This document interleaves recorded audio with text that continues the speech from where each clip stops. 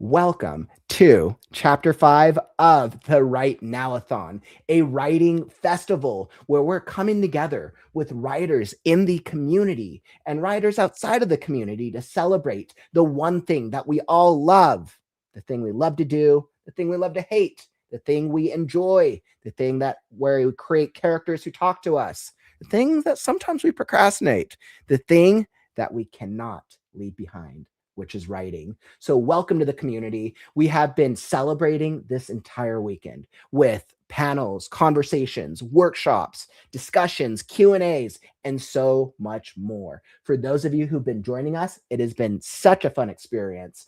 We're about to hop into the final sessions of the WriteNow-a-thon. And by the way, if you're new, welcome. I'm Kaufman, daily writing streamer, 733 consecutive streams and counting, and many, many more.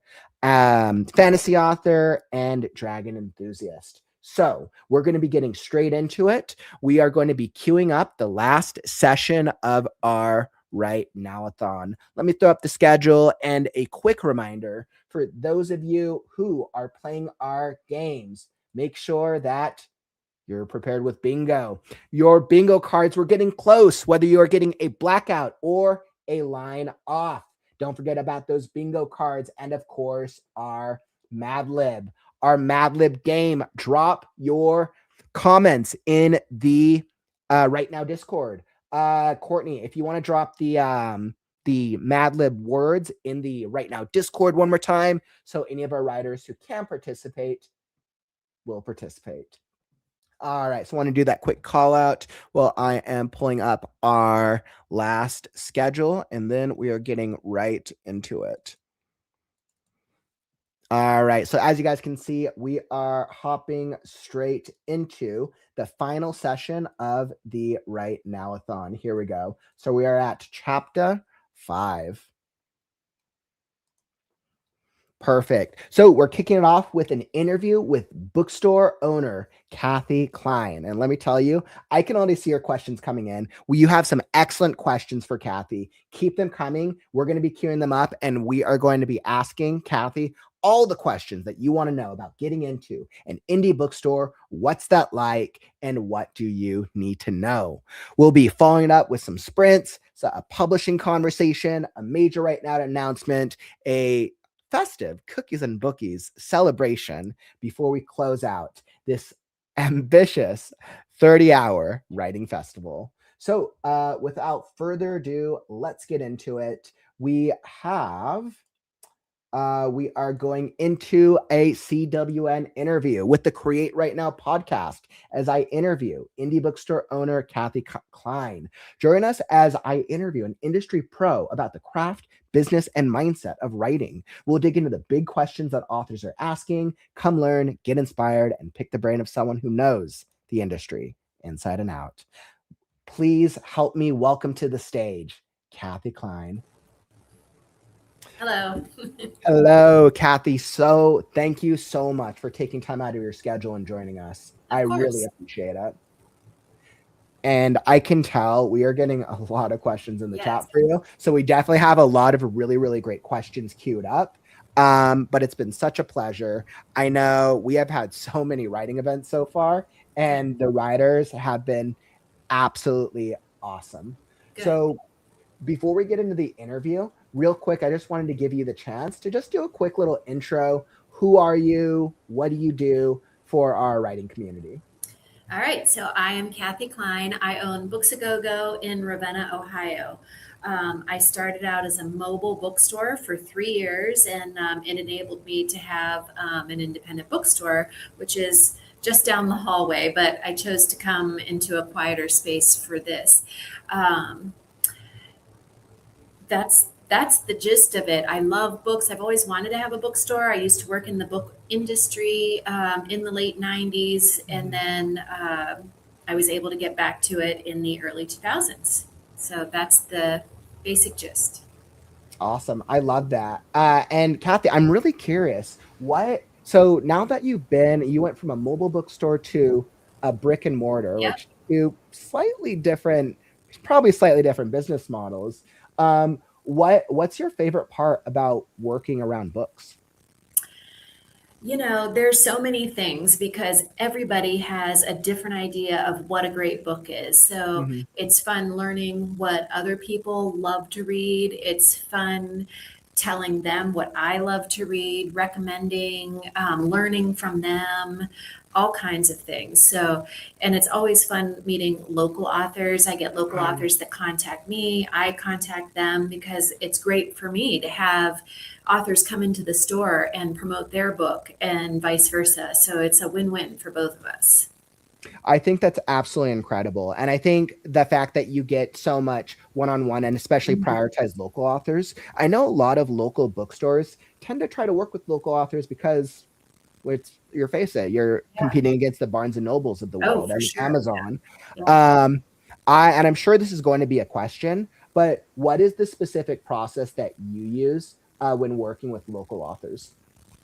I don't know if I have a specific process, Okay. but if I am able to get the author's books through Ingram, that's the Okay. distributor I use, and I'm happy to do that. Otherwise, the local author will oftentimes supply the book, and Okay. then I ask to keep a 30% discount commission Okay. Yep. Yep. for Yep. Which makes sense. hosting the event. And I think I did Mhm. see that question somewhere in there. I was like, I Yeah. had a feeling.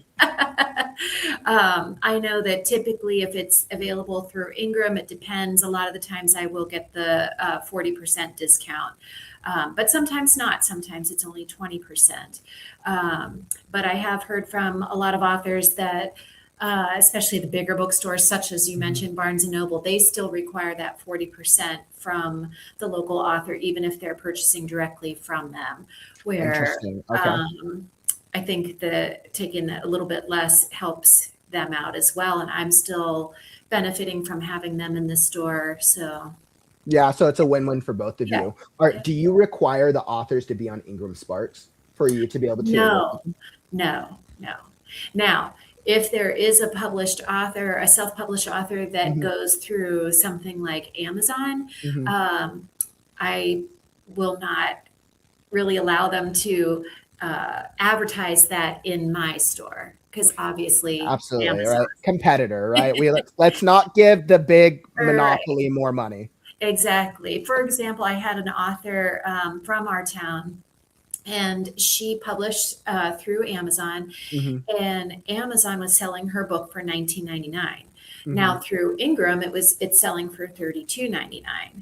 So all of her promotional materials had direct QR codes and things like that going to Amazon, of course, because that's how she's promoting it when she's out and about. But when she came into the store, I'm like, we cannot display those signs, and I can't sell your book for 19.99 because I'm actually paying more for it than that, even with the 40% discount. So, and I don't believe hers, I think through Ingram, hers was only a 20% discount. So I would be paying people to take it if I was selling it for what Amazon sold it at. So in my store, it sells for 32.99, whether Hmm. she's bringing me copies that author copies that she's brought in, or whether I'm getting it through the distributor. Okay, thank you for sharing that. I think that's actually really, really interesting. Let's queue up some of the questions where I want to make sure we get through everyone's questions here. If you have a question for Cathy, drop it. We will get through all of them. Um, Now, I know Lynn threw up a question about Ingram versus draft to digital. Do Mhm. you only go in Ingram, or will you work with the other I would work with publishers? others. I have Mhm. accounts with individual publishers, Okay. things like that. So, I mean, obviously, Ingram is very easy for me because I Hmm. can get from all different publishers in one order. So, that is very easy and what I do use the most. But I can have accounts with other smaller local publishers. Okay. Okay, that's actually really good to know. So it's a little less about the platform specifically and more about just, I guess, the availability and then the author and probably word of Correct. mouth. Okay. Correct. Um, Lynn has a really, really great question here. What are the biggest mistakes indie authors make when trying to get into indie bookstores? Well, recently I did have someone come in and she was promoting, she wanted me to carry her book. So sometimes with local authors, if I'm not familiar with it, or if I know that that book, no matter what genre it is, might not fit my customer base, I would be happy to carry the book and carry it, but on consignment. But this author was not for that. She only wanted me to get it through Ingram. So it's not necessarily a risk I'm always able to take, because if I have to put out money for a book that I don't know will sell, and yes, I'm taking that. I'm taking a risk for all books on that, but sometimes the ones by local authors are less of a discount and things like that through Ingram. Let's just say for Ingram.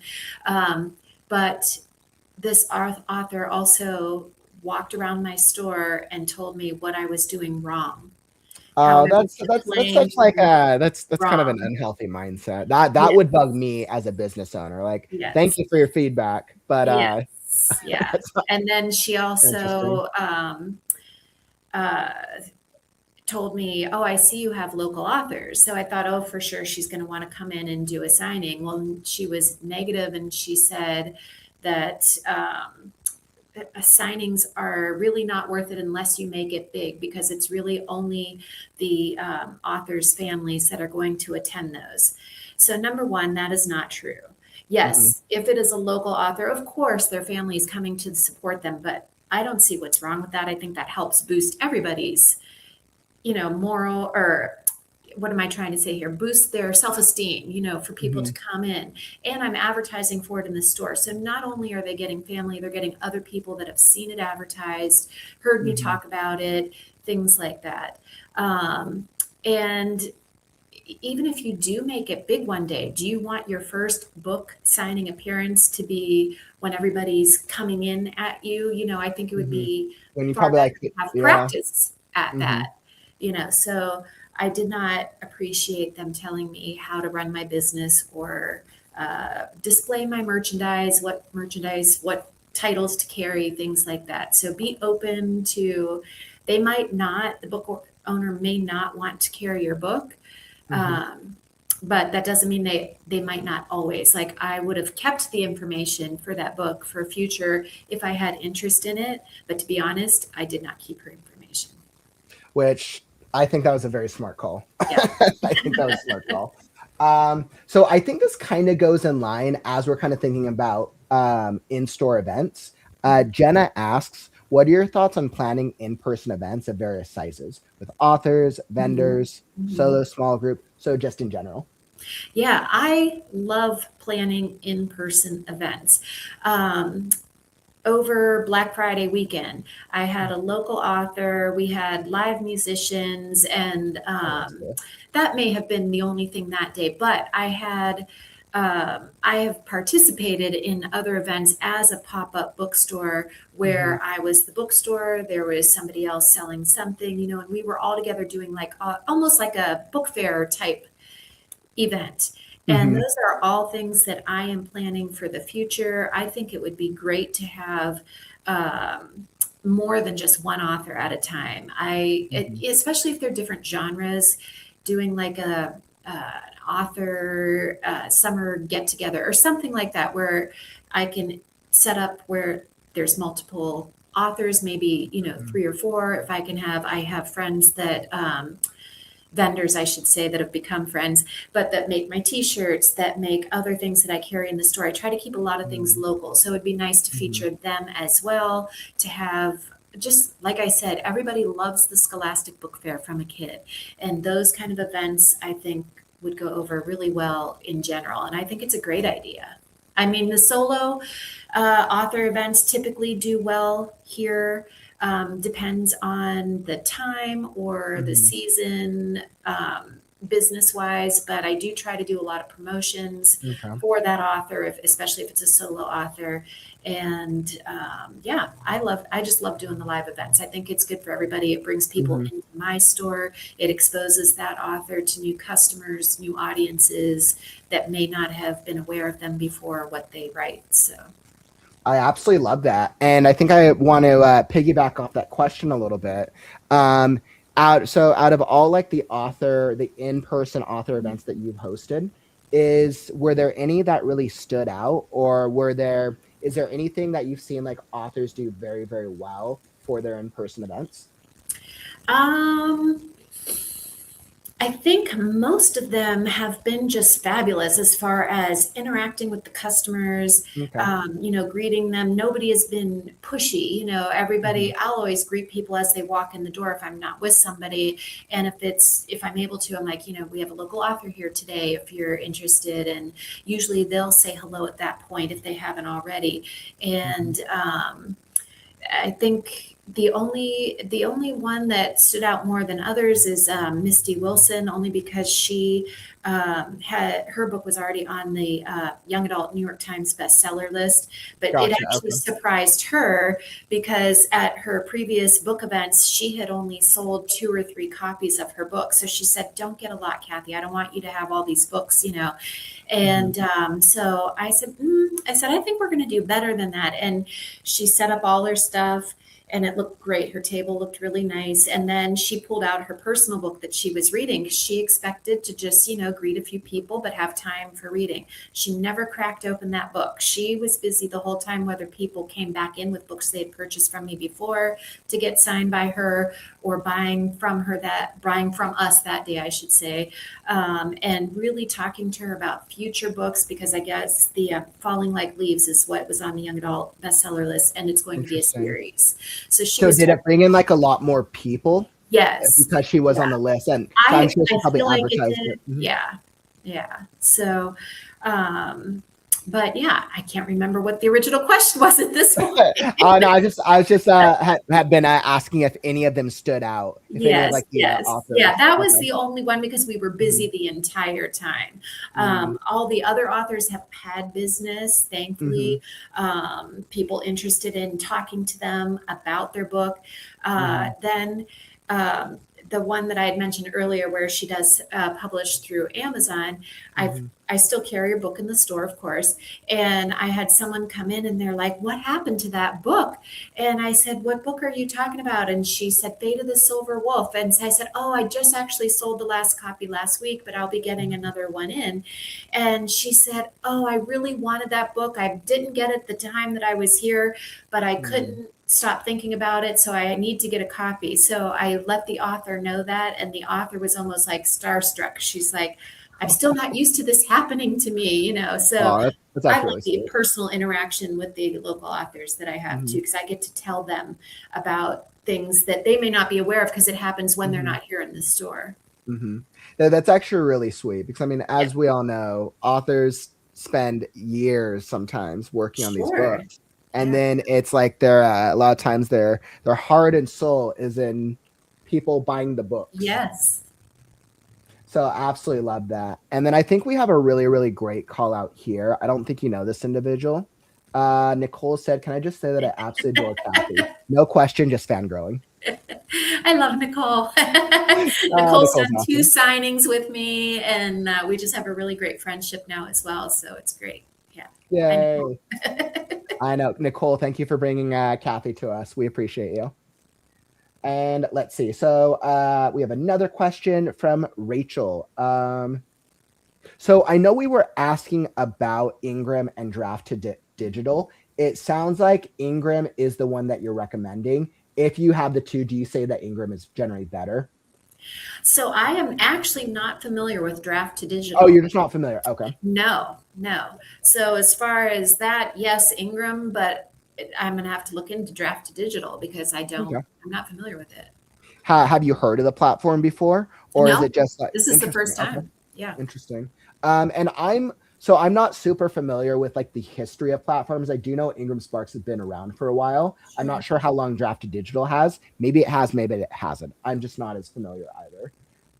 One of the writers in the chat or one of your mods want to let me know how long have both the platforms been around. I'm actually kind of curious. Yeah.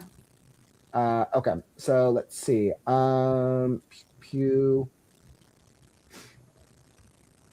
Let's see. So Lynn asked, "What is the standard preferred wholesale rate for indie author books?"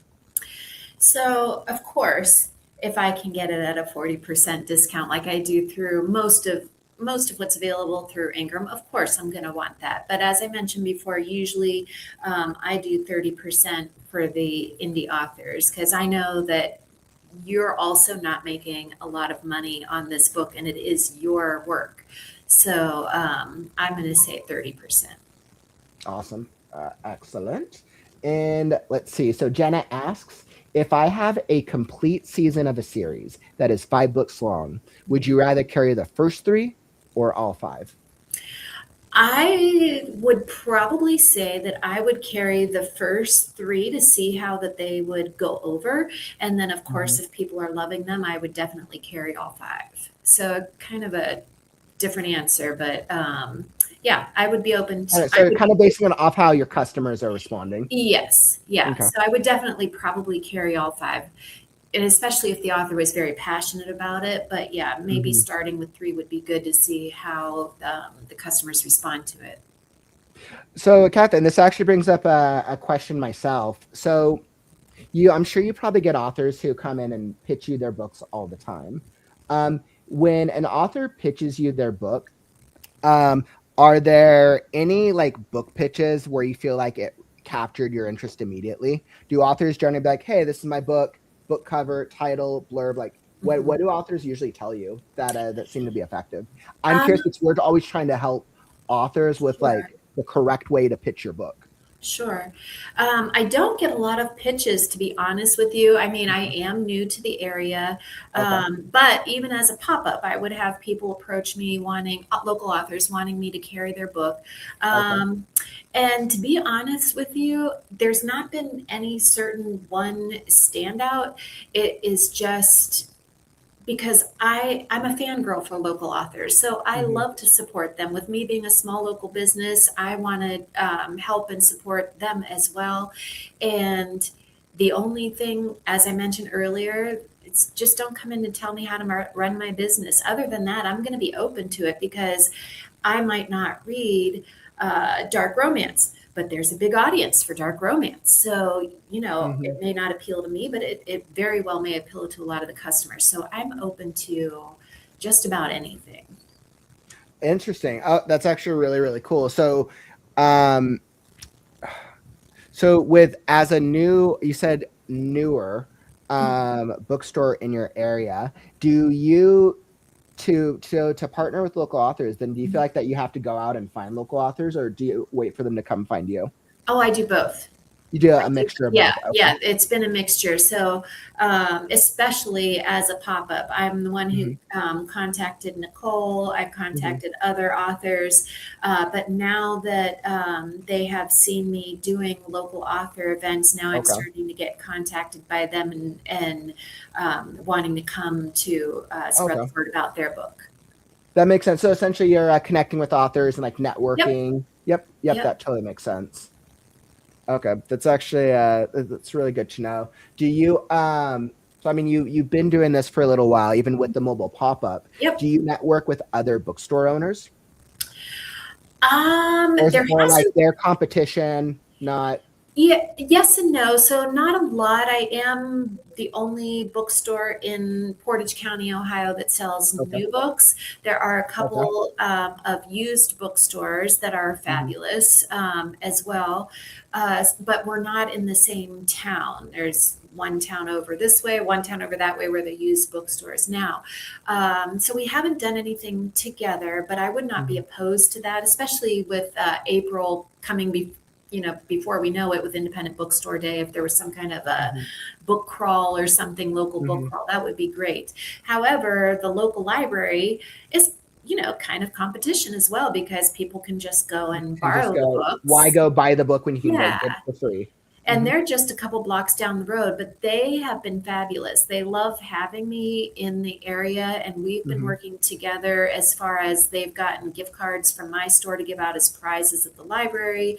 I do story time for kids on Thursdays, and it's a little bit hard. So cool. Once in a while, it's a little bit hard, because if other customers come in while I'm doing that, I either have to stop with the kids, or they will wait for me or something like that. Well, the library is actually coming here to do story time January January through March. And then if Oh, it goes over that sounds like a really cool partnership. yeah, and then there's going to be, I'm starting book clubs here because I did external book clubs as a mobile bookstore. So I ran 3 different book clubs at other local businesses prior to coming here. So I did that through the end of the year for those businesses. But now in January, I'll be starting book clubs. And one of my ideas was to have a cookbook club. And the library was like, oh, we have a mobile kitchen. We can't bring it to you, but you can have your meeting here and actually demo, one of the recipes in the cookbook or something. So Kind of cool. That's a great idea, actually. I think that it's fine being in the same business and collaborating together because we're all in this together. So we are. I mean, it's interesting because it's like really technically you guys are really all competing against Amazon and Barnes and Noble. Right. Yeah, I don't want to pair with Amazon, but I do understand why authors publish through them. I really do. I had someone here giving a self-publishing kind of how-to, and with that, he did talk a lot about Amazon. So I do understand if they're wanting to really get their book out there. I just can't promote them here in the store. So, Cathy, actually, I'm kind of curious, and this goes back to the beginning a little bit because I'm always so fascinated with people, why they do what they do. Knowing that the Amazons and the Barnes & Noble exist in the world, why did you still want to go mobile bookstore and the bookstore route? Like knowing that, because that's probably that's tough. Like it's hard. It's like David and Goliath. I do feel like independent bookstores, specifically because we're talking about a bookstore, my bookstore, but other small businesses as well. I do feel like those are coming back around, that there's going to be a resurgence of people shopping small. There's so many people that I talk to that are trying to do everything they can not to shop on Amazon, to keep jobs more locally and in their community. Maybe, after going through the pandemic and being isolated, that was all great, but now people are back out and they want things to do. And I offer different classes here at the store. So not just local author events, but like I mentioned, I had a self-publishing workshop. I had someone come in to do something on essential oils, things like that. And people are craving that sense of community and wanting to have community events, which are great for local authors because then they can come and meet them and, sit and chat with them for a few minutes if they want to. So I think people are wanting more of that smaller community base. So even though Amazon, of course, is still a huge competitor, it's going well. And I think that people are wanting those smaller, more intimate person that knows, especially after they shop with me for a little while and like, oh, hey, this book came in. I think you're going to love that. And those nice recommendations you're not going to get on Amazon. You're going to get it AI generated, like, oh, since you purchased this, you're going to love that kind of thing. But this is way better, way better. I absolutely agree with that. I think when I hear what you're saying with more people wanting that community vibe, I think the half of it is probably just digital fatigue, internet fatigue, right? We've been in the internet age for what, 20? Right. 25? Yeah. And then in the other side of that, AI, right? So AI will also push people to, I want to be part of a real community because at my local bookstore is real. AI debate right now, you can generally tell that AI is not real, but that'll change. Yeah. So I think that's why the power of community is so important. Yes, I agree. And it sounds like you have a lot of different types of events that you're doing. When you think about the different types of events that you're hosting, is the goal with your events to build a community where people are coming to you? Or is it like, I want to do cool things? I guess, what's your intentionality with your event schedule? All of that. Like, I want people to know that I'm here. I want people to know that they can come in. I have a sitting, like a small sitting area. They can come in and just sit and read. I had one young woman that for a long time, she was coming down from a couple blocks away 2 or 3 times a week just to sit on her lunch hour and read. Yeah, she wasn't always buying something, but sometimes she did. And that I appreciated that. I have Balance Among the Books here, which is a yoga class once a month.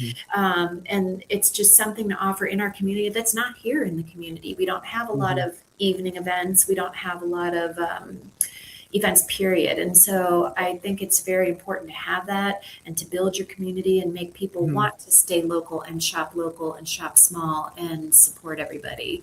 And that only helps to bring more businesses nearby me so that there's more shopping available. And then they get away from all that online shopping because they've got that personalized experience just right down the road.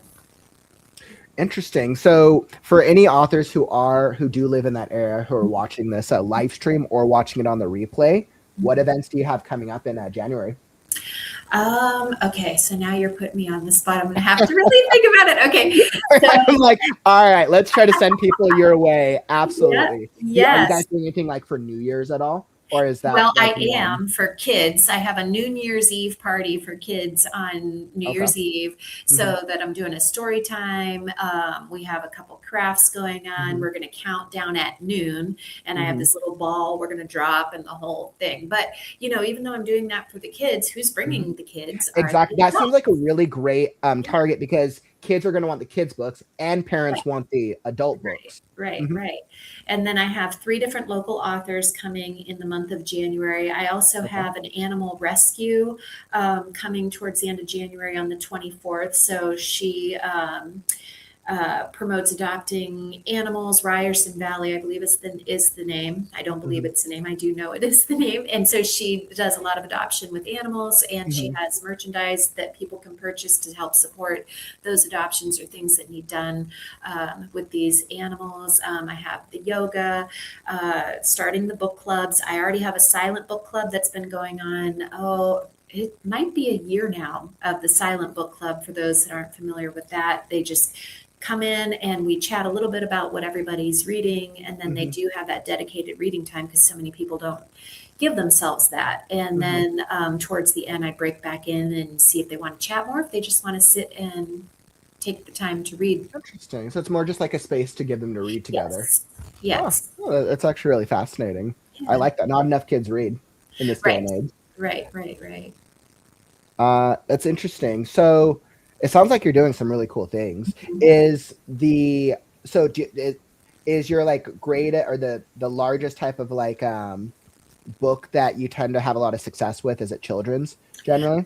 No. I think I have a nice balance of all genres that people want. I mean, I carry all genres. Well, of course. And of course, but yeah, so I can't pinpoint any one that sells better over the other than right now, mystery, romance, and sci-fi fantasy books are all, I'm always restocking those. Really? So historical fiction is a little bit less now, where that had its big moment for a while, but that's actually my favorite, but it just depends. I want my historical fiction too. Yes. Have you seen like a transition just over the course of this past year of the genres kind of changing, or has it kind of always been sci-fi, fantasy, mysteries? Romance, really all the different types of romance, that is really what I sell probably the most of. Between dark romance, romantasy are just huge right now. So those subgenres of the romance category. When people are looking for romance, is there usually clarity with people looking for closed door romance or open door romance? Is that a thing? It is, but very rarely do people ask me that. Gotcha. People they usually kind of know what they're looking for. They kind of know the authors that they like, that they've read about online, and they come in looking for those. So. Okay, that's really interesting, and I'm not surprised with romance. I mean, especially in this community, we definitely have a lot of romance writers. I would say I see generally romance and fantasy generally seem to duke it out for the top spots generally. But what's interesting is what keeps people just generally the most engaged is mysteries. Hands down, it's always mysteries. Yep. So with being a local bookstore and really focusing on community and being here and being in person, do you feel like local bookstores have to have some type of online presence to be able to be active, to be able to pull the authors in? And then how do you navigate that? That's an excellent question. I have no idea what I'm doing. Well, Cathy, you're welcome to come join us anytime you want to talk with a bunch of authors. Yeah.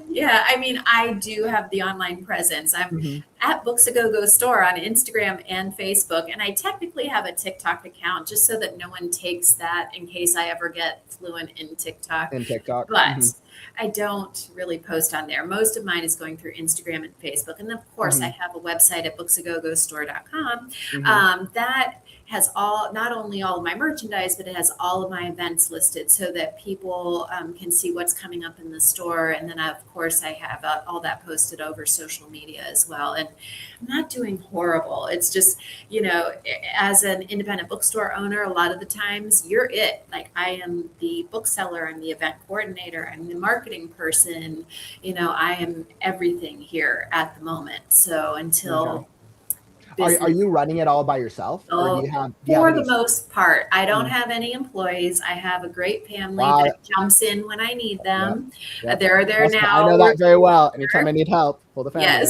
Yeah, they're in the store right now. A couple people, my husband and my daughter, are there now working for me so that I can sit here and do this. But, I love it. I would like to eventually be able to hire people. And, I think that'll come. It just takes a little while to dig my heels in and remind people that I'm here.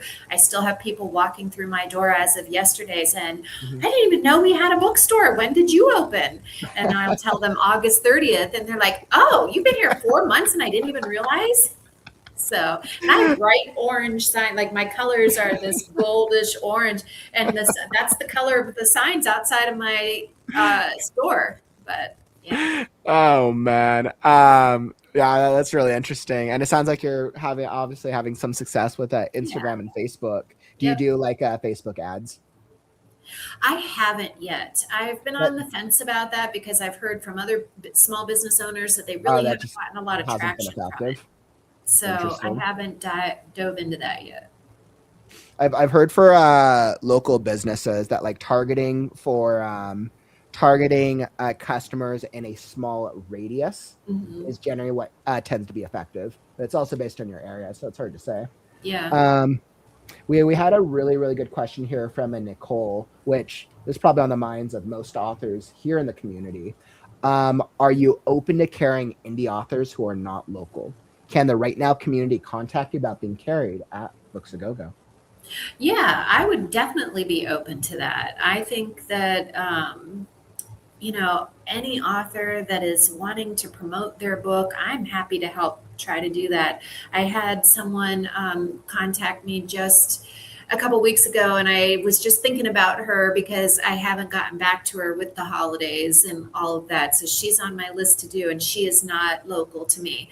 But I'm able to get the books directly through her, or I'm able to get them through Ingram. And she told me that if I get them through her, what the discount would be. And it's similar to what I would get from Ingram. But if I choose to just go through Ingram, she said she'd send me a box of goodies from her, like stickers or bookmarks or something. Yeah, like the merchandise along with it. So yeah.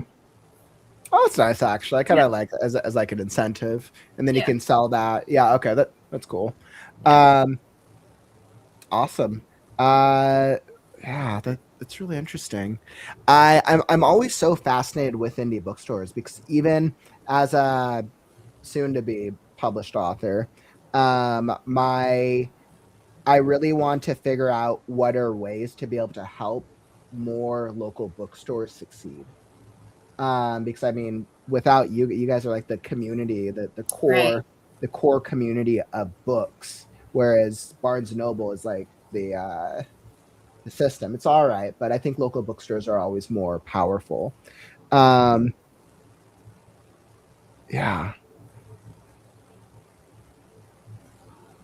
It is definitely I know it's my hope, Cathy, especially next year or in the years to come, to be able to travel to local bookstores. And I know if I'm going through your area, I would love to travel and actually sit down and like chat with you more in person.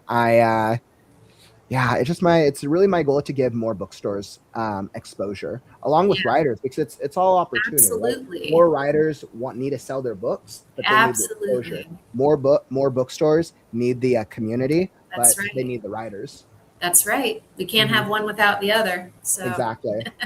And I think it seems like that challenge is trying to find the right partnerships. yes. And I think a lot of time local authors think, all right, my local bookstore, they have to be here and located within a driving distance for them to sell my book. Yeah. So I think that's actually really cool that you're open to having books that are not located in the area. If any of our authors from the community wanted to connect with you, what would be the best way for them to reach out to you to start the conversation?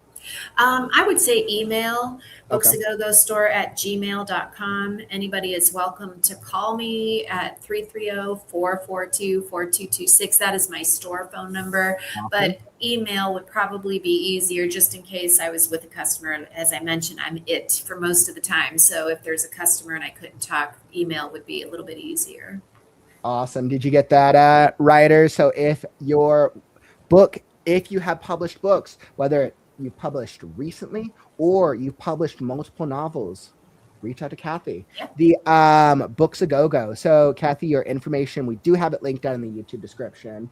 And I know our mods have been throwing your links up in the chat.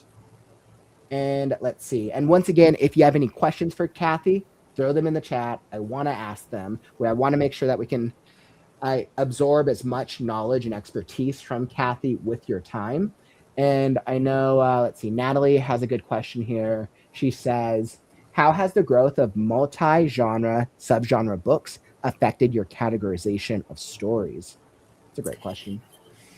Yeah, so I actually have started to break them out. I think that's the gist of what Natalie is asking. So in the romance section, I don't just have romance. I do have broken out, as I've mentioned, dark romance and romanticy, because people are wanting sometimes those specific things. Now, I haven't gone through and just done open door or closed door. I think that would like not that specific, a little too much. But if you are wanting a specific type of romance, I'm breaking that out. And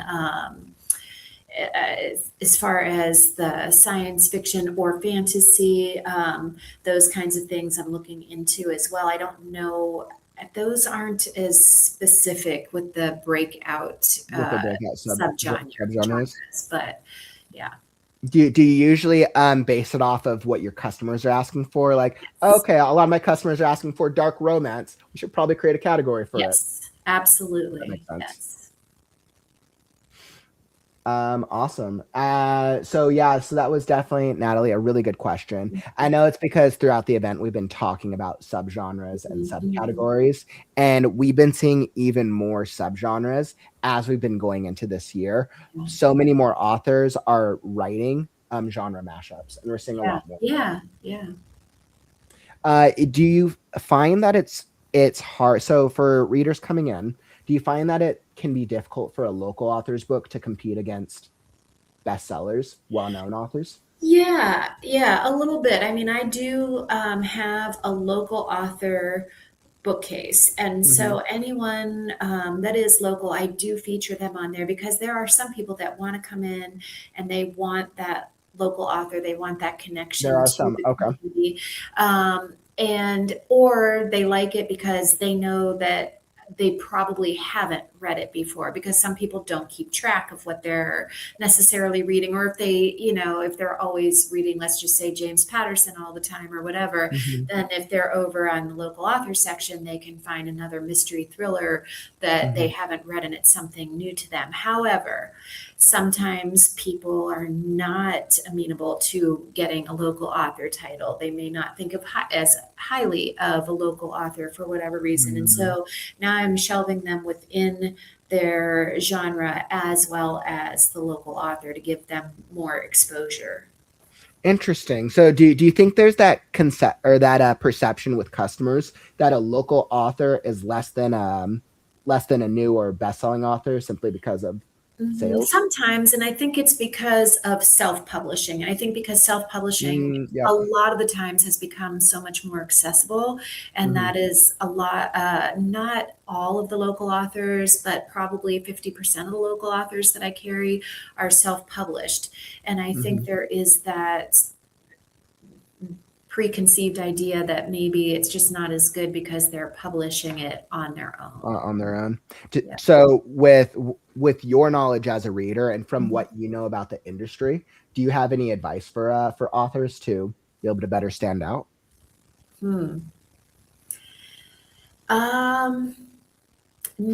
Not that I can think of, other than maybe the cover. Some of the self-published covers, I have one that doesn't really have any graphics on it. It's just the title, and the book is just plain color. And I think it would be more appealing if it had an interesting, this one does happen to be a historical fiction, if it would have more of the historical fiction that it is about. It's about the gentleman's grandmother, and it seems like it'll be really interesting. But the bright yellow cover with just the title doesn't necessarily draw in people's interest. So a nice cover, maybe not just one. If you are self-published, don't just take a stock cover. I know that I've heard, I don't know this personally because I'm not a self-published author, but I've heard through the different things that you can just pick a stock cover from what they have available. So just make it more personalized to the book. Do you think it's usually pretty obvious to readers at a cover that hasn't really been well designed as compared to like a professional looking cover? Yes. Yep. Yeah, I could totally agree with that. And I think a lot of times self-published authors are trying to save money, right? Sure. But I think if the book cover doesn't attract, they don't. Right. I agree. And even like that specific one that I was talking about, that's an adult title. I have a local author that, well, she actually lives in Australia now, but she's from this area, and she came and did a signing while she was visiting family. And I get it, because she had told me she found this illustrator online. The illustrator has this much money. And so she said, I'm going to have to sell a lot of books in order to, pay myself back for all the money that I spent on the illustration. But her book sells in my store. I mean, it's a very nice cover, and they like the local aspect. And it just, even though she self-published it, it looks like a really polished book, a really nice book. So. Okay. Perfect. Well, I think you've definitely answered some incredible questions. Cathy, can I get your advice really fast? As since we're talking about book covers, I literally did my book cover launch a few months ago. Okay. Would you be able to look at it and tell me if you think it looks professional? Yeah. All right. I literally ask everybody this now, but I also invested in a book cover design artist. So I was like, because I'm very adamant about book cover, blurb, chapter 1, and all the things. Yep. All right, let me pull it up, and then we will be queuing up next. And you will probably be able to guess the genre just by looking at the cover. I think the genre is pretty obvious. All right. And all right, there we go. There's the book cover. Oh, yeah. No, I like that. I think it's very interesting, and all the visuals on it. And I'm assuming is that on would that be the back cover, or that's just this is just the front to the right? Okay. Yeah, so this is just the front right now. So far, I've only had the front designed because I needed it for the advertising. I'm like, I'll deal with the back when it gets closer to the launch. Yeah, I like it. I think it looks great. And I know I see that someone else had in the comments said I seem to be saying that a book is judged by its cover. And unfortunately, that is the first impression. Yeah, I mean, so, that saying is very, very true. Like, I wish it wasn't, but readers. I do. I wish it wasn't as well, because there was a customer in my store just the other day, and she pulled this book out, and she goes, "This is one of the best books I've read this year." Of course, I'm not going to think of the title right now, but I told her, I said, "Oh my gosh, I would have never picked up that book, but now I want to read that book," and just unfortunately the title and the cover just weren't on my radar, but she loved it. But yeah, I think a visually appealing cover is absolutely important, especially when there's so many options, right? Right. Well, Cathy, you've been absolutely incredible. I feel like I've learned like 20 things within this whole thing. And I know I'm going to walk away from this conversation and have 20 more questions pop up. All right. Well, just email me. So absolutely, really, really cool. And we'll definitely make sure to send some authors your way, so that way they could start the conversation with you. We have some really creative writers in this community. We really do. And I really appreciate that you're able to take time out of your schedule to come chat with us. Of course. I appreciate you guys having me. Thank you. Awesome. And Cathy, just one last time, for anybody who's just hopping in, where can they find you? And yeah. I am at Books A Go Go Store on all the social media. So Instagram and Facebook is where I'm most active, but I have a TikTok as well, but don't really go there. And then my email is also at booksaGoGoStore@gmail.com, and my website is booksaGoGoStore.com. So thank you. Awesome. All right, Cathy, thank you so much for joining. I'll let you get going, and hopefully we'll connect again in the future. Thank you. Thanks, everybody. All right. So what a great conversation. Oh my goodness. That was so much fun. You guys know me. This is one of the reasons I started the podcast 2 years ago. I love interviewing and chatting with writers, authors, business professionals, industry experts, and everyone in between. Because at the end of the day, right, you're learning and I'm also learning. It's like, these are a lot of things that I don't know yet, but things that I know that I need to know along the journey. And I want you to be successful just as much as I want me to be successful. So very, very cool. And let's give it up for Nicole for helping give us this connection with Cathy. Thank you for bringing this opportunity. I feel like I learned a lot. And then we also have the links to Books A Go Go. We dropped it in the chat, and it's also linked down in the YouTube description. So very, very cool. And let's queue up. So we're going to be hopping into our next section. And what do we got here? All right. We are going to do it. Wonderful, wonderful. And excellent. So we are going to hop into a themed writing sprint. Very, very cool. 100% completely agree, WTC, on supporting local indie bookstores. Absolutely agreed, my friend. Okay, so we are going to hop into with DL, which means we have a giveaway on the horizon. We actually have 2 giveaways we're going to do. So we're going to be giving away a couple books over here. And let's see, let me pull up DLs. So we're going to be hopping into, we don't want that. Dump the Story Idea Sprints. For this themed writing sprint, 60-minute event, we will dump the story idea, get that new story that's been brewing out of your head and down on paper. I will guide you with my best laid strategy to get it done with a character-driven writing direction for an entire story idea. Let's get to work. So please help me welcome the expert. I think it's the mistress of horror. The absolute, like, her horror stuff is very scary. She participated in Freaky Friday, and let me tell you, story scared me. So definitely very, very good writer. So without further ado, please help me welcome DL to the stage. Hey, welcome, DL. Hi, everyone.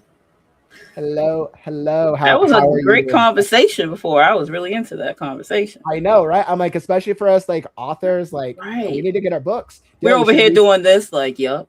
Yeah, you should reach out next week and get your book in that bookstore. Right? Like, I will have to do that. It sounds like mysteries and thrillers are an up-and-coming one for them.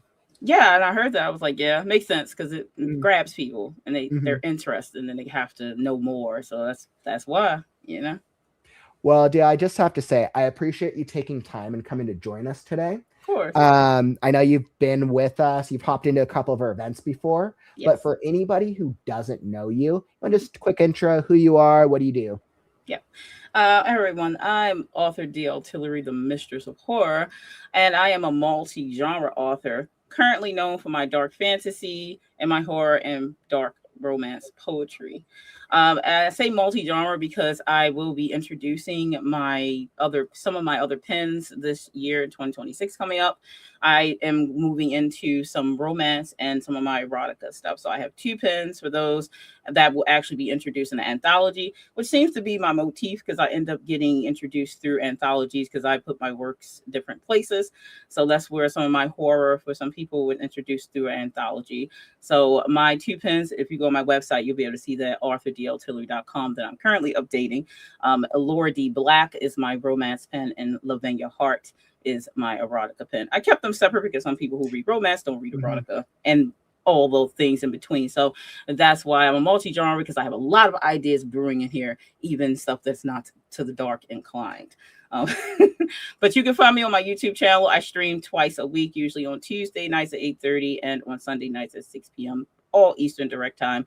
And I usually do just 30-minute sprints. We usually do 2 hours, and we could chat about writing stuff. I always love people who have questions about the indie publishing that I've been doing for some time at this point. So that's what I do generally. Awesome. Well, DL, I'm super happy to have you here. Yeah. And Nicole, DL, can I just say that you are so beautiful? That is all. I gas making the background with your picture on it. So beautiful. And I have to say, your background's really cool. I like that you have the is that your logo? Yeah. Yep. I was like, I'm pretty sure I remember the title. And I think, especially with what you're doing with anthologies, yes, the more exposure to who you are, that sounds like that's really, really successful. Yeah, I think it's a good idea. That way you get yourself in front of different audiences that you may not otherwise get in front of. So I think the biggest thing for me in indie publishing is definitely connecting with other writers and authors out there.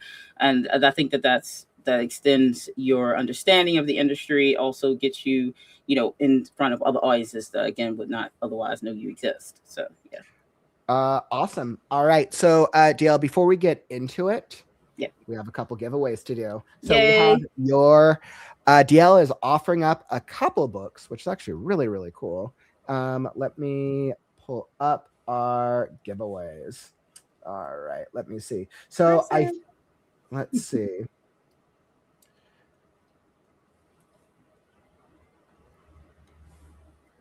All right. So what we will do right now is let's throw up. So at the start of this, all right, DL, do you think we should go with, do we start with Scary or Winterwolf? Which one should we start with? Let's start with Winterwolf. All right, let's do the Winterwolf. Give them something easy, kind of like how I write. I ease you in, and then I get you then. And then what genre? Okay, so let me throw up Winterwolf. You can do a quick little tell us what it's about. And awesome. Here we go. So we're going to do a free giveaway for Winterwolf. This is a digital book. Yes. If you want a copy of this book, type in #sprints into the chat. DL, what is Winterwolf about? What's the genre? What should we expect? Winterwolf actually is the novella companion to my series Cagliostro, which is a dark fantasy series. It is quite layered in its telling because it is dark fantasy, but it has some horror aspects and it has romance aspects as well in the Cagliostro world. And Winterwolf is pretty much similar to that. So the dark fantasy being the main magnus opus in it.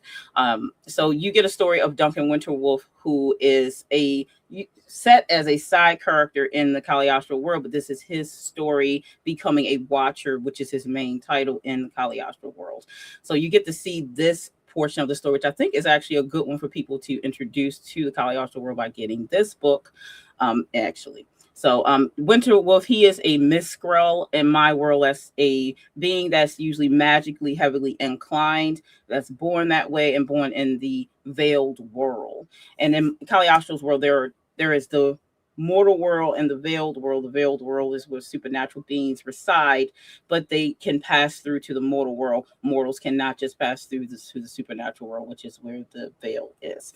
So you'll get to be introduced to stuff on the veil side in this story. And then it has a love aspect as well, because Duncan has a love interest who is a sorceress, who is also introduced into the Cagliostro world. So a lot of my stuff ties in as a whole thing. So this was really interesting. So yeah, it has I feel like we get so many elements. We're getting like dark, we get magic, we get romance, we get Yeah, Very little I'm stuff. very intrigued. So I'm this one is hoping- a really good start for you if you're interested in it. And it's gonna, if you've read Cagliostro and then you get this, you get to get some aspects of things before Cagliostro was born into the world. That was actually really, that sounds like that was a really great choice in trying to create a novella where it could Yeah. be read interchangeably first or after. Yes. Yep. So Do you can do read you it. feel like more people are like using like the novella as like a test, be like, oh, do I like this, and then go into the series? Right. I think that some people could. I actually wrote this specifically when I did the Kickstarter for Cagliostro. Okay. And it That makes did work. sense. And I was like, you know, I'm going to write a novella for it, for one of the side characters that is a main side character. So I did do this one for that. And then that's where that was introduced. Actually, I haven't released it solo yet. The only way you could get this is either obviously this giveaway, or if you had joined my newsletter like a year ago, I had gave it away for a little spat. And then if you bought the print version of Cagliostro, if you bought the ebook when you still don't have it. So if you get this today and win it, you might be one of the first people to read it before I release it solo. Wow. So we are getting whoever wins this giveaway of Winterwolf is getting like almost an exclusive. They are. So yeah, it's very interesting. Cool. I tend to do this with my stories because the first character that was ever introduced from the Cagliostro world was Delata, who was introduced in Room Within, which was one of my first short horrors that everyone ever got. They didn't know this at the time. Of course, I knew this as the writer. And then the second giveaway is actually one of her stories too. So. Ooh, well, I absolutely love that. So let's cue up the giveaway. You typed in #sprints into the chat, and let's see who will win this first giveaway. All right. And drum roll for Winterwolf.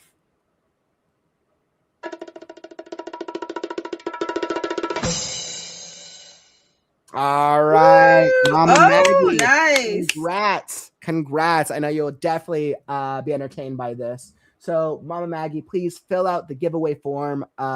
Mods, if one of you can drop the giveaway form into the chat. Mama Maggie, if you can fill out the form for us, and we'll get the details to you so that way you can get a copy of the book. Yay. Awesome. Yay. And then make sure you stick around, because we're going to be doing a second giveaway for DL's other book. And this one definitely looking much darker.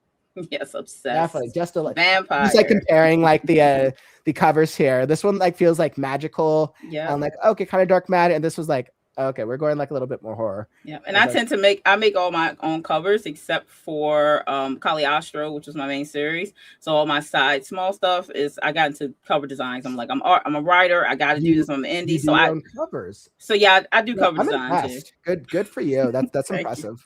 Yep. If I want to take on a skill, I really get serious about it, and I learn how to do it, and I do it for like 2 years. I studied to do it for like 2 years before I started putting out my own like that. So I'm like, gotta learn. Sometimes it helps. Awesome. Well, DL, so what I'll do is I can let you do your thing. Did you I forgot, did you want to do a screen share? Yeah, I will do a screen share. Let me get that up here.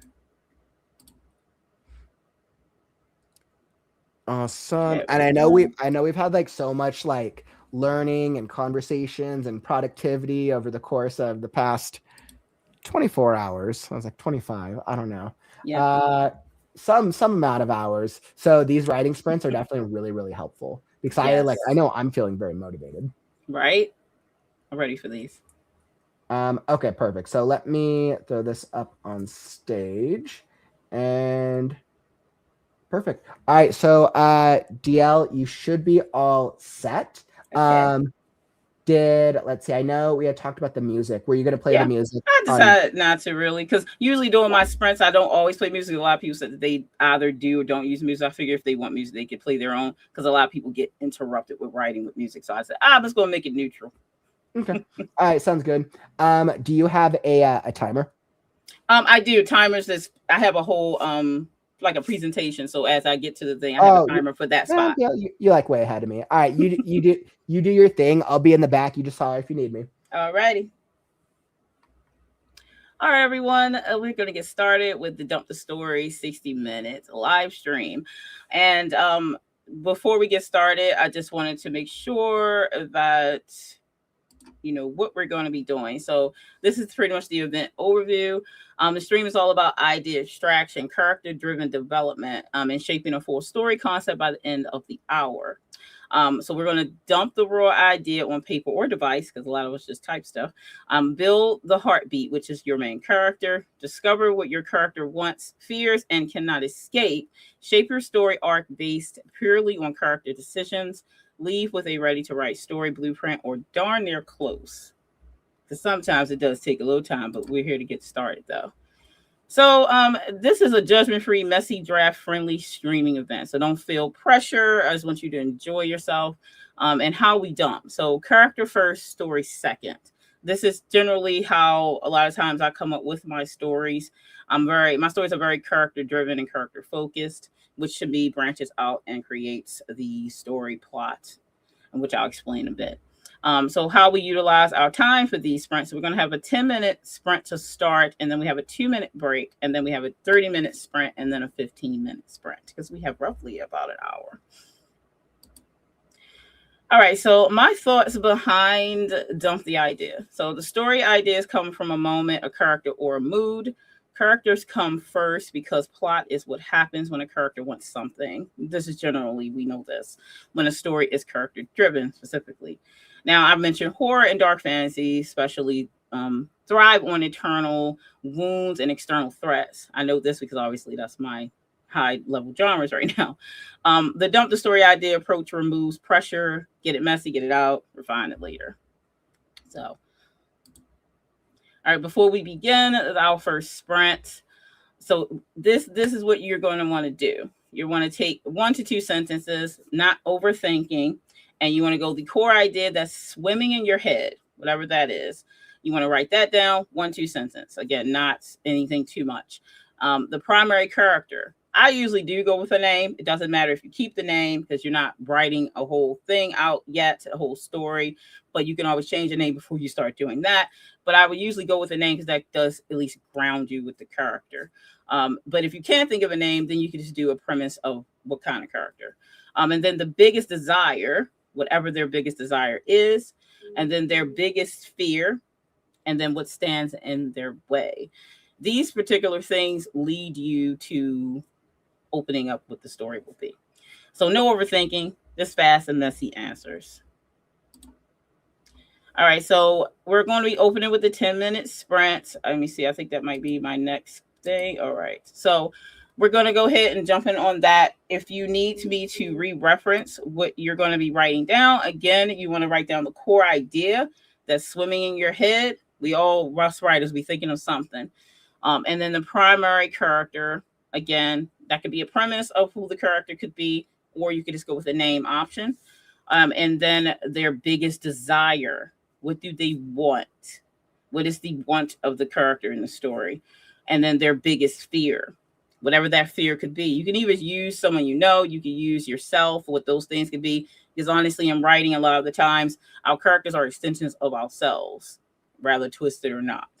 And then what stands in their way. There's always something in the way, even in real life, so that's what you're going to write down in 1 to 2 sentences. You don't have to share what those things are, but this is to help you get your things flowing. All right, so we're going to go ahead and jump in on the 10-minute sprint. I'm going to mute out while we are doing this. Sometimes I turn my camera off, but it's up to you. If you want to put music on or not. I usually don't put music on because it does interrupt some writers. So let's go ahead and jump in on that first 10-minute sprint and see what we have at the end of it.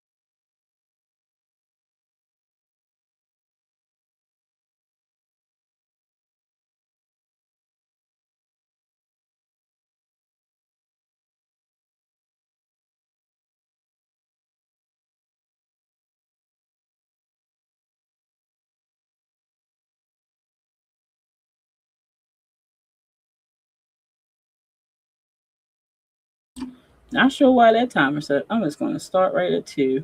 Anyway, I think that would have ran us down to the next one. So that's time. Let's go on to what did you write? Or did you get a chance to actually write? That is a quick 10 minutes, so you might not have time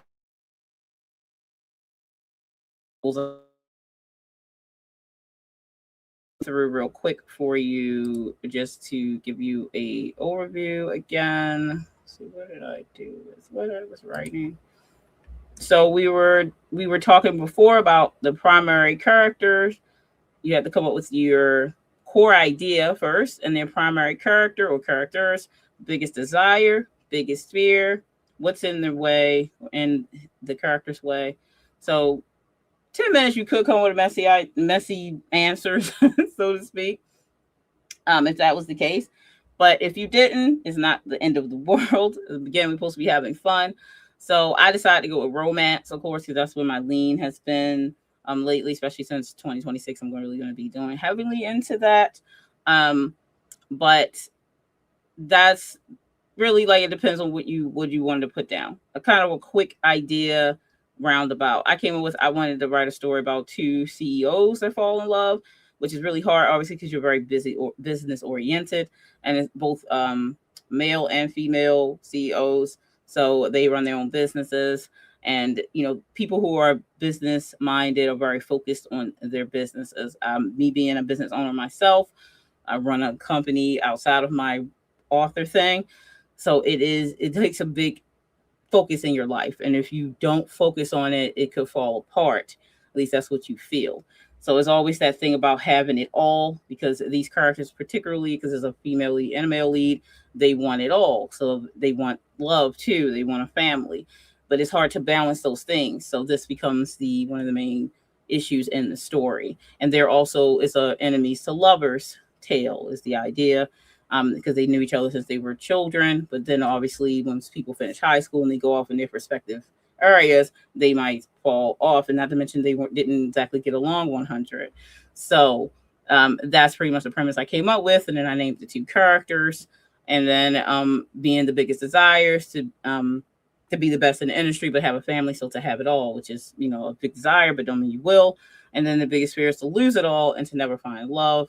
And in their way, the thing in their way is to have it all, because that could be an issue. So that being said, if you did get the chance to do something with those questions or semi-questions, because here comes the actual questions now. So questions to get you going. Your character's desire, fear, and problem create the skeleton of the story. We're about to shape your idea into a full narrative arc just by following them. So the questions to ask, and honestly, these type of questions are questions that you should ask your characters yourself when you're creating your story. Now, this can apply whether you are a plotter, a plantser, or a pantser. I'm a plotter now. I used to be a plantser many, many moons ago, and I became a plotter, and that's when I began to finish stories because I outline everything. That being said, the questions to ask are here. What haunts your character? What will they lose if they fail? What dark truth will they discover? What action begins the story? What forces them into the conflict? And what is the point of no return?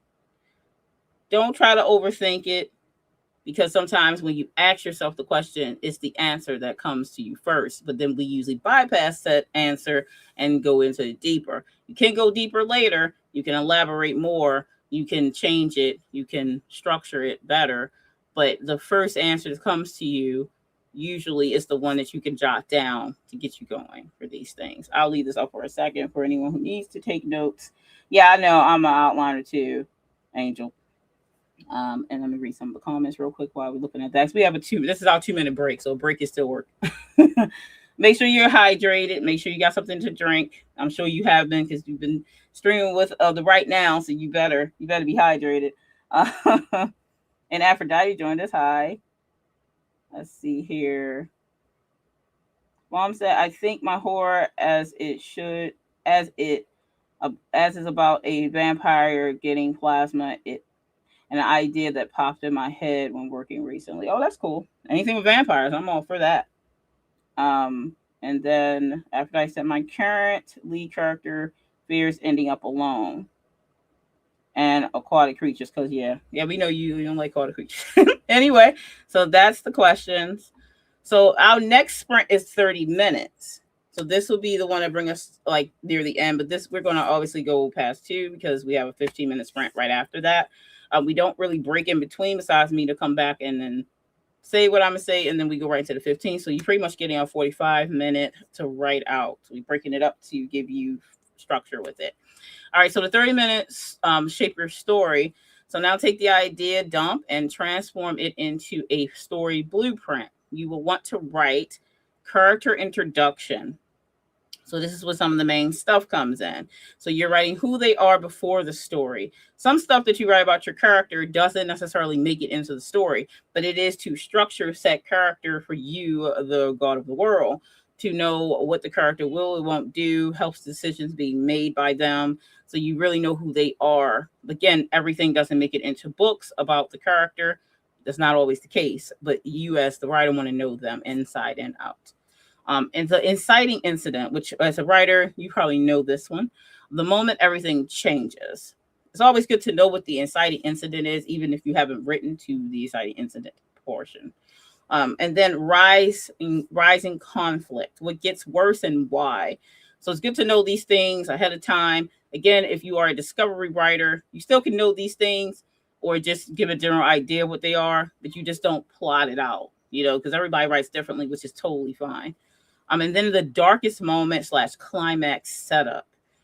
We all have dark moments, so you kind of can think about what that would be, and that's going to be based around what story you're trying to tell here.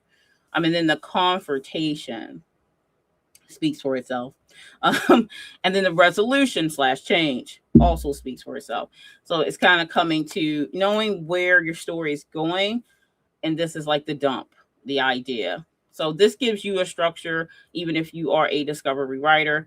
It's kind of just thinking. It could change. That's fine. Even us plotters, things can change. And when we have an outline, things can change. And then we usually just go in the outline and mark that change, So if anybody had any questions, feel free anytime to put them in the chat and put a Q so that way I can find it easy, of course. I'm just going to read a few things before we jump in on a 30-minute sprint. Let's see here. The Angels. I'm working on my urban romantasy series, book 1, 2, which I had to rewrite due to corrupted by Scrivener Oh Boy file and wiped 6 chapters. Oh no, that's a nightmare right there. Oh my goodness, no. And Mom said my character fears stabbing and killing someone due to blood shortage. Oh, okay. That's a good fear and valid. And after that, I have to get ready for the last day of filming. Okay. I still believe I made a horror film. Yeah, you making horror is crazy. So I will come back, catch up. Cool. See you later. And Amber said, so darker than others. I laugh at the face of danger. Ha ha ha. Yeah, Lion King, right? Yeah, Scrivener is like had burned some people, I've heard. Does anyone on topic of horror have anything darker than Stephen King to read? Oh, really? There's a lot of stuff darker than Stephen King. Personally, I think H.P. Lovecraft stuff is darker than Stephen King's because his cosmic horror. Granted, I would say some of Stephen King's stuff is cosmic horror without him realizing it. I think he realized it after he wrote it, that it was cosmic horror. But like his stuff to me isn't that dark. It would probably be the darkest thing he's written because it kind of branches out. A lot of his stuff is connected. I write similar to that. A lot of my stuff is connected. But like there's plenty of things out there that is darker than Stephen King. I wouldn't say dark. Stephen King is even on the level of like the way dark would be perceived in horror. So, because he himself in an older interview said that he thought he wrote suspense, which I was like, yeah, okay, Stephen. But yeah, there is a lot. If you like, I hit on top of my head, there's a lot of indie authors too that I've been reading that have some pretty dark things. If you hang out on my channel at all, I'll usually try to give horror recommendations. for people. But again, I think H.P. Lovecraft stuff is pretty twisted and dark, because I'm into cosmic horror, and I think cosmic horror is one of the most twisted, dark ways you could go with horror, because of the psyche that it breaks the human mind, and we probably can't win. So, and myself, I like to write from the monster's perspective, which some people don't like, because some people think that you should get your just desserts.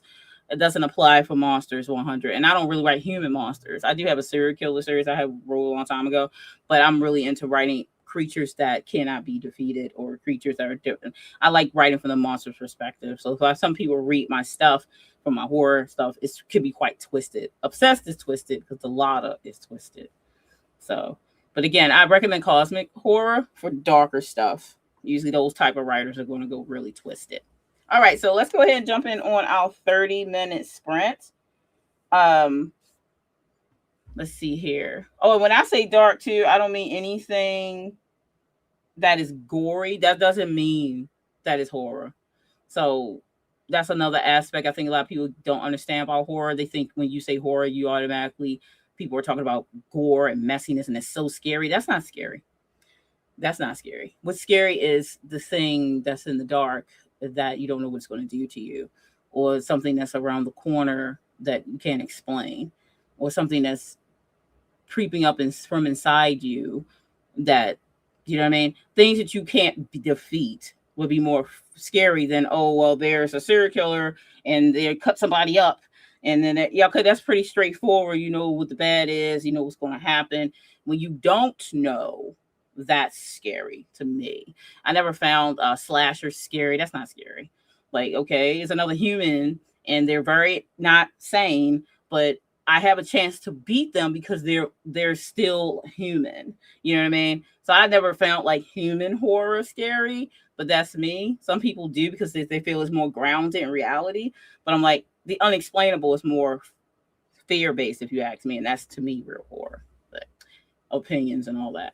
Anyway, so let's go ahead and start the next sprint. I'm going to mute out, and we have 30 minutes for you to work on this stuff: character introduction, inciting incident, rising conflict, darkest moment, the confrontation, the resolution, and change. So if you took any notes on that, so since I'm going to have the timer, will be up next, and we will see where we go. Happy writing. See you in 30.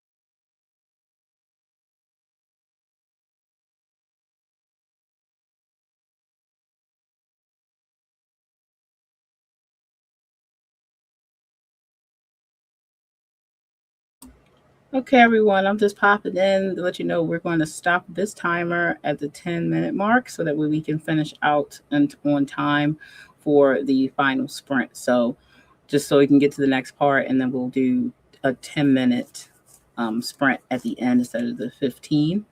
So we have 1 minute and 53 seconds left for this sprint.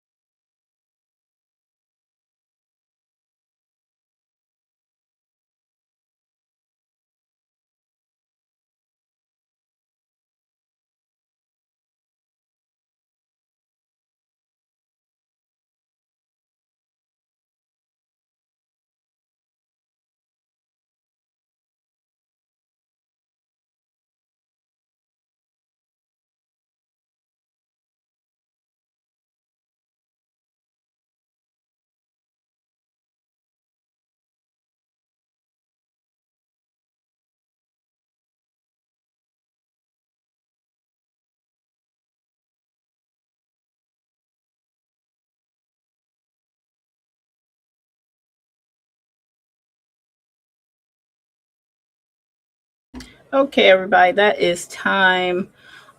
We cut that one just a little bit short so that we can finish on time. Make sure that we get close to the time that we started ended. So that would have gave you about 20 minutes sprint on the writing portion. So then let's go on to this part so we can have another short sprint before we finish out. So the final sprint was planned at 15, but it's going to be more like a 10. So now condense everything into a 1-paragraph rough story summary like a proto blurb. So summarize what you created. Give me the bones: character, desire, conflict, stakes, and outcome. Okay. Again, that is character, desire, conflict, stakes, and outcome. All right. I'm going to mark this time. Let me see if we can get it to. Let's play. We're gonna stop it at 5 minutes, and it's like I'm gonna bump back. 1 second. I'm gonna stop that once it gets down to 5 minutes, and then we can go ahead and finish out because we have another giveaway to do. Alrighty, see you in 10 minutes.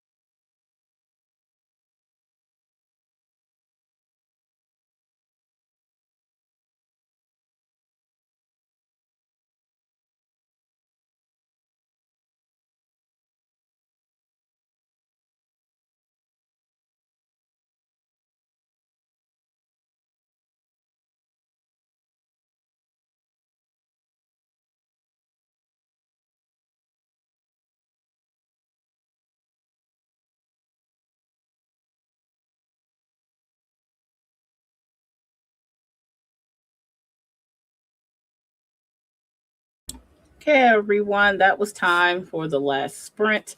I think altogether we did get at least 40 minutes of writing in. I hope you were able to get that idea that you've been thinking about on some paper or on your device.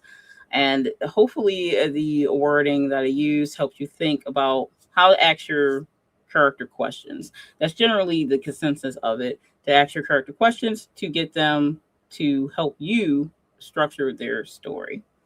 All right, so we're going to wrap up with that. And I believe there is a giveaway coming up. But check me out over my channel if you want to do more sprints and writings. Again, I do those Tuesdays and Sundays for writing work. Awesome. Dea, I have to say, I absolutely loved your presentation. I never would have thought of doing a writing sprint, like a presentation writing sprint the way you did. Right. It was themed, it was the vibe, and you had the inset timers. Yeah. That was really clever. I figured that might work the best way since I was streaming through someone else's channel, and in a way make it easy for you not to be like, oh, let me have to add this in for you and do that and do that. So I figured out the best easy way for it just to be a presentation, but with the timers in between. How did you do the timers as like a PowerPoint type deal?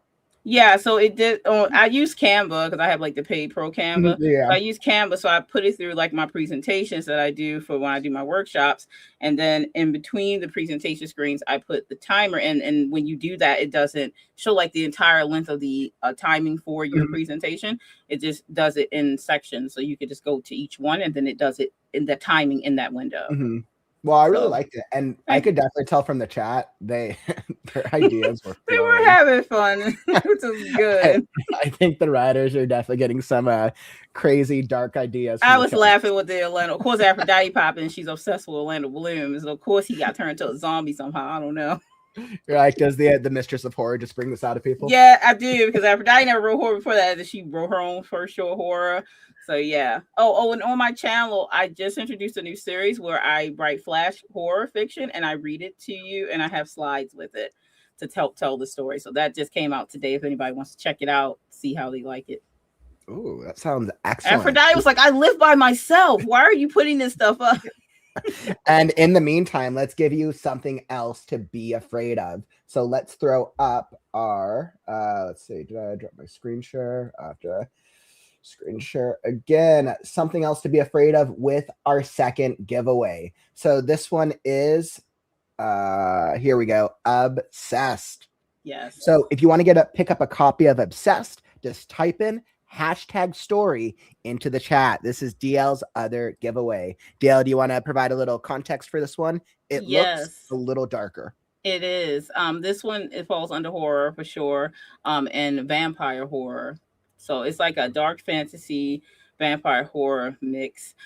This one, I'm just going to read the blurb because it's always fun for this one. She is bloodlust, she is chaos, and done being controlled. Ancient vampire Delata has one rule: take what she wants and burn the rest. Her brutal feast across mortal realms, having finally caught the attention of the vampire council, an elite, merciless order determined to bring her to heel. Captured by their powerful leader, Thaddeus Duran, Delata is starved, tortured, and offered a single choice: submit as his mate or die slowly. But Delata vows to no one. A mysterious young vampire, her Taurus, risks everything to help her escape. Their bond ignites into obsession, passion, and blood-drenched pleasure, but his secret's lineage threatens to destroy them both. When betrayal shatters her fragile freedom, Delata unleashes a monstrous power even the council fears. She will not be caged. She will not be tamed. Delata is a creature to be reckoned with. She's a very odd vampire because she does like to eat flesh instead of just drink blood. So she's very dangerous in her Interesting. stuff. So is this more like a power struggle like fight vampire against vampire, or is this like a relationship, like dark romance type? It has the word obsessed is generally the theme of this story. Her obsession with carnage and blood, the council leader's obsession with Delata herself, then Hortense becomes obsessed with Delata. And again, she doesn't really care. She will use anyone to get what she wants. And so her obsession with blood and carnage is the main thing. So it has dark romance aspects in the story, but when Delata's involved, there's no happy ending. There's no. So this is vampire horror. She sounds like a badass character, actually. She is. If you read Rumors in that story, you don't know that she's a vampire yet, usually until the end of the story, when unfortunately the main character in that story gets what's coming. It comes off as a haunted house because she is haunting that house, so to speak. So that's the first time you get to meet Delata, and you meet her in Cagliostro, and then this story, Obsessed. And she has other stories coming as well. So. Ooh, well, very, very exciting. We're going to give one of our writers here in the community a chance to win Obsessed. Yeah. Very dark story. So this actually sounds great. I want to win. I actually wish I could draw. Right. I like Cathy's prize on. I want to win them. Okay. Like, I want all the things. We're happy for all writers. So let's draw for Obsessed. All right. And away the wheel thing spins. And hey, Miranda, congrats. All right, Miranda, so you won a copy of Obsessed. So if one of our mods, if you can drop the giveaway form into the chat, Miranda, please fill out the giveaway form, put in your details, your information, and we'll get you the details, and the digital book will reach out to you so we can get you that copy, and then you can be obsessed with Delita. Delita? That's right. All right, so you can become obsessed with Delita. I know I already am, and I've just read the blurb. Yep. Awesome.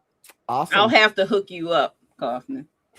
Dude, I would love to. Dude, if we could read an excerpt, like I said, for some reason, it's always like the mystery and dark stuff that keeps highest. People love that drama. That's why they were. What's going on? Is drama.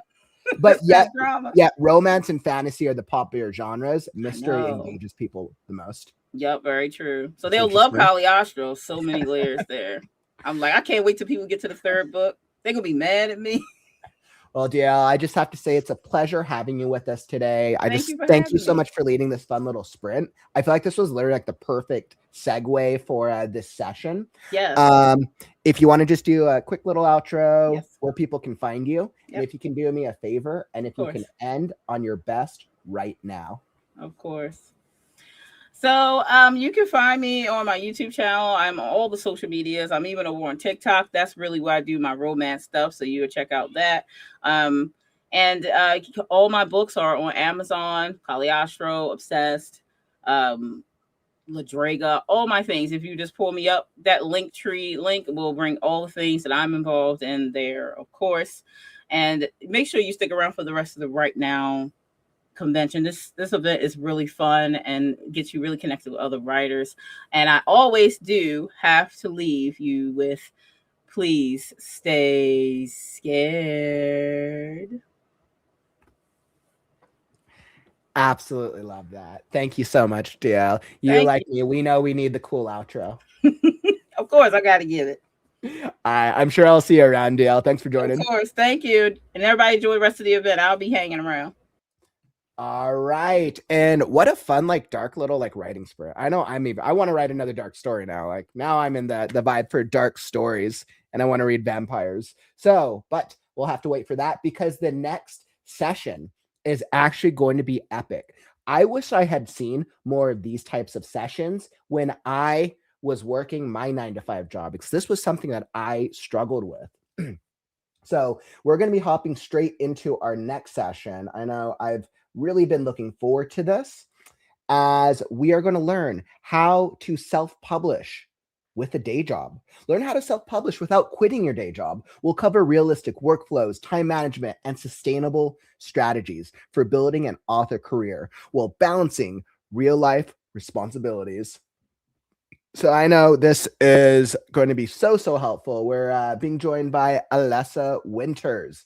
So without further ado, let me introduce and welcome to the stage the amazing, the incredible, the multi-published collection and catalog, Alessa Winters. Welcome to the stage, my friend. Hello, can you hear me? Yes, I can. Audio works. Excellent. Thank you. Thank you for that kind introduction. Of course, you've done so much with publishing of all your stories. Anybody who's published as much as you and some other writers in the community, I'm like, just so impressed. The consistency is real, especially with working a day job. I want to know the secret, so I'm looking forward to this. Yeah, I had talked to a bunch of my contacts who also have a full-time job and also do a lot of self-publishing. Mhm. And the vast majority of them said, well, this presentation is going to come down to time management. So just a little, TLDR, it's about time. Awesome. Well, Lynn, for anybody who doesn't know you, you want to give a quick little intro, who you are, what you do? Yes. Hi, my name is Lynn. I go by the pen name Alessa Winters. I have been self-publishing since 2018, and I have 17 books out all through Amazon. I have what I would consider 2 successful series. I just came out with my first audiobook, and I have been fully employed in low to mid-level management since 2019. All right, and I'm working on sharing my screen, so I have my little presentation. Excellent. So, Lynn, while you are sharing your screen, we're going to queue up your giveaway. So we're going to set it up so people can start entering. Let me throw this up, and I'll let you do the description for it. So what we'll do is we'll start the giveaway now, and then we'll raffle it off after the session. Awesome. So, Lynn, do you want to do a quick little description? Which book is this? What's it about for the winner? So this is a paranormal romance about a demon and a necromancer. It's right here. And if you don't want to do a physical book, I could also send a free audiobook link to the person who wins.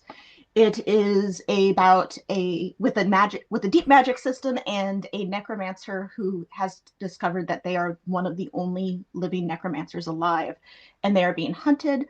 And there is a vast conspiracy around the world, and she may be the only person who could actually affect it. Ooh, well, that sounds really cool. I know I really want to check it out. It's definitely on my TBR. I love that you said an audiobook file for it, right? Yes, the audiobook came live 3 days ago.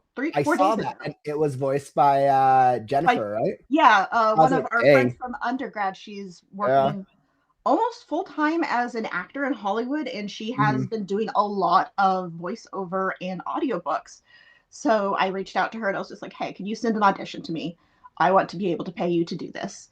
So yeah, that is how that got started, and she did a fantastic job. I love to hear that. I'm all for audiobooks. So really, really cool. If you want a chance to win a physical copy of the Girl Who Brings the Dead, and you are in the US, we'll send you a physical copy. If you're in an international friend, it'll probably be an audio book version.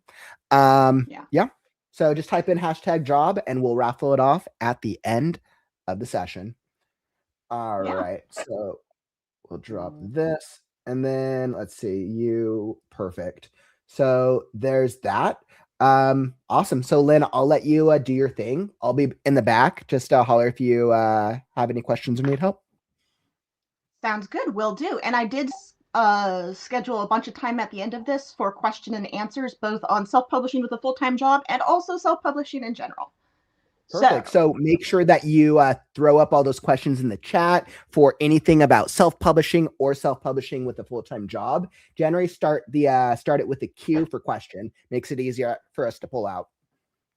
Yep. Alrighty. So first and foremost, I want to say I'm coming here from Juneau, Alaska. We are having what's nicely called a snowpocalypse right now. And here is what is directly behind my computer and the amount of snow. We've had about 25 inches of snow in the last 24 hours. So this is just a quick taste of what I'm dealing with. I already mostly gave an about me. This is just it. Again, I've been self-publishing since 2018. I've been working in the low to mid-level management in a medical corporation since 2019. So, right before COVID. Self-published 17 books. I have 2 successful series and 2 books of mine have over 1,500 reviews. All right, we're going to be going over a lot about time management today, and also identifying the moments where you could like really pick out your time to be able to write. A lot of writers, especially people who are coming in with a lot of passion about writing, have this grand idea about being a writer who writes, 7 hours a day in a fevered writing sprint, or writes only when inspiration hits. And if you are having a full-time job or full-time responsibilities, that's not always possible. So, how do you find time? When it became obvious that I was letting my writing slip because I was working my full 8 to 5, is I had to do okay, what are the times that I still have available to write? And when in that time when I have availability to write, when do I have the mental energy to write? And just how do you start to look at your day in a different way? Because before that, I had been, like I said, a sort of a feverish writer. I would go to the library and I would write for 6 hours all in one go and have a huge outpouring of word counts, and it was just not possible to sustain. So here's just what I do is I do 30 minutes a day. That's generally my minimum, and I do it at basically 6:30 a.m. And I hate that because it's awful having to get up early or earlier, but I couldn't do it after work because my brain was too tired. And on weekends, I do sometimes more, sometimes less. But again, it's not a consistent thing because I don't have as much of a routine. So that's bonus. I personally have we call it the writer's hamster wheel, which is, it is a walking pad with a standing desk. And I have a really nice keyboard I got myself so that my entire little writing space is good, it's ergonomic, and it is easy for me to get into the mode. So when I talked to some of my self-publishing friends, I asked, how did you best identify the time? And one of the things that they did is one of my friends, she sent a spreadsheet that she did when she first started working full-time, where she's tracked every single 15-minute increment of her day to identify where gaps were. Now, this to me is hellishly difficult to view, because I was like, well, how do I spend my day? Do I keep track of the things in between? But I did this, and that's how I identified that I had this extra time in the mornings. So if you are, staring down the barrel of, I have no time to write, but yet I must write, I would really encourage, just for a few days, building a little spreadsheet, keeping track of where you spend your time, keeping track of the time when you're not doing anything or you have little opportunities. So that is the first sort of step at how to identify what you could fit in. The second part is, what are your hard barriers? This is, what are your work hours? Mine is 8 to 5. That's the big one. One of my friends is a full-time stay-at-home mom, and that is her full-time job. So people have childcare issues, they have family obligations, they do senior care or parent care. And all of these are things that you cannot really change and are important to notice and know about yourself, to make sure that you're paying attention to it and not holding it against you. Because there was a big chunk of time when I was first started writing, first started working full-time while writing. And I was ridiculously resentful of having to work during this. But once you accept that, okay, this is the time that I cannot change, now let's see what we could work around it. I also included friends, because it is important to, even as writers, to maintain, friendships outside of the writing world and outside of the work world. As writers, we need to be able to connect to people emotionally. And we need to be able to have experiences that we could mine for our writing, and also be able to accurately portray emotions. And friends is, in my opinion, a big one. The next step to identifying is, what are your self-publishing non-negotiables? Now, this is something that is somewhat difficult to quantify because it's slightly different for every single person. Some people are way, way more invested on the social media side. Some people are way, way more invested on the editing side. So this is something that you as an author have to look at and figure out what's important to me. The first one is, of course, write your best book. And for this, I would look at it as if it is a work assignment. Like, research your genre. Find out what books are popular in your genre. Make notes of it. If you can, join a reader group on Facebook or social media for your genre. So I write romance and I also read romance, which is helpful. And I joined a bunch of different reader groups on Facebook, not to pitch my books, but to see okay, what are people looking for? How are people talking about the books? Are they looking for tropes? Are they looking for character types? Are they looking for plot lines? And just, you're always able to find Facebook groups for your genres and readers, and they are an invaluable place to actually get information for your genre. There's, K-Lytics and Publishers Rocket, which do a lot on the advertising and what genres are on the up and up. And then the other one is going to be on Focus on Your Schedule, which I'm going to go in way depth in this about how to set a schedule. So the other part about self-publishing non-negotiables is, and I talked about this a lot on my presentation last year. So if you were here last year for my how to self-publish romance, this is something that I talked about a lot. The self-publishing trinity is called the cover, title, blurb. So these are the tools you have to market your books. These are the tools you have to make money. And it all boils down to, again, research. So research your genre, for the cover. What do the giants in your industry look like? Are you able to take a quick glimpse of the cover and identify it beyond a shadow of a doubt that it is your genre?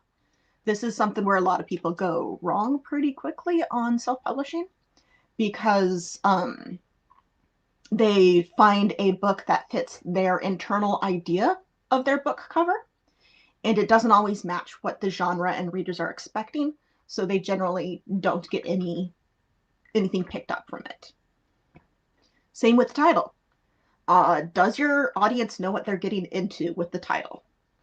Can they look at the title and be like, oh, that's obviously a book about this, or a book about this?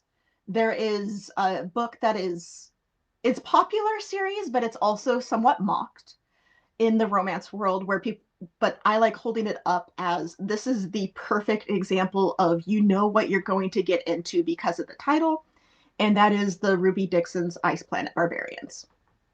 It's funny, what book you're going to be getting when you read that title. And then the other part of the trinity is the blurb. So this is when people have opened up your Amazon page, they have seen the title, they have seen the cover. This is what they're looking at for the description. I like to say that this is not a plot summary. This is marketing copy. You want to leave the audience with a question at the end so that they want to click the buy. So you see a lot of people, especially people who are short on time or rushed for the self-publishing, which if you have a full-time job, you're almost always rushed for publishing. They just do a plot summary, and that does their book a great disservice. So yeah, when I come down to giving a lot of self-publishing advice, it boils down to this. Then there's the other chunk of time that is part of being a writer. And this is, people call it admin time. Some people say the non-writing writing time. So in this bubble, there are, marketing, ads, your newsletter, your editing, your author outreach. If you do a lot of social media, so if you are a YouTube streamer, I am not, but if you are a YouTube streamer in addition to a full-time job and a writing, that would fall under here. So my advice with this is to set time aside for when you are doing the admin time. Just pick a part of your schedule where I will always be doing my admin time for this. For me, I do it Tuesday evenings because I am always at my computer. I have a Tuesday evening writing group where we do where we read books, we read our chapters out loud to my readers group. And so I'm always on the computer. And so setting the time aside to, okay, after that, I'm going to do a refresh on my ads, or I'm going to prep my newsletter. And just knowing in my brain, I have this time set aside. I don't need to panic and I don't need to worry about it. Because that's kind of what it boils down to, is like, I don't have to worry about it. I know I will do it at this time. And also figure out what parts of that admin time or that non-writing time is a priority for you. Some people really put a lot of effort into a social media presence. That is not something I do really. I do Facebook ads, but I don't really lean hard into a social media presence.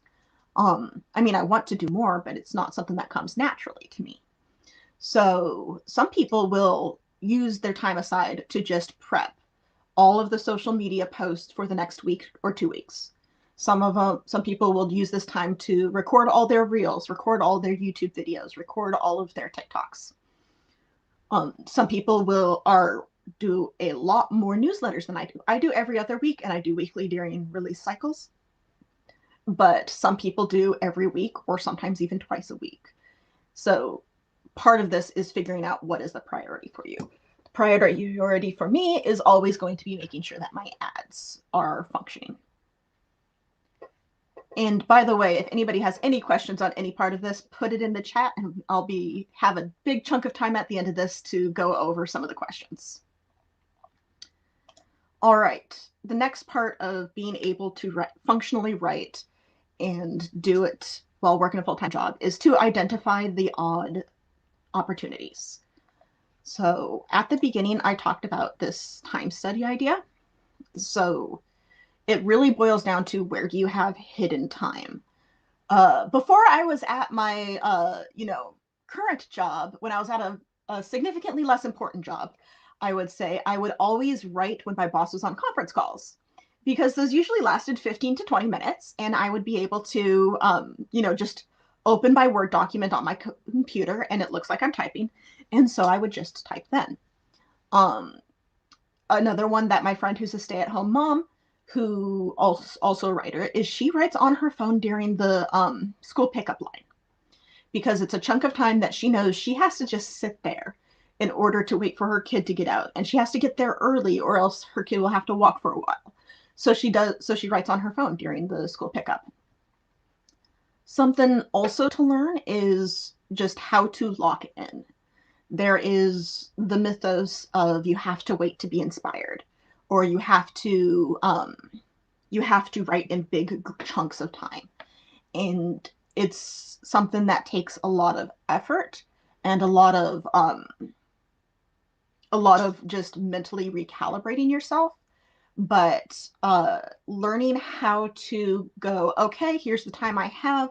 It's short. I'm going to do as much writing as I can, and then I'm going to detach from it to do whatever else I have to do. So just as a sort of a fun thing, here are some places that I have written while having full-time jobs. Grocery store parking lot. I wrote at the laundromat for a while. So if you didn't have, in-house laundry, just go and bring a pillow and your laptop and write at the laundromat. I've written in the McDonald's play area while helping a friend babysit her kid. I have done a lot of work in my lunch break room at work. A lot of work.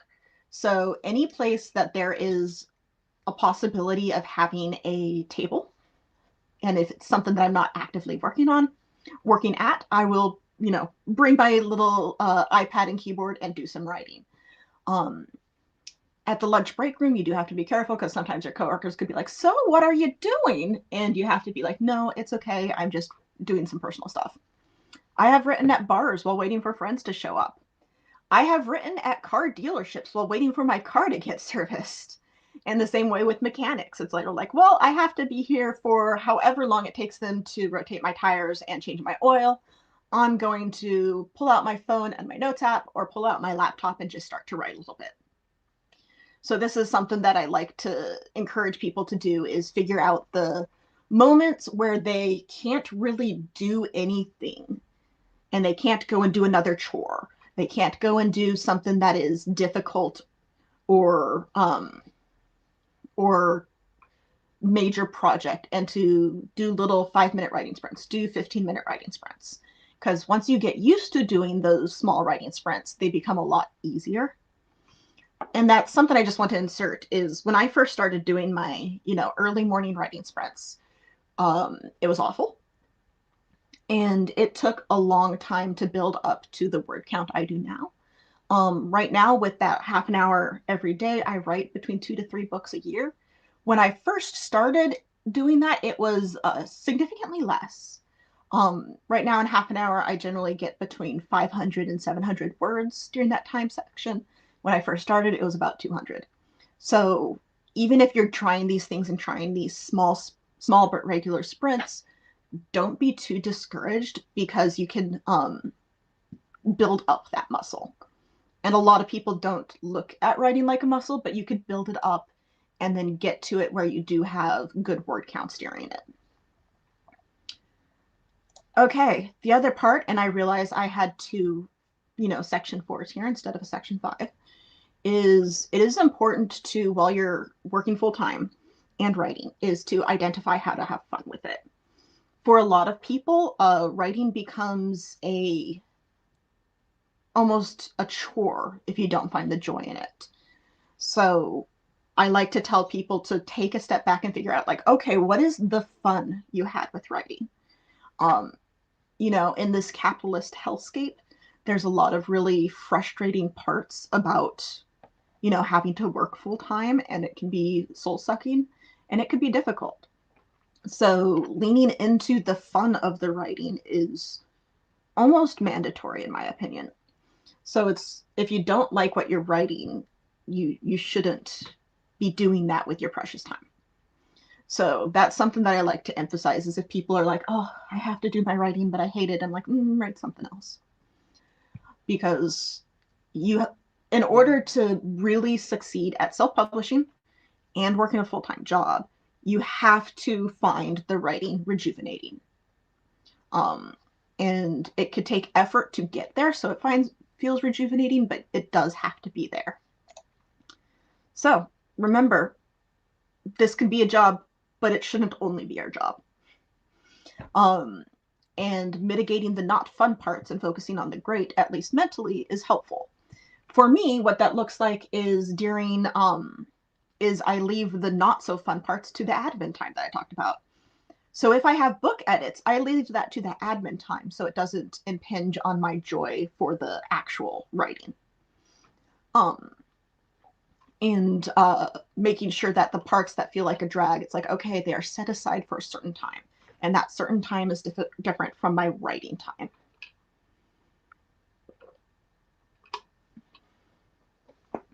And yeah, that's a lot of what it boils down to is the parts that feel like a job, make it separate from the writing section.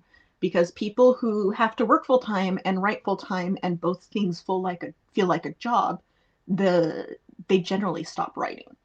And that is sort of the key that you can't do if you want to self-publish while working full time, is you have to be able to write.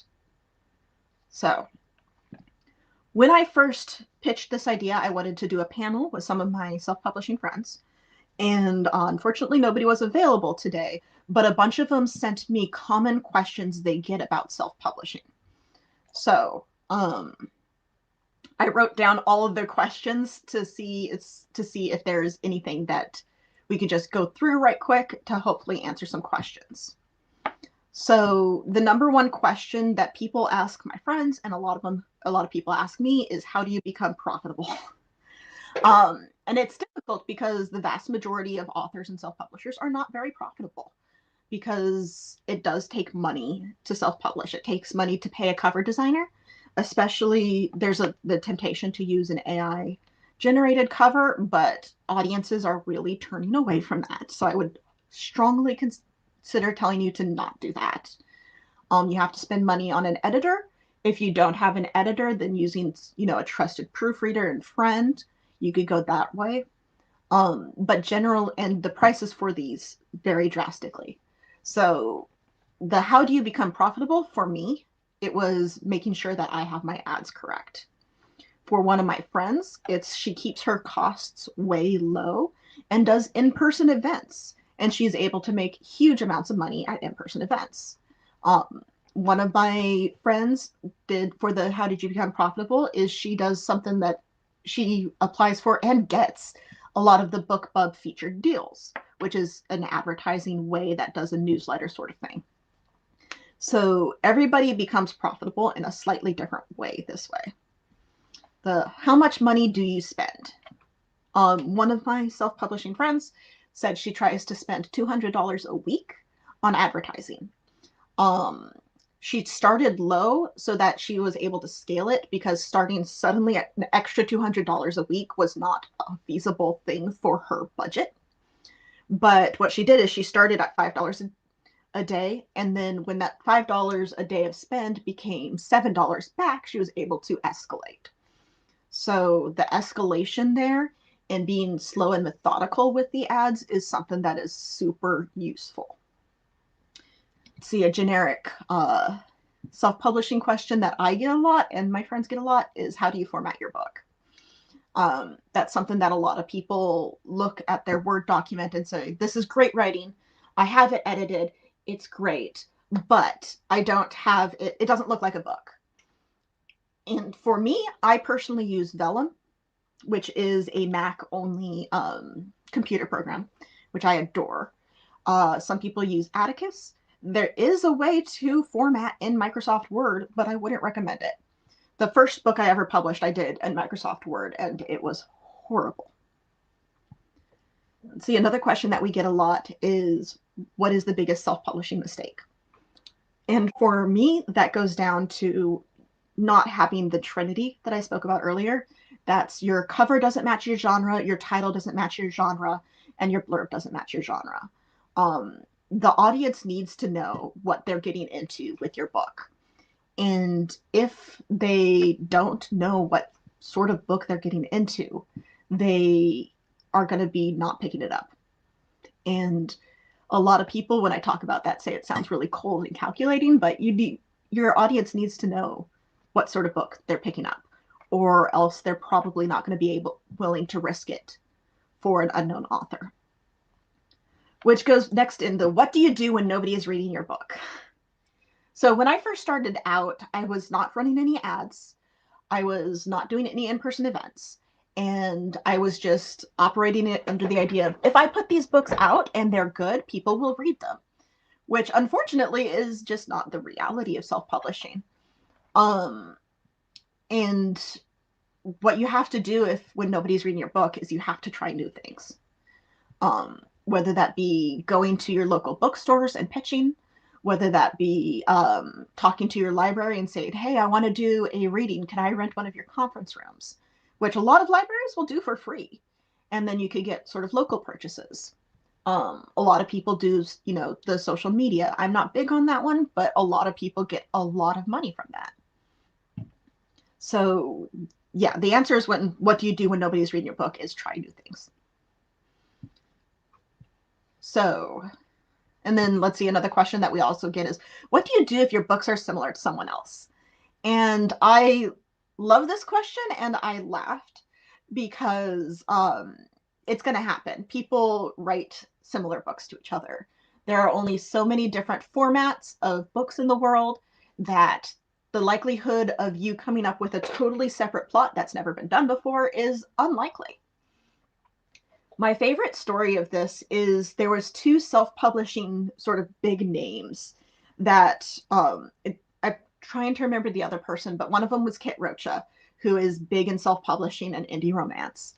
And they realized that Kit Rocha and this other author had two books coming out with the same title on the same day.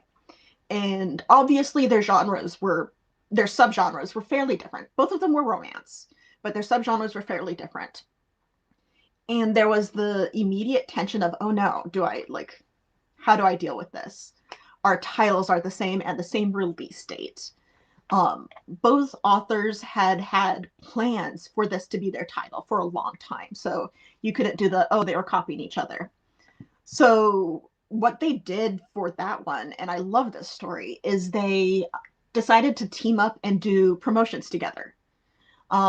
They did a joint newsletter where they both say, hey, we're both releasing books called Declan today. And they, because it was the name of the character, Declan. And they've just made it a joke between their audiences, and they're actually able to sort of merge the audiences together. And that's the best success story I've heard about this.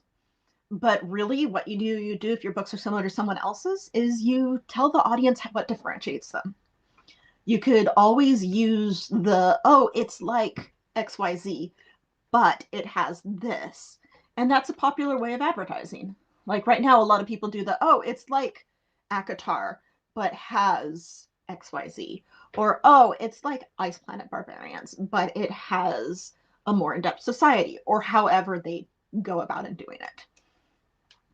So yeah, my advice is if you write a book that's similar to someone else's, is to, celebrate the differences.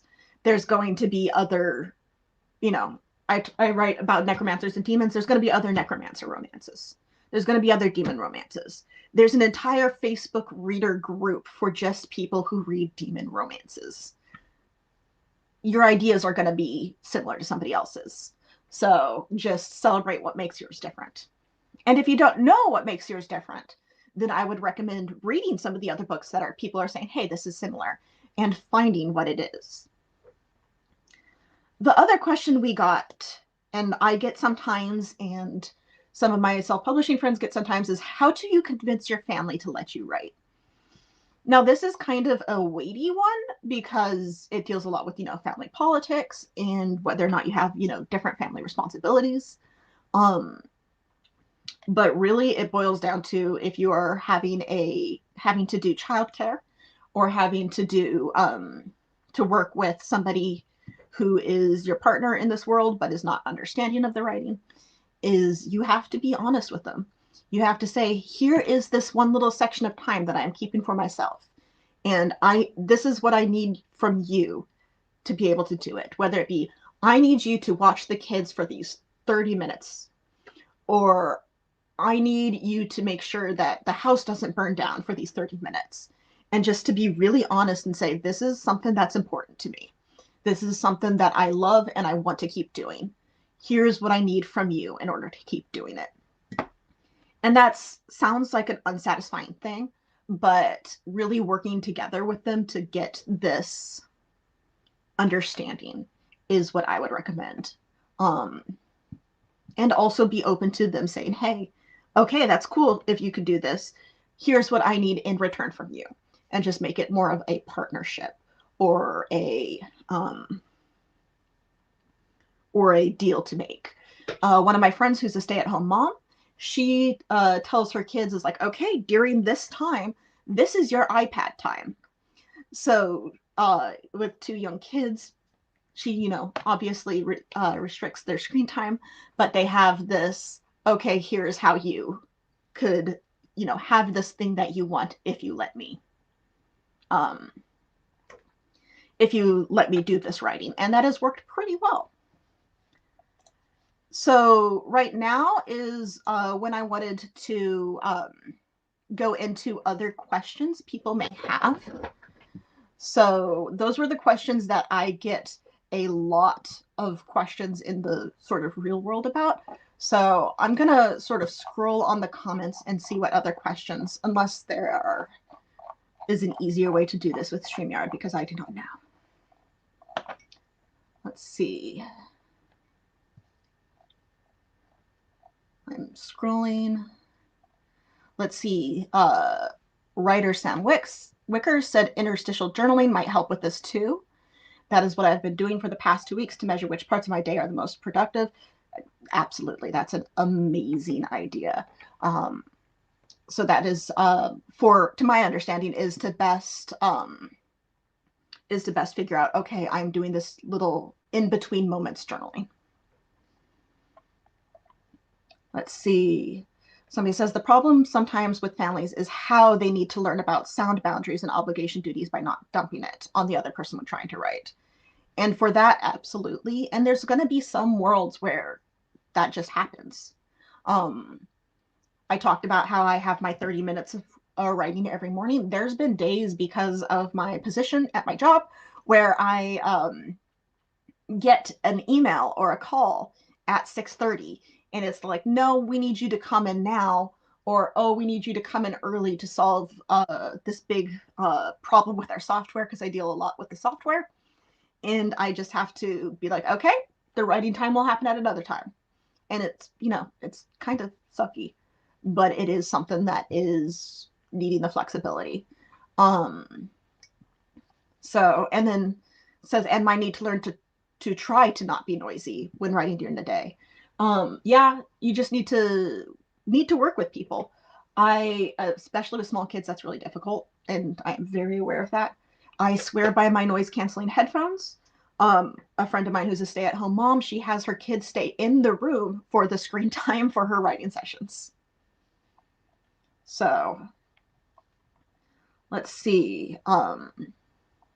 Somebody said, I joined this YouTube and Discord. It's been life-changing. That's another part of the finding it fun, is because if you could find a part of the writing section that's fun, it could help inspire to do more writing.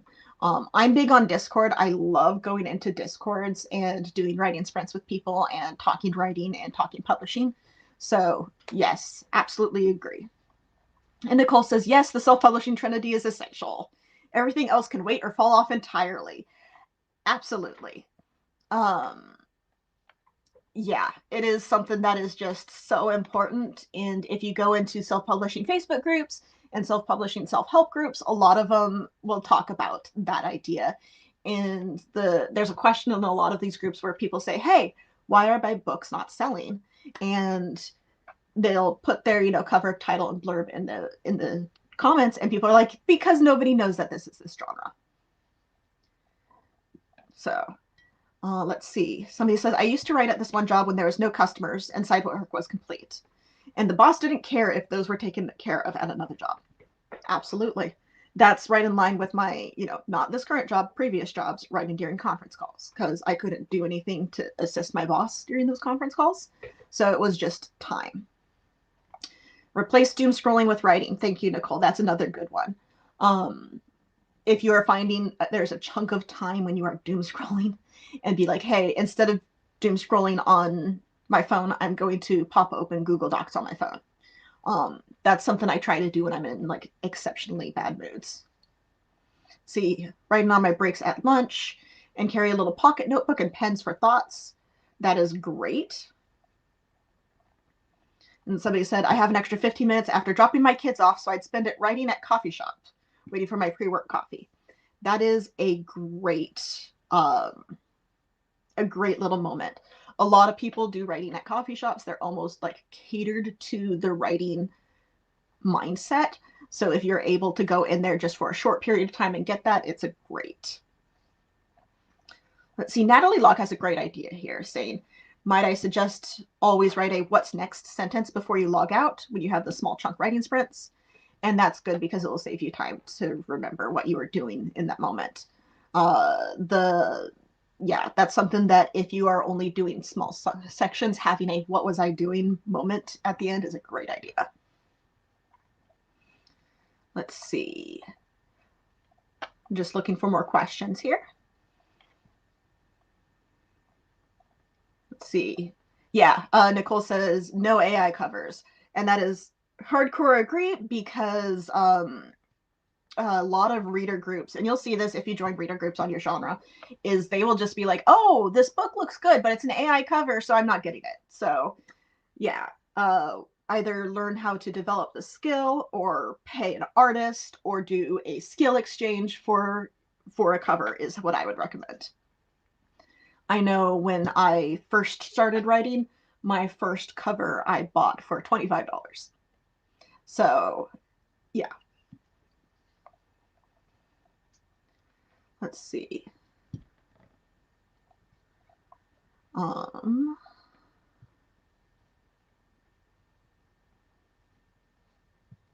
Let's see. Biggest self-publishing mistake, not getting a reputable editor.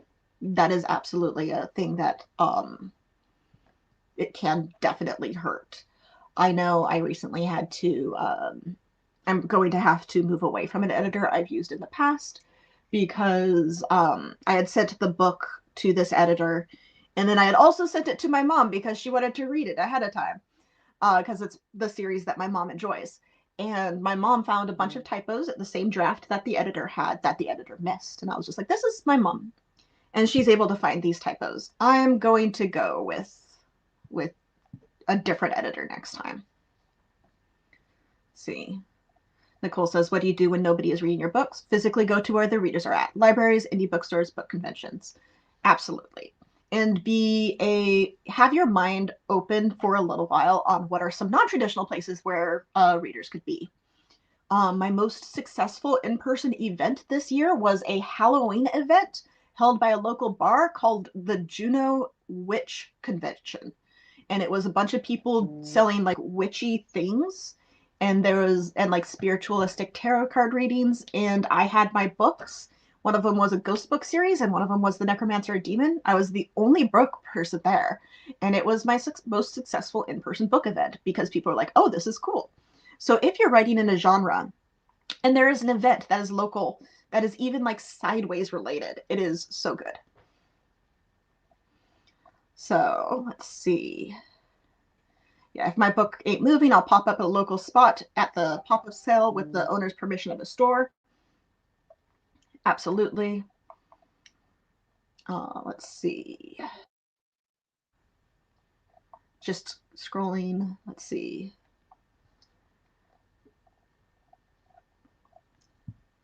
Yeah, books by Adrian, which, by the way, I read Mythic, and I really enjoyed that.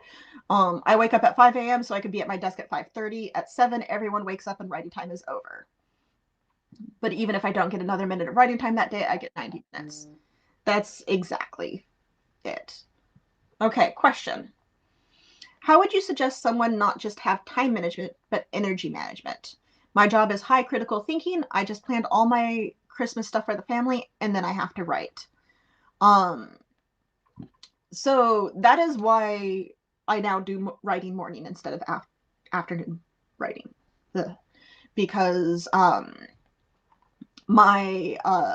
because I was coming home completely exhausted from managing people all day and managing the software that we use all day and problem solving on a large scale. So I was just not writing. There was a chunk of about almost a year where I was only writing on the weekends, and I hated it because I was too tired after work.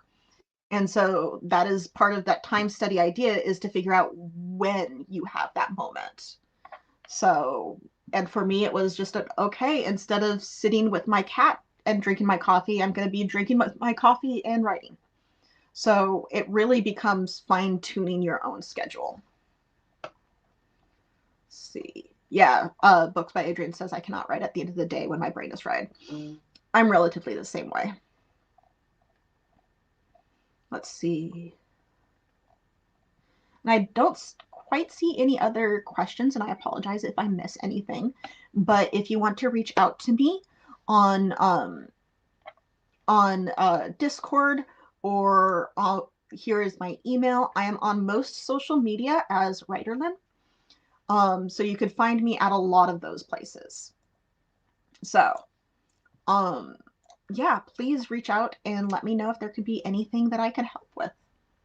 And also, if you have like nitty-gritty self-publishing questions, like, okay, how do you do this chapter heading? Let me know. I admit that I am very vellum biased with that, but yeah. All right, I think that's it. Yeah. Let's see.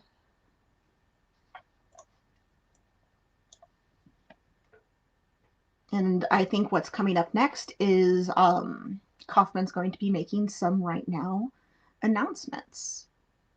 So thank you very much for listening to me talk, and I hope everybody has a wonderful weekend.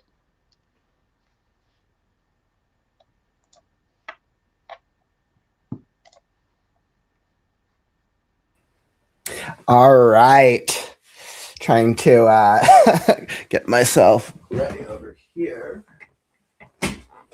All right, Lynn, how I feel like you got some really, really great questions during your talk, especially with all of the different things about self-publishing, especially with the day job. I wish that a lot of these things I had learned and I had really thought through when I had a day job. And I could tell just like how many questions people in the chat and the comments were asking about. Yeah, it is definitely just time management balancing, which is a very unfun answer. Like people want a magic wand and a way to be like, oh, all I have to do is this simple thing, and then I could write. But it really comes down to time management. Awesome. Well, before we let you go, let's give away your book. So we had, if you want a copy of The Girl Who Brings the Dead, a physical copy of The Girl Who Brings the Dead, type in #job into the chat. We're going to raffle off this giveaway right now. So let's do that. Type in #job into the chat, and we are going to raffle off this giveaway. #job. We're going to raffle it off. And you said it is paranormal romance. Paranormal romance with a necromancer and demon and a looming threat of the end of the world. Excellent. It is. Yeah, thank you. Perfect. And if you don't want a physical book, just put it down in there in the information, and I will send a free link to the audiobook. Yep. And there's a spot on the giveaway form to be able to add a note. So you'll be able to make that note for us. And there's definitely a lot of interest in this, Lynn. So without further ado, typing in the #job, let's roll it and let's see who wins your book. All right. And let's do it.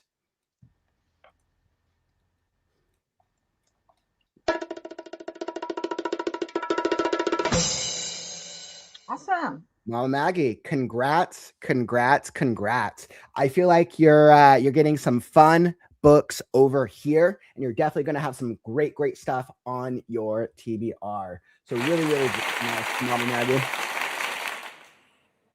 Awesome. So once again, if one of the mods, you can just drop that the link in the chat. We'll collect that from you a second time, and we'll make sure to get that info for you. And then also let us know if you're wanting the physical or the audiobook. There's a little note section that you can add that there for us. Yeah, and thank you very much for having me. And I hope that you have a great time with your WriteNow-a-thon. Awesome. And then Lynn, real quick, if you can just tell people where they can find you, and if you can do me a favor and give us your best right now. Okay, yes, I am primarily on Amazon because I am on Kindle Unlimited. So my digital copies do have to be tied to just Amazon. I am available for order through Ingram Spark if you want to request from your local bookstore for a physical copy. And then I am on social media pretty much as Writer Lynn everywhere. And thank you, and continue to write now. Awesome. Thank you so much for that, Lynn. As always, I really appreciate you. Thanks for joining us on this talk, and I'm sure we'll chat soon. All righty, thank you. All right. Wonderful. I know I have been so excited for our next major announcement. All right. So give me just a moment to prepare, because it is time. It is that time to talk about the future of Right Now.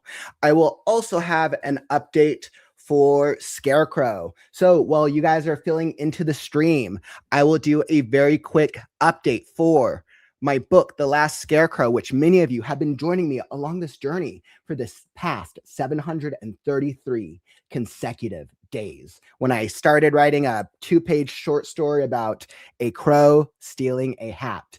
So for those of you who know where I'm at in my journey, the website, www.thelасtscarecrow.com, is up to date. So you can see where I'm at with the story progress.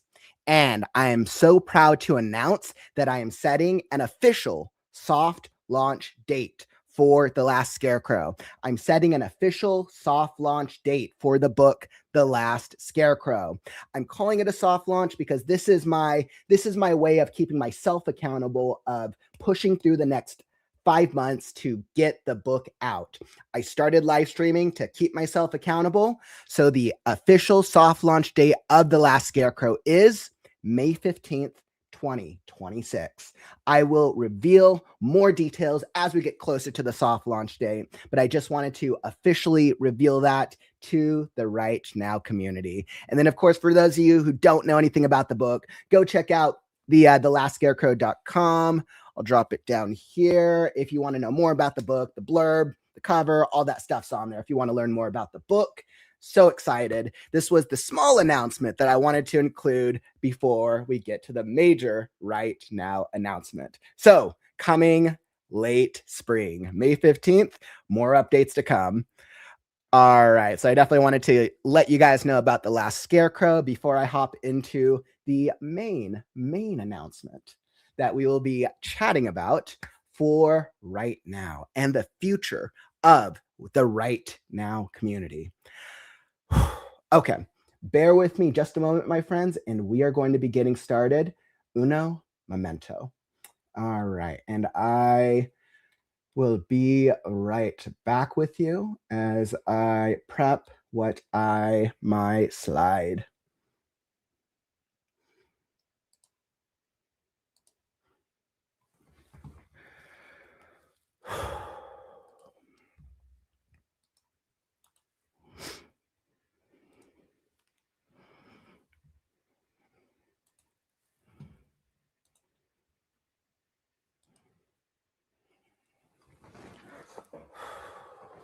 All right.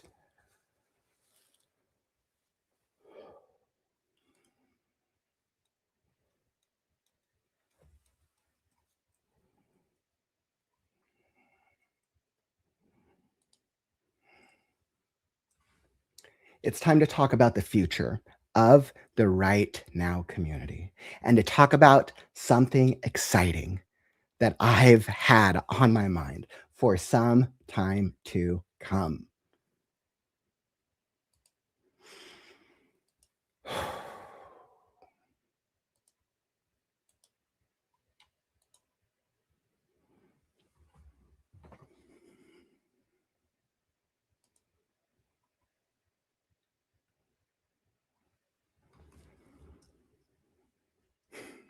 Most of us were taught to treat writing as a solitary act. Just you, the page, and a lot of doubt. We always think about that as the average writer, that when we write a book, when we go through the process, that it's lonely, it's confining, and we are doing it with me, myself, and I. We almost romanticize the lonely writer, but if we're honest, most of the time, it just feels isolating.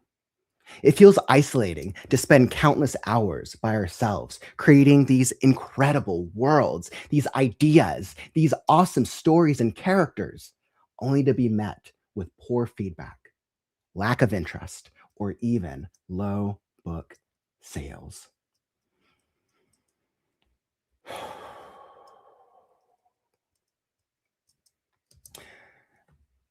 It breaks my heart to watch so many writers come and go into the WriteNow community over the past 733 days, not because they weren't talented, but it was because they were doing everything by themselves.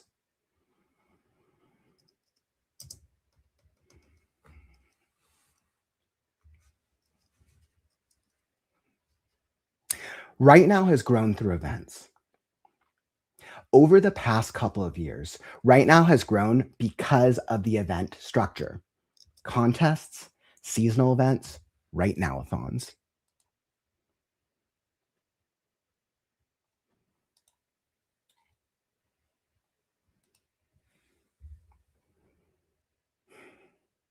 Those moments mattered.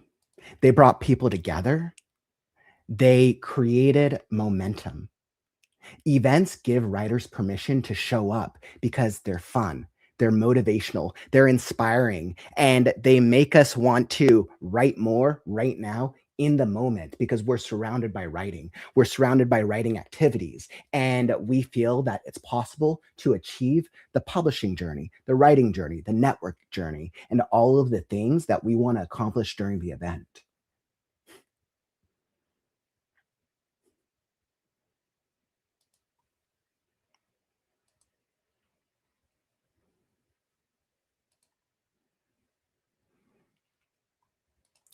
But events aren't a long-term home.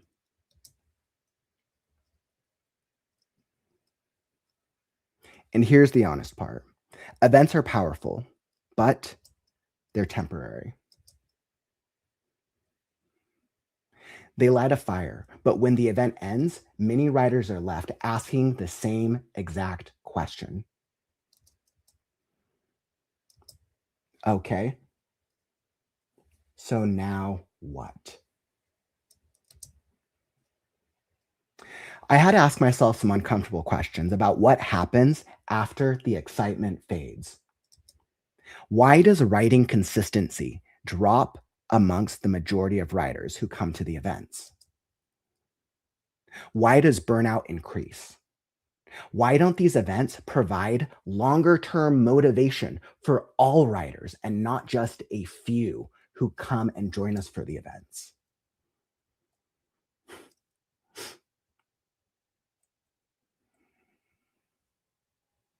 Writers need something that lasts. Writers don't need more intensity, they need consistency.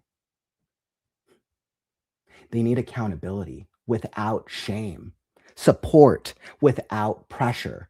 Writing progress after an event often leads to short term wins. True growth is sustainable over long term consistency. I know this because I've done this through 730 live streams with the Right Now community. I had never achieved something like that before. And I wanted to prove to myself that long term consistency is possible with a routine. And it's not about writing every day, it's about choosing a routine and a lifestyle that works for me and then following through on that accountability in a way where I don't create guilt for myself. Writers need a place where progress doesn't just disappear because life gets busy. Writers need something that lasts.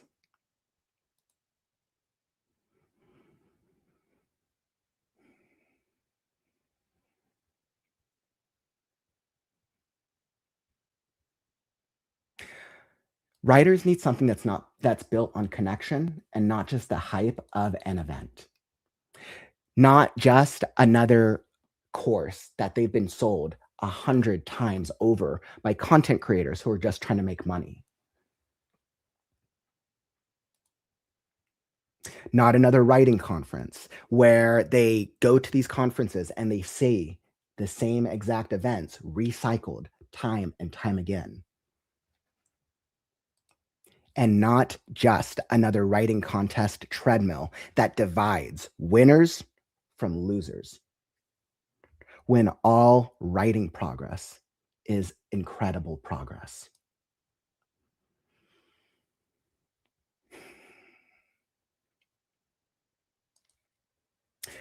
Not something that only works if you're already winning. I've thought about this for a while, and I realized that if something only works when you're already ahead, then it's already broken.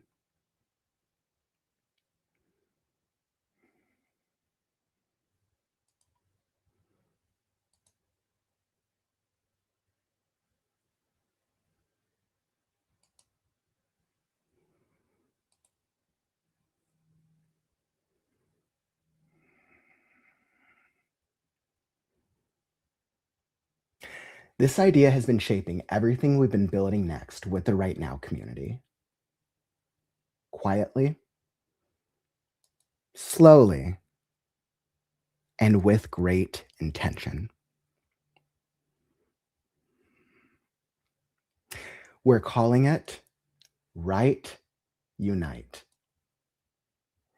It's a long-term initiative under WriteNow, focused on bringing writers together through the work itself, through the craft and the process of writing.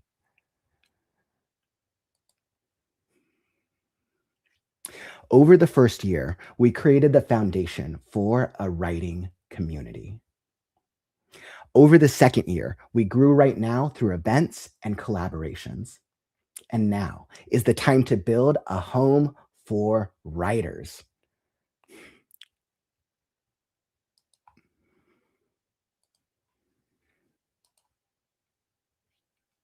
Write Unite is built around three core principles: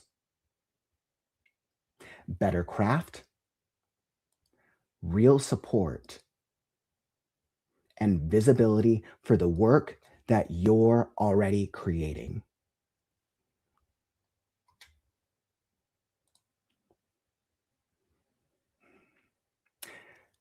Not someday, not after you've already earned it, right now.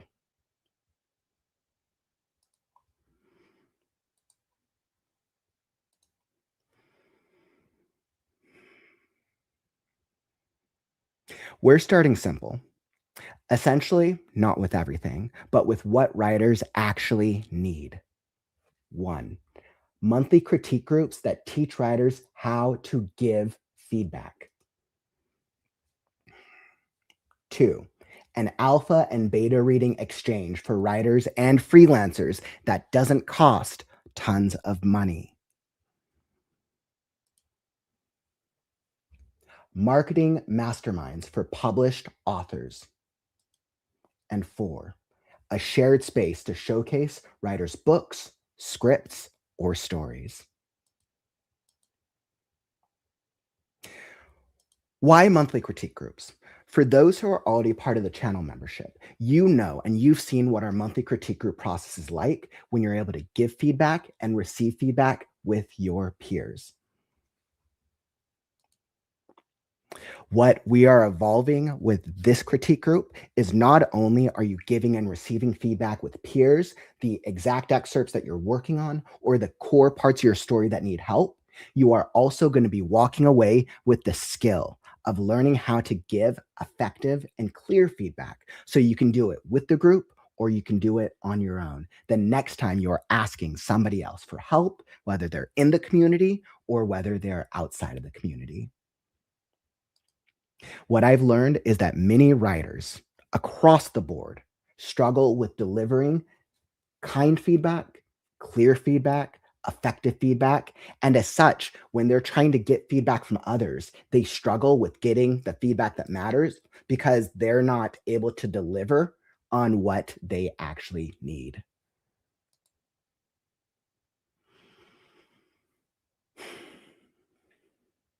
Why an alpha beta reading exchange program? Because writing a book costs a lot of money. And my goal is to help you save money. This is going to save you time from figuring out, where do I go out and find beta readers?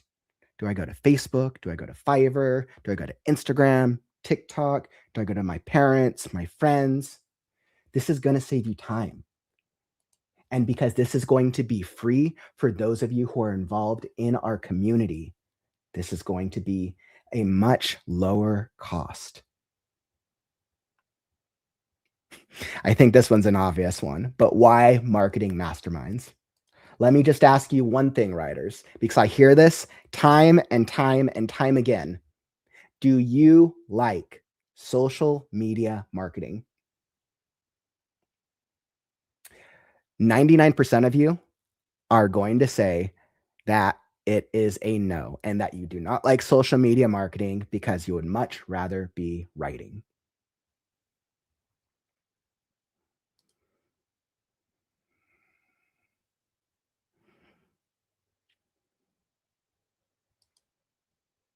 And 4, I wanted to create a place where you can also gain exposure for your book, because gaining exposure for your book is already hard. It's already difficult. Selling copies are even harder. Imagine having another space to showcase your published book or work in progress and get actionable reviews or copies sold faster just by being a part of the Write Unite community. This isn't about perfection. It's about capturing momentum in a bottle and holding it onto it for a lifetime.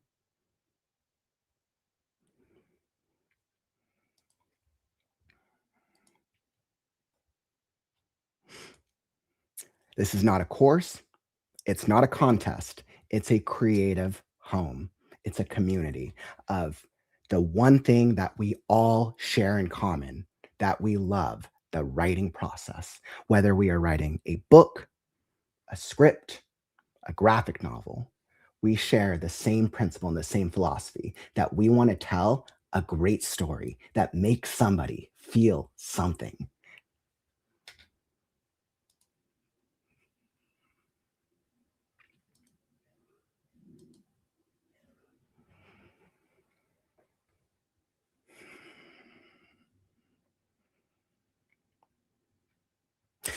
Write Unite isn't about chasing the next finish line. It's about building a place where writers don't have to do this alone anymore.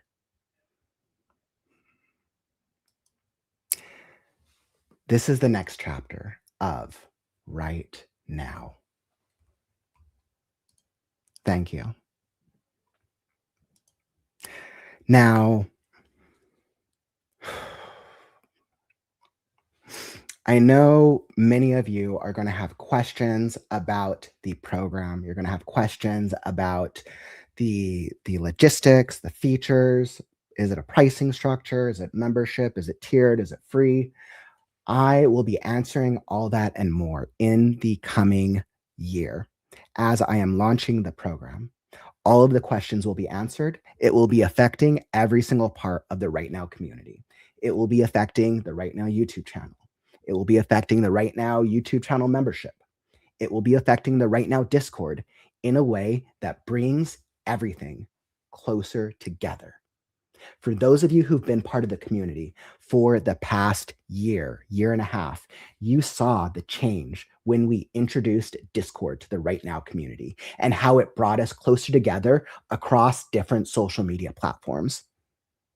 This time, we're going to bring more writers together across not just different styles of writing, but different walks of life in a way that's easy for more writers to come together and unite over the one thing that we love, which is the writing process. So more details to come. And that is what I have for you. Thank you. I was like, I'll tip my hat. I know I wasn't paying too much attention to the questions and to the comments. So let me just hop in real quick. I've really spent a lot of time thinking about this initiative, Write Unite, the way that I wanted to deliver it, the things that I want to achieve. And trust me, I wish I could tell all of you guys everything right now, but I want everything to be launched at the right moment, the right times. That way it brings you the most value. I will have another update in January in the weeks to come as we are launching out the different steps and the different aspects of Write Unite. Courtney, you are absolutely incredible, my friend. I appreciate that so much.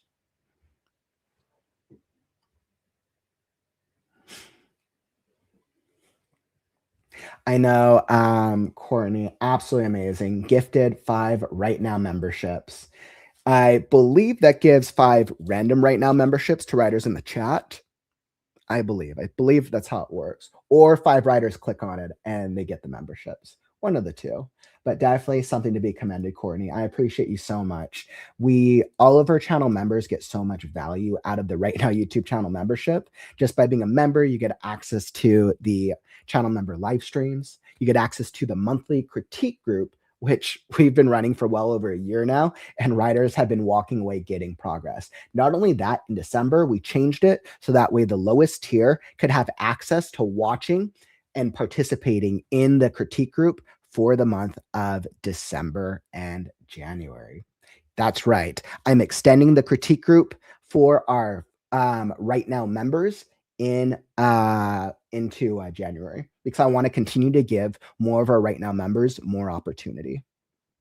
So Courtney definitely deserves a round of applause, my friend. So thank you so much for all of the support. Really, really awesome. Yeah, okay. I was like, I think it's random. Oh, that's right. Okay, I think it doesn't show up the same way on StreamYard. That's probably why. Oh, okay. Yeah, I see. You don't, so it shows that it doesn't show like that it gifted, who it gifted to on the StreamYard platform. So it's like, okay, that makes sense. Awesome. I see a couple of familiar faces and a couple of new ones. So if you're just gifted a membership, our critique group is the exact middle of the month. It'll be on whatever Sunday is closest to the 15th of the month, usually in the early afternoon. I hope you'll come join us. Bring an excerpt of your work, whether it's farther along or it's newer, and you're going to get free feedback from myself and other writers in the community. Hopefully you'll come join. You'll get access to all the WriteNow community channel member videos immediately. Awesome. So let me just go back to the chat. I just want to make sure that I didn't miss anything. Excited. Just wow. I'm like, whew, man. Yep, social media marketing. Let me tell you, I hear social media marketing is like every writer's like worst like nightmare. Like I hear how much, and like the number of new writers I meet where like they haven't sold that many books or they need reviews. I'm creating something where we can solve a lot of the pain points that I hear from writers time and time again. I'm telling you guys, after I've talked with thousands of writers over the past 2 years, I could almost boil down 5 reasons why writers don't end up finish writing their first book or their early books in a series or standalones. There's that reason that I heard that saying, what was that, a year ago, that 97% of writers don't finish their book. And there's a lot of truth to that. And I think community is what helps solve the problem. Nicole. It's like basically writer friends. Absolutely. We're expanding on that writer friendship, that sense of community that we feel here in the WriteNow community.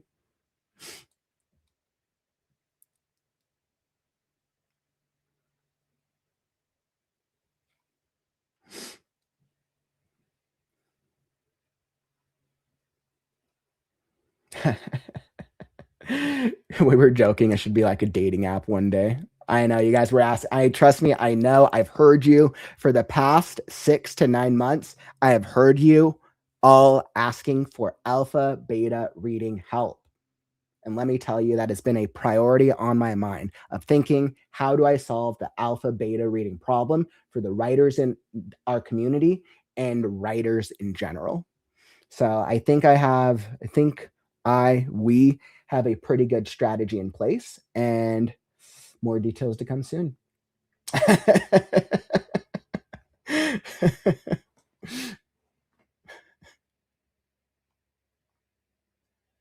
Awesome. I love all of the enthusiasm here. Okay, so perfect. I see a lot of writers here in the chat. I still have a little extra time. That's kind of the majority of my announcements. I wanted to get through Scarecrow and the WriteNow update. Oh yeah, and I guess if I didn't touch upon it right now, so yeah, no, actually I did. No, I'm good. I don't have anything else to add. If Quilluminati, if you guys want to come back and join me on stage for a few minutes, we can touch on like bingo cards. I'm curious who all has made progress on their bingo cards, because I saw a lot of chat about that. We're going to go over the Mad Libs and we'll go over the final bingo card. We'll talk about who's actually won the bingo card things at the closing ceremony in, wow, literally just a few hours. Oh my goodness, we're almost there. Oh man, but how are all y'all doing? How are you feeling? Oh my goodness, we've gone on such a journey today. We have gone on such a journey. It's almost 30 hours. Hey, what's up, guys? Welcome. Chat Soul, welcome back, my friend. Mama Maggie, welcome. I see you guys. Thanks for joining. How are you guys doing? I'm ready, so ready for a nap. But my bingo card looks like this. Let's see. Wait, what does the bingo card look like? Is it really close? Oh, did you screen share? Oh, let's see. Yeah, let me add that. I was like, we don't need that anymore. Let's add bingo. Oh, wow, you are really close. Those close. Those close.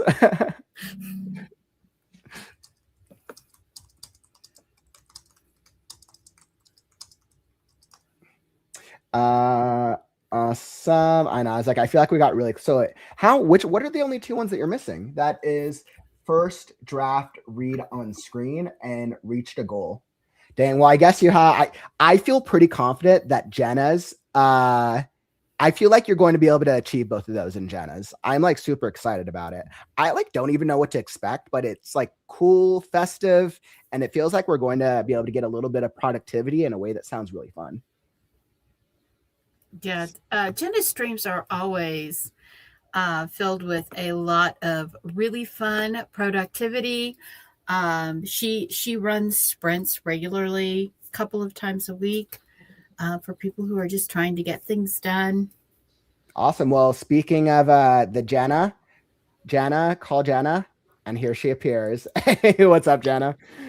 You summoned me. Hello, how are all of you? Hello, thanks so much for doing great, Professor. I know I've seen you in the chat for a lot of the event, but it's like cool seeing you on stream with us. Look, D20 for initiative, and Jenna appears. Oh, nice fun stick. Something told me to change my earrings. I wonder why.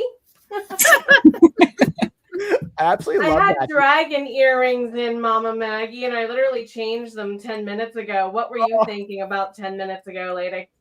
10 minutes ago, I was listening to Cosman's very inspirational talk about creating Write Unite and was changing laundry loads because, yes, I am the mom life too. You rolled for initiative and audacity. Congratulations, by the way, sir. Wait, congratulations on what? Yes, very much congratulations on your announcements. Yes, I was like, how are you guys feeling? You guys are like the first ones I hear back from verbally. How did it sound? Like in my head it sounds great, but I'm the one talking to a screen, so. It's I think coming at the perfect time because I've had organizations like that before, but it was people I didn't know reaching out to me going, join us. And I'm like, I got my own live streams. I got my own writing group, but this writing group is the writing group I've been around. I've seen Mama Maggie for years before, and Jenna before even coming to WriteNow. And so it's like the realization of like, here's my people that my found family's been here the whole time. That warms my heart. That's really sweet to hear. Yeah, and I mean it's kind of crazy because over the last like 2 years, I feel like last year a lot of people, even as we've talked about it throughout the WriteNow-thon, I feel like a lot of people weren't able to hit a lot of their goals. In 2024, the first year I started WriteNow, I just saw a lot more published books, a lot more action, a lot more progress. But this past year, it's been about half as much, just from what I've seen from writers, from the events, from social media, from just in general. So I'm kind of hoping that 2026 we can like make that push and like double at least the writing inspiration for writers, starting with our community. To me, it's kind of like creating account buddies is what I call them. I think that's a good way, because it's like, this is always the challenging thing with accountability. We all need accountability, but if writers don't have a support system, just like other things out there, you don't have a clear support system, then if you try to hold yourself accountable and you feel guilty, you're less inclined to want to keep doing the thing unless you've built up some type of consistent habit, practice, or support system. And if you don't have those, at least have someone who, when you go too quiet, Mama Maggie, grabs a hook and drags you back in. She's really good at doing that for a lot of us. It's my cheerleader gene. I am very, very good at cheering on everyone except myself. But yeah, go team. Oh, well, I really, really appreciate you, Mama Maggie. I can tell whenever you join us for events, you're always a joy to have around with us. And I know you're one of the ones who've been around the writing space, the AuthorTube community for a little while. So I think like the longer you've been in the space, the more you've kind of seen different evolutions of whether that's AuthorTube, writing communities, and just different things in between. Yeah. Awesome. So I know I was a couple minutes early. And I feel like, Mom Maggie, you said you're close. Did the rest of you guys do bingo? Natalie, did you do your own bingo? I don't think you pulled a card. Did you? No, I did not pull a card. I was afraid I'd be taking opportunities from someone else. So, Natalie, and then also, you can join mine. I don't have very many spaces filled out. I like look at okay, and I'm like, wow, I feel like I drew like the short straw over here. Either I wasn't paying attention for the event that I'm hosting, or I just drew. Well, you've had a little bit on your plate. You know what I realize is, but I feel like I've looked at this card like 10 times. Because I pull it up on the stream and I look at it and then I look for the squares and I'm like, none of these apply to me. And that was like 20 hours ago when I was actually not sleepy. Apparently what I should have put on there is a card that said sleep. Because no one has done that. I got a couple hours. I try. I tried nap. So hard. I really tried hard to get sleep. My brain was just like, no. It was like, no, you've never gone to bed this early before. You shall not pass. Sleep is for wimps. Y'all and have I'm a fun. My constant brain of like, I'm always going problem solving. I've talked about like, I'm the person that when I watch a show, like the whole time I've been modding, by the way, I've been doing diamond painting at the same time, because now I moved on from the coasters to now I'm making a big one for my daughter that's a bear, silhouette of a bear that turns into like a mountainscape in the silhouette. It's beautiful. And my daughter's she loves those things, but she's not into actually doing it. Whereas I want to do it, but I don't want to increase the clutter of stuff. So I need to figure out a way to sell my services to keep me busy, but get rid of, I don't want a clutter of stuff in my house more so than I already have. Either way, back to the point. Yeah, this whole time I've been listening to everything, and it's just the topics we cover throughout this whole thing. It's things that I think about, but I haven't thought about that much. It was like a brushstroke, and we are peeling back the onion layers, and I'm getting so many people's insights, and I followed new people too, as well, which has been fun. And I am going to be one of those people that makes use of the rewatch, especially since I'm one of those people that made sure to get some sleep. Sorry, don't hate me. I'm still going to be rewatching it to see the ones that I like half like groggily don't know if I actually paid attention to when I was trying to sleep. And then watching myself, I'm like, did I actually sound the way that I intended to sound? And 70% of the time, that's a no. And I'm like, all right, awesome. That was awesome. I love it. And you guys have been, I feel like everyone's been very creative. I feel like we've seen quite a lot of creativity. And I know we'll be getting into this conversation in just a little bit. So what we'll do is we'll transition over into your session, Jenna, because I feel like this is going to be like an excellent way to kick off and end off our WriteNow-thon with a cool festive event that I don't really know what to expect, but I think like the mystery is actually kind of cool. So we're going to hop into that, and then we'll come back. We'll be joined by all the writers. Everyone can come join us if you want to come talk about WriteNow Thon or writing in general. Our Quilluminati will be here, and we'll talk about bingo and all the other things that come to mind. So, and we'll celebrate making it to 30 hours. Woo! Yay! I know. Yay! You will make it. I will. I believe I can fly. Awesome. So without further ado, I'll let you guys go, and you'll be they'll come back and join us in just a little bit. Mama Maggie, Natalie, Soul, thank you. We'll be back up in just a bit, and we will queue up. Let's see. As I find the things. Awesome. So Jenna, let me pull up your thingamajigger. And I know this is your first time on, and we didn't actually even give you an intro spot. A lot of people here have known me because, like Maggie and Natalie, I've been here. I opened the channel in 2020. I think I posted my first thing in 2021. So it's wow. So you've been at this for about it's 2020. Wow. So about 5 years, give or take. Crazy. Wow. That's awesome. So you've definitely seen some of the growth in the pandemic and the post-pandemic era, which is really fascinating. I love hearing stories about that. But for all of the writers who are new to the community and know nothing about you, quick intro. Who are you? What do you do? Sure. My name is Jenna O'Malley. I am your soul writer, author of sci-fi fantasy with dashes of romance and nerdy references, such as the Myrna Annals and related tales like Vitae Atlantica, the first book of which launches in January, like 2 weeks or so away. And then, of course, I, through my membership on my YouTube, do help fellow soul bards. With my past as a trauma-informed educator, now as an editor and coach, I go ahead and help them to do what they love to do most. A lot of the people I help happen to be people for whom education did not serve them well, we'll put it that way.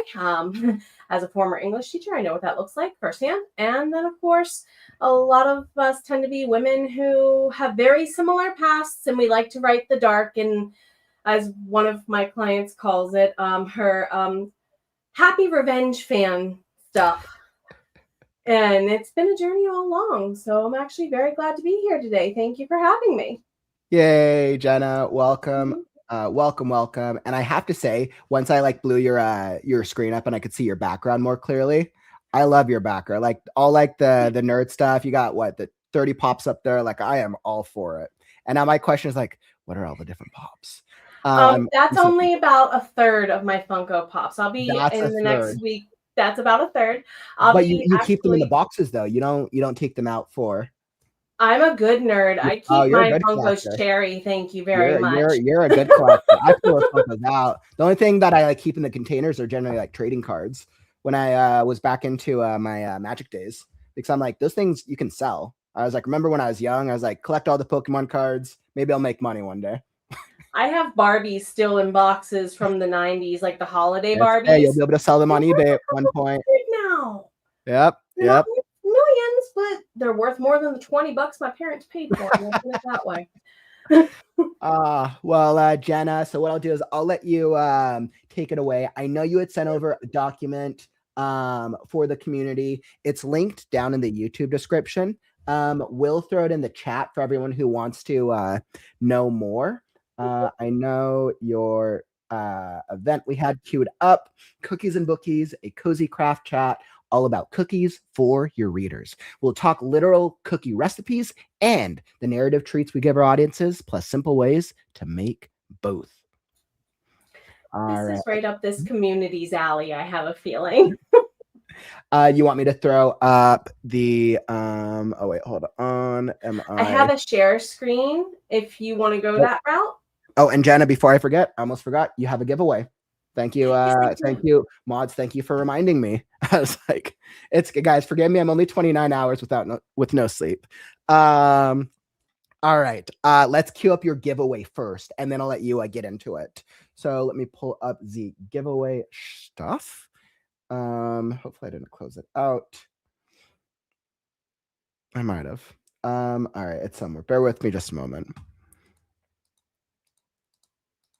Let's see, Jenna, if you want. So what are you, Jenna, what are you giving away exactly? Give me a moment and I need to pull up the If I recall correctly, I believe I offered you my last free edit giveaway for the year that I had left over. Is that what I offered? Or was it one of my books? Maybe. Courtney's our giveaway expert for all our giveaway stuff this year. But I have to go find the thing mixed with my 20 other things somewhere around here. Bear with me just a moment while Kaufman gets his life together. You're allowed. We can forgive you. Let's see. I mean, what can we say? He has a great hat on, at least for us at this time. So thinking hat is in place. Shucks.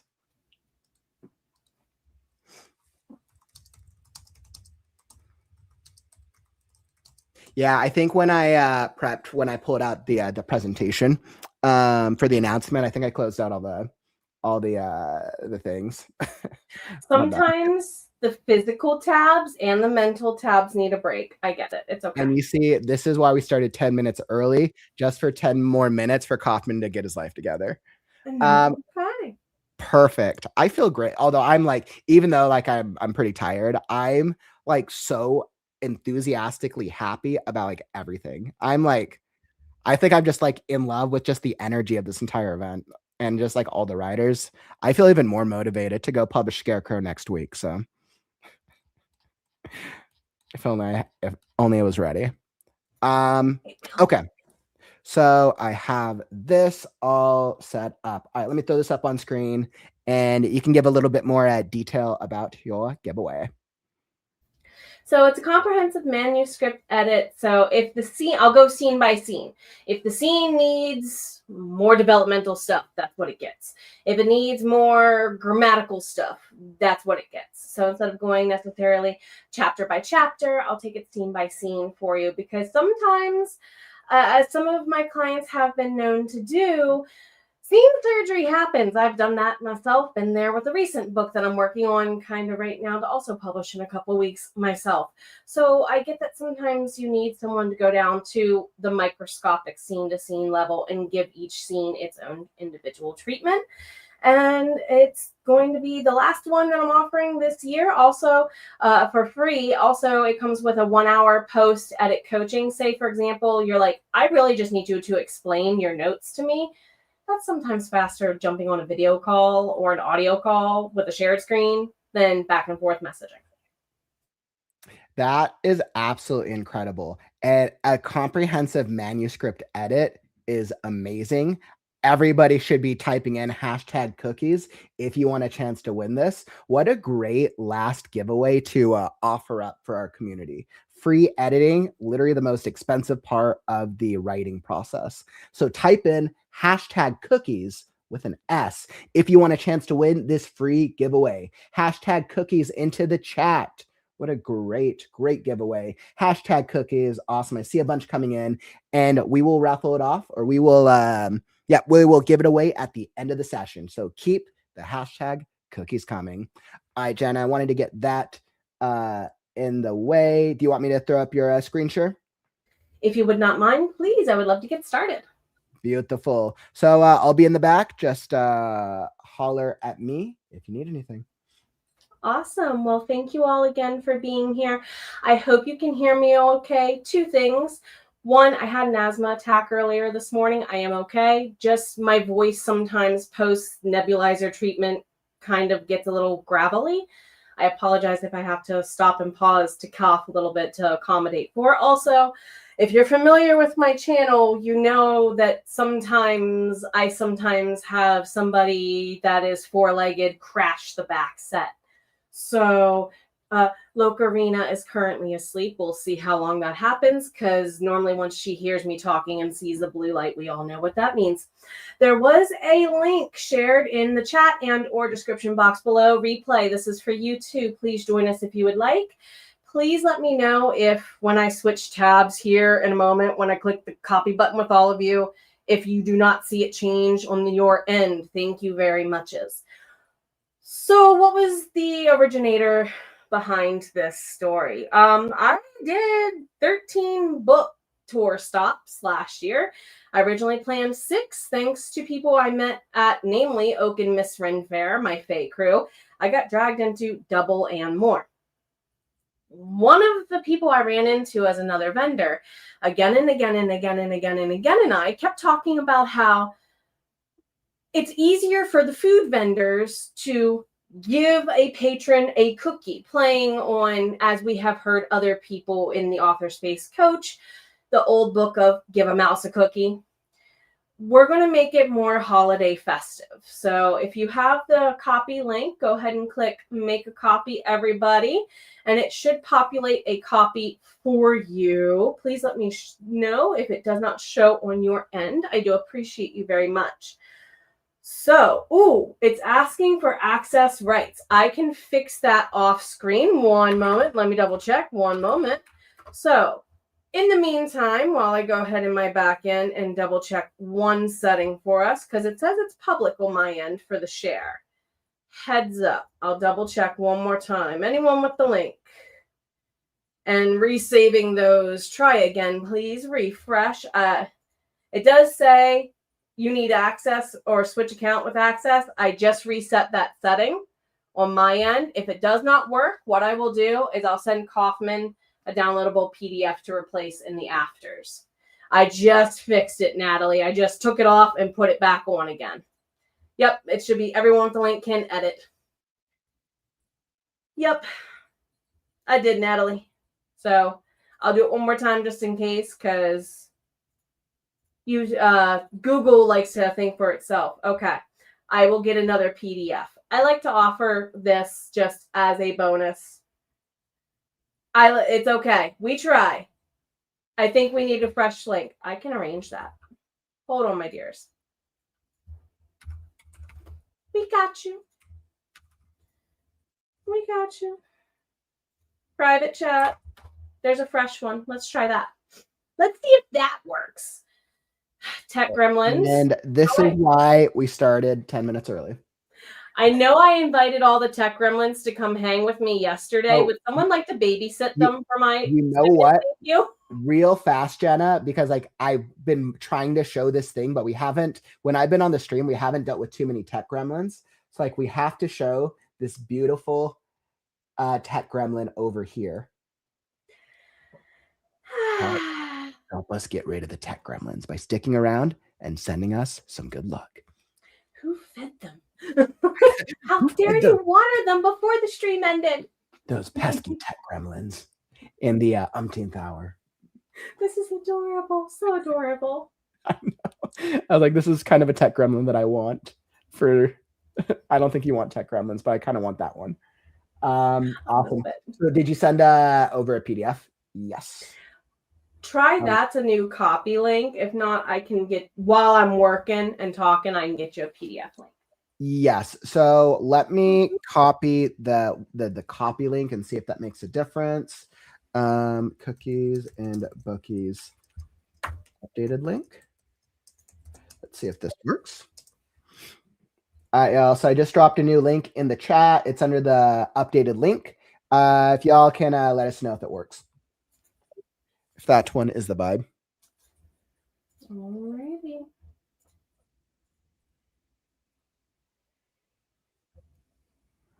Thank you for your patience. Yay! Yay. They're asking some of you for access. Odd. Because Natalie said it worked.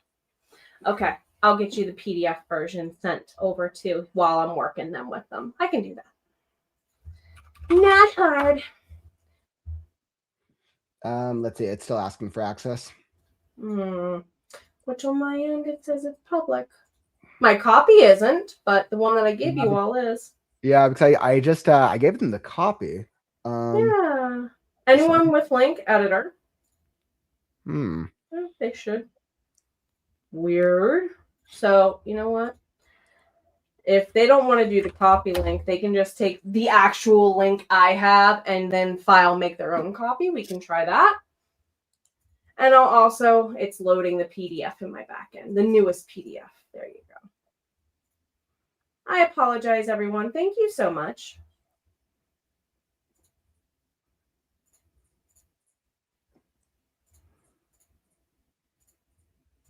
And there's the PDF version, should be. As I double check and read the link, yes, they're different. Okay. Okay, so the mods are telling me that it looks like this one works. Let me drop this one. Updated link. All right, so this time go to the updated link. And mods are telling me that this one works. I do have it as editor, commenter, public, so on my end. This happened a couple weeks ago on the Google backend, and it was something that they did. So, yay, Sarah! Thank you. Okay, perfect. Yay! All right, problem solved. You all rock. Thank you. You all rock very, very much. Thank you so much for your patience, and we're still kind of right on time. It all worked out in the long run.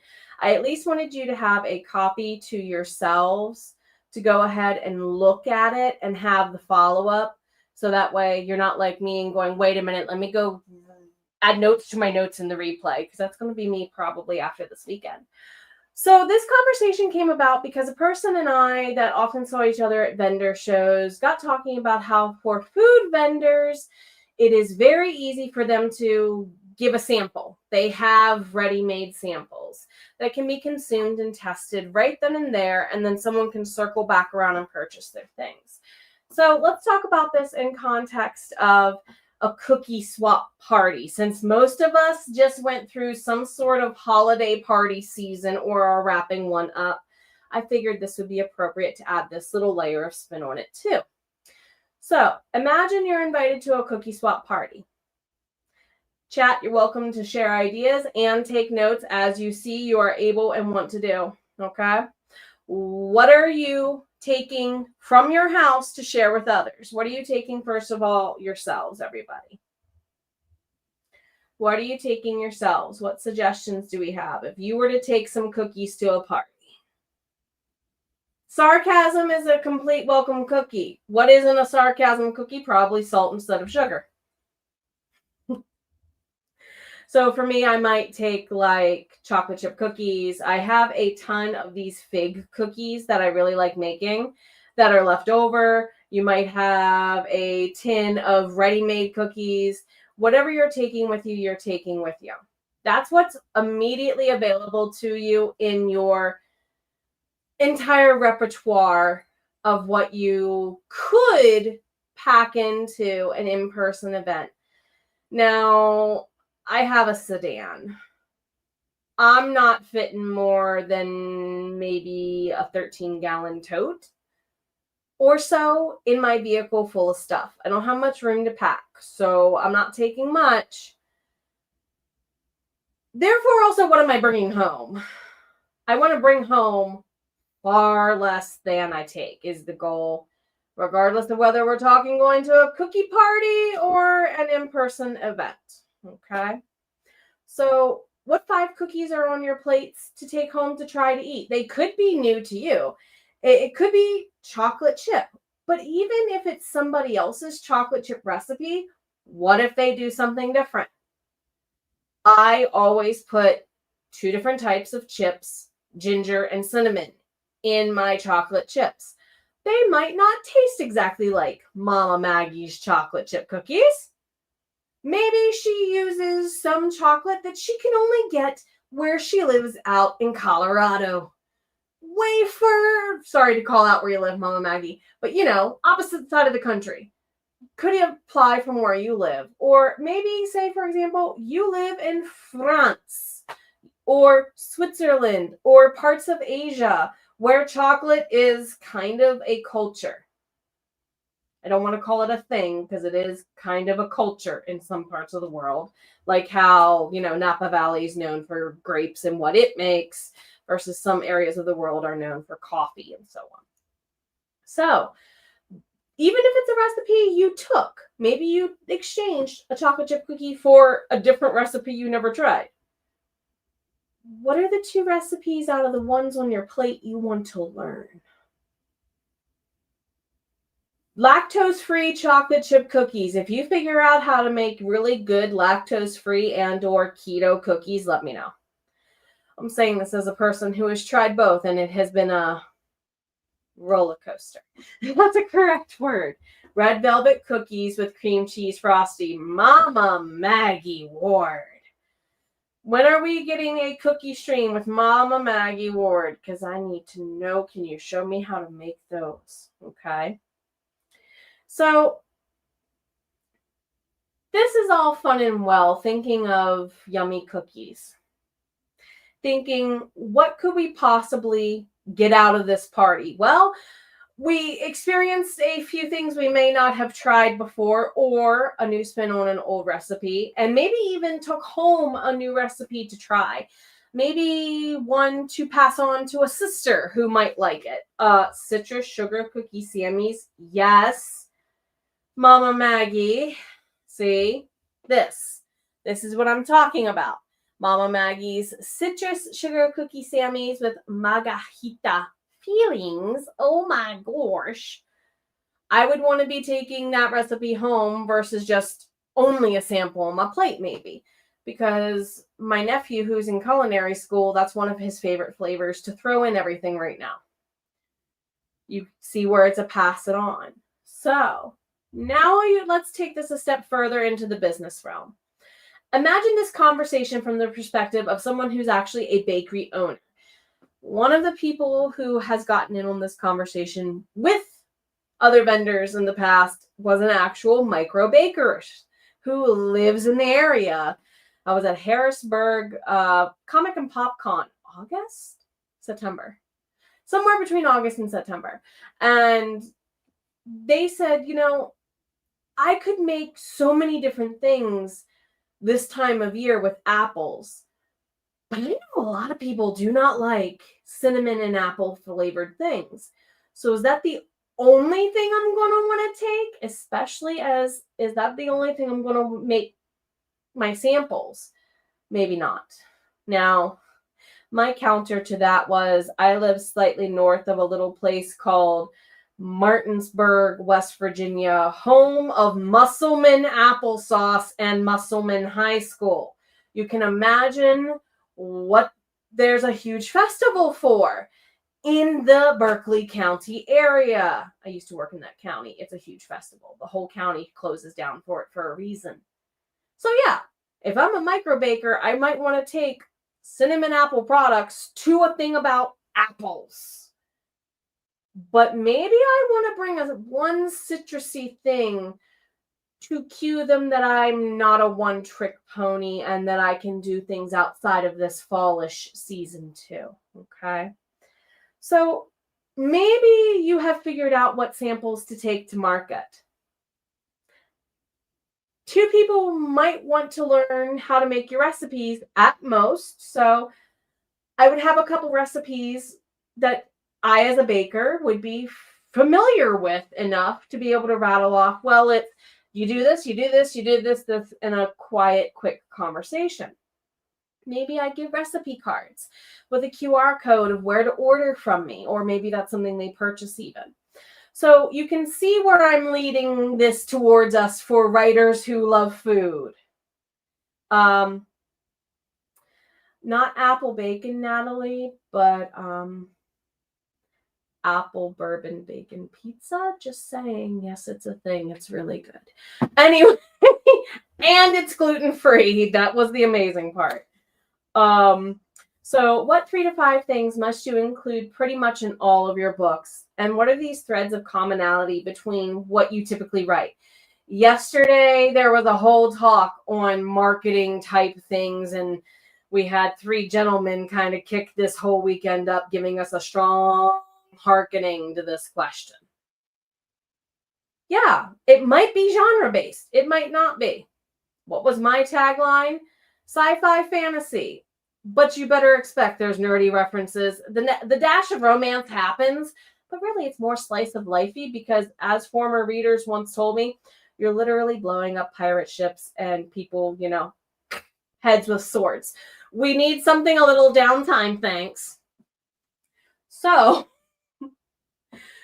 what 3 to 5 things are in all of your books, even if they're different genres? This is where we play on the tropier things like the keywordier things like found families, or maybe realm walking, or maybe you do the time travel thing like Mama Maggie does, right? And then, of course, of those items, depending on whether you picked 3 or whether you picked 5, pick 1 to 3 items to kind of match your length and lists here. If you have a shorter answer to your top question, your second question answer here will be shorter. Heads up. Of those items, what 1 to 3 things must be what you plan to keep your books feeling like when you're talking about the reader experience, okay? Or maybe this is what you put in your marketing when a new one comes out, okay? This is, so do I suddenly, if you hang around me enough, my dear friend, you will find that I have a case of the baddie codas, and mine likes coming to visit yours, just saying. If you know Fern Gully, you understand the radio station in my head. So yes, time warp is appropriate because you might feel like you're making a jump to the left, and it might be a bigger leap than you're comfortable taking sometimes, and owning up that, yeah, my book really is this thing that I didn't think it was. Thanks, guys. I wish I had this conversation posed to me back in 2020, 2021 by my then editor. The second editor I went to, who got me through my rebrand, relaunch revolution, brought this question to me kind of in this way of, yeah, you definitely blend genres, but what's the common thread? So maybe instead of talking in context of a book-to-book experience, I often like to encourage you to start looking at your things from a franchise perspective, not branding. Branding is a part of franchising. Branding, in my opinion, is a baby step to franchising. It's halfway there.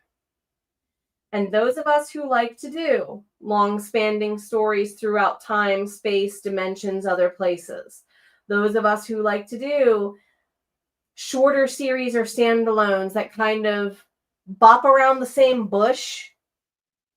You get what I mean? They hang out in the same, I like to call it bucket theories for authors.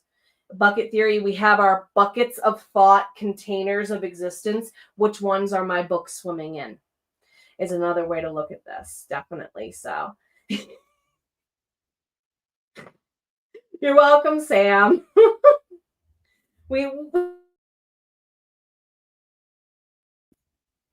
do encourage music listening in these parts whenever you are able, and sarcastic characters with good intentions, but bad choices are usually welcome for plot twists, just saying.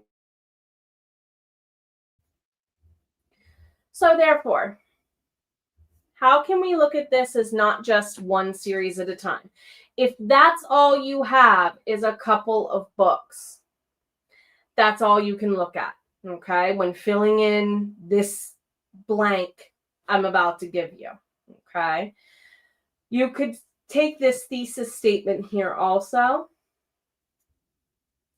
and get a little bit of time to where you are able to say, instead of the title of the book, maybe the title of the series is about, okay?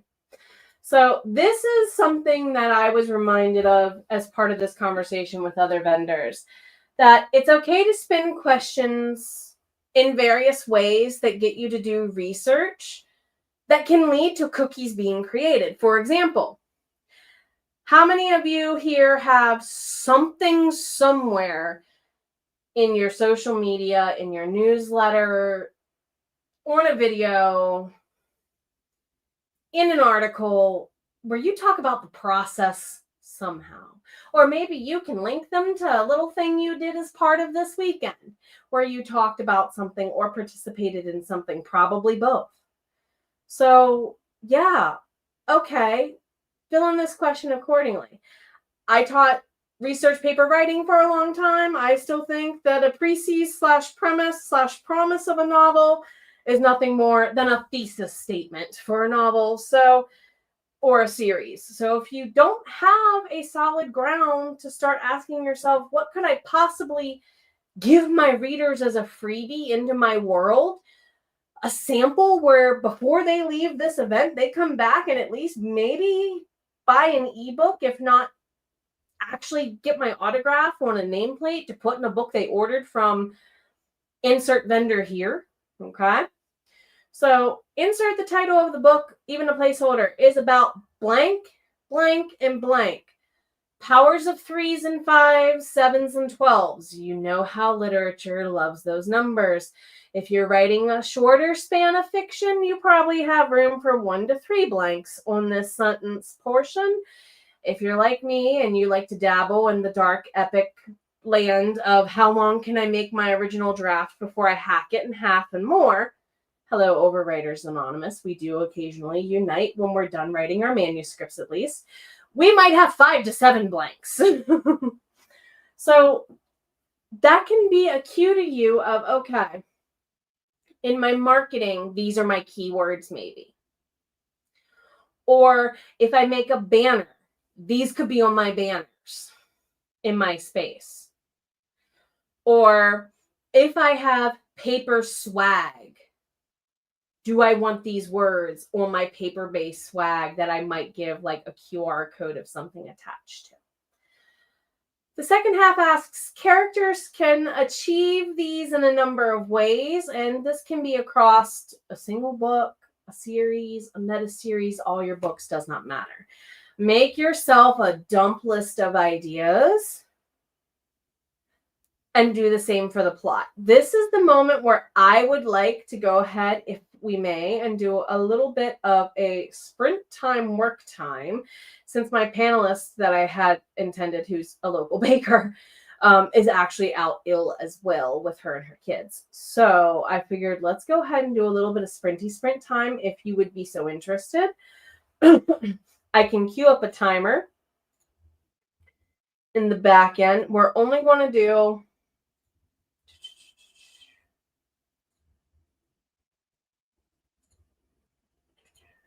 I don't want to do forever long, like 10 minutes is where I was feeling. If we could do just a little, about a 10-minute sprint to give you some time to consider the answers to this thesis, that probably would be a strong way for you to realize more of your books have more things in common than you might be giving themselves credit for.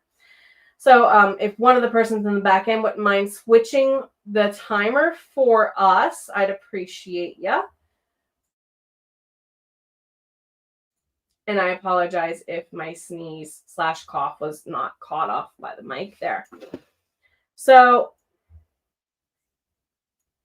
now, wait a minute. Cat allergic research librarian help 100-year-old Egyptologist cat lady get information on fungal zombieism. If you got the freebie to Mama Maggie's books, you need to read that book. Just saying. So, Kona and Spice Cookies. Sam. Okay. Hey, who is in the back end there? Could you switch the timer I have shared there? Everyone, you rock. Thank you. So we are going to do about 10 minutes. Go ahead and fill in the thesis statement portion as you're working.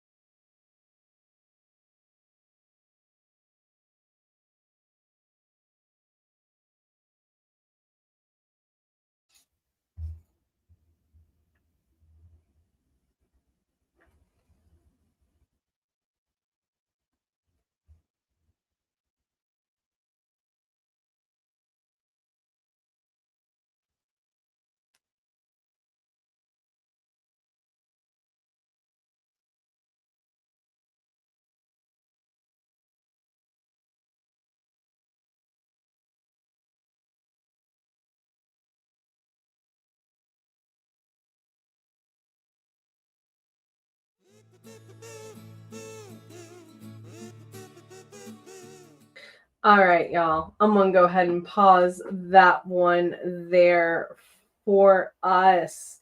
So, oof, I apologize. So with this one, what I went ahead and did was made an example for y'all there. I think my cat did knock my other screen loose. I think they did. I have a cat walking around my desk, and I think my other screen got knocked loose. Anyway. So, the Crusaders of Lysander Shoals is the example I gave you all in chat for starting the thesis statement there. And what are ways that you can go ahead and give yourself spin-offs of what the characters are doing? What this thesis is a nice way to have is kind of like a pitch, if pitches are too scary, and if you're more akin to writing thesis statements. Think of it like a thesis statement. It seems more approachable to me if I think of it as a statement, a sentence.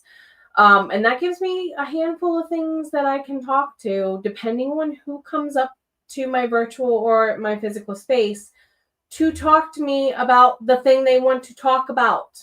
Okay? So if I know these buckets, maybe they come up and look at my book cover and they're like, I see dragons and I see techie things kind of on this cover. Well, let me talk to you about which one do you prefer first. Do you want to know more about the dragon stuff? I can go down that rabbit hole if I want. That bucket I can go swimming in. That cookie recipe I can talk about, if you will. Yes, there you go. There you go. They're here for the reading. And if you come up in your space, yes, please don't. But at the same time, if someone's asking you questions about your merch in a virtual space, say the virtual space is the comment of a social media post for you. Maybe they're asking, okay, really cool cover, here's what I like. Okay, well then maybe that relates to XYZ character thing that happens. Would you like to read this chapter about this scene? I like to kind of spin this into offering them first chapters, or if you have decided I have a novella I'm going to give, how can you work talking about that novella into different ways naturally in conversation? That takes practice.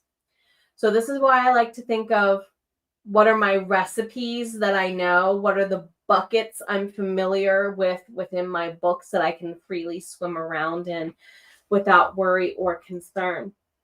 And then you're going to look at the way that the characters fulfill that. In the book I mentioned in the chat, Lysander Shoals, there's 2 characters. The options are very easy. Whereas with the books above me there's 4 to 5 POVs in some of those books. You see where I said you might have to have a shorter list for your this book does A, B, C, D, because a trilogy versus 5 books can apply. So if you scroll down, I apologize for in the back end, if you could bring up the document for me. I thought I clicked for it to share my desktop. I apologize that I didn't, y'all. So yes, it can even go into our online and in-person presence. I like to compare it sometimes also to doing what we do for planning a party. I'm going to admit, I'm not inviting every character from all of my books to hang out at the same party. Therefore, I don't mentally invite them to go with me to every show, if that makes sense. It also might determine things like maybe you have character-related swag and merch. Maybe this is to know, maybe I should bring more of A than B. For example, when I went to the Baltimore Ferry Fair, which I think Mama Maggie, I saw a link to the blog too. Thank you very much for doing so. I knew that there were going to be a huge group of people who were Krampus cosplayers. Why? Because the Baltimore Krampus cosplayer himself and his entourage were present. So what did I make sure I took plenty of information on? Here's the Two of Crones and a certain little thing that just came out a couple weeks ago. Let me make sure that they're aware of this really cool thing. So that way, this crew that I like to hang out with can also start being like, by the way, there's a book about us now. So I don't know if it's had an effect, but you can see where one group I met up on here, hello, everybody's favorite pair of crones in the audience. You can see where meeting them here has now led to a conversation that I can brag on them somewhere else that maybe gets something that matters to the community a lot more notice. So knowing that those people were going to be there at that event made it crucial for me to make sure that I knew I had, hey, here's their website, here's their Instagram kind of information readily accessible to give right away if I'm sharing information and bragging on myself or others. So it's not just about what are you packing to take with these characters, these books, these projects physically. Sometimes it's a mental aspect, prepping in of knowing what to say. You all just like Frey because it's the character they're talking about, Frey, literally disappeared in book 2 for 6 weeks, but 3 years, wherever that one is sitting. Hence the title of the novella. And it's because of him that a trilogy is now 47 plus books long in the making. Yes, hush little baby. This is what I mean. Some of us have now these really, really, exactly. I was just thinking, didn't Rachel talk about a Beltane event during Beltane that you were going to kind of, or wanted to? And that's now a connecting point of, I also participated in the involvement of this really cool thing. If you were involved with this really cool thing. And it's a really nice way to make sure that you are prepared for these events. So again, powers of 3s and 5s here. Which one from that possibly very long list of ideas of what's going with you physically, mentally, literally, metaphorically to whatever event virtually or physically you're taking it to, what can you easily carry with you? Is this something that you can put this was something that was recommended to me by one of my mentors. You really need a little to-go list of books and whatnot that you're in that are not there. For example, there's a couple anthologies that I don't carry around with me that my poems and short stories are in. Why do I carry the Two of Crones ones around with me? Because I endorse Quill Cottage. That's why. I'm doing it because animals. That's why. And I don't do that for every anthology I'm in. Now, are there other ways you can do this as far as like preparing what I'm taking with me as far as like my own stuff that's coming up? Well, yeah. There's a reason why I want to take Vitae Elangica Book 1 to Mythicon in limited supply in February. Because it's my first big event. If I don't take it at least physically in paperback, what do you bet I'm going to take with me as part of my prep? I better prepare some QR codes. One of my favorite things to do is go in Canva with their little QR code maker, put that and a copy of the book cover, like the 3D render print you get, I believe, is from Draft to Digital, kind of, where you see all the sides. Put those two together and then shrink it down to print 4 to 6 of them on a single page, cut them out, and oh, look, I have a bunch of freebie samples to give out to people. If I run out of my physical copies or don't take physical copies, here's where to go get part or all of the ebook as soon as it comes out. It works. I did that for 6 weeks, but 3 years. And I did that for the winged ones this past summer. And people actually tracked me down at other shows wanting those ones signed because they picked it up an ebook and then wanted their shelf trophy. So this is the joy of preparing that a little bit of ahead of time, especially if you have been told in advance by readers to prep something. Sometimes that happens if it's an event you do on repeat. For example, this is my 3rd year. I'll be doing 4-state Comic-Con in Hagerstown Community College this coming April. And there's people who already said, you need to have copies of books 3, 4, and 5 because I'm ready for them this year, because they've already gotten 1 and 2 in past years. So definitely, yes. I was going to say, please, if you haven't seen, this was the other thing I was going to suggest. If you have not seen some of the past events today, including on the one on traditions from Mama Maggie, I'm going to kind of loop this back to her. Keep in mind some of your events, if they are set in the real world, kind of for your books, you might actually be able to do an event around that. For example, Rachel's Wolves follow the solstice. I would not be shocked if Rachel eventually picks up a solstice event down the road. It would make sense.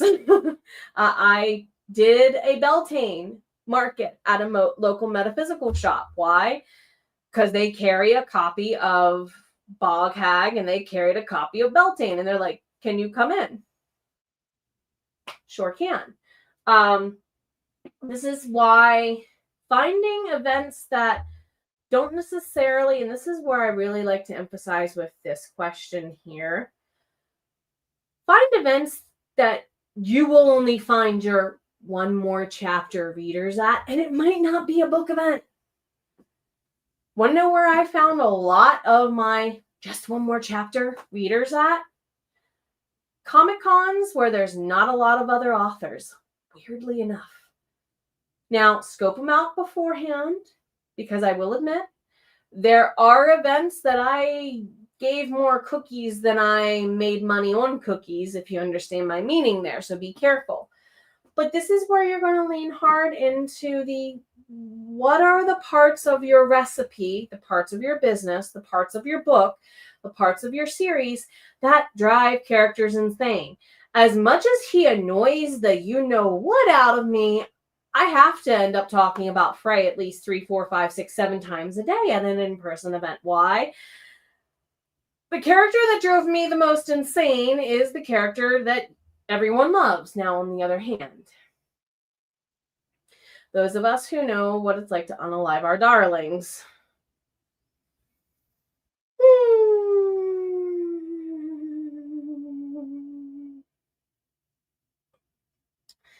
Yeah.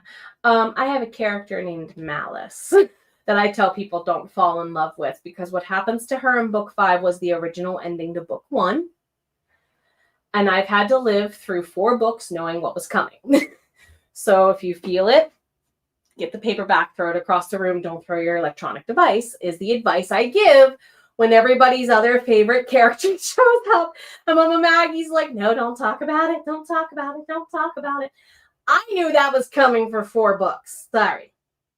So these are the one more chapter moments. These are the moments where Ren fairs and fairy events are huge where I live. And they thrive on these squishy feel type things. Why? Because some of them have a common thread for things like, a lot of us basically write the grim dark of Labyrinth into our dark fantasy nowadays, and that's where some of them originated with their love of, and it's only gotten deeper and darker in the underground. So is this really a long time in-person event that you're going to want to stay at? And if so, what also are you going to rotate between from year to year? Could also be a good question. If those, now for me, I'm going to be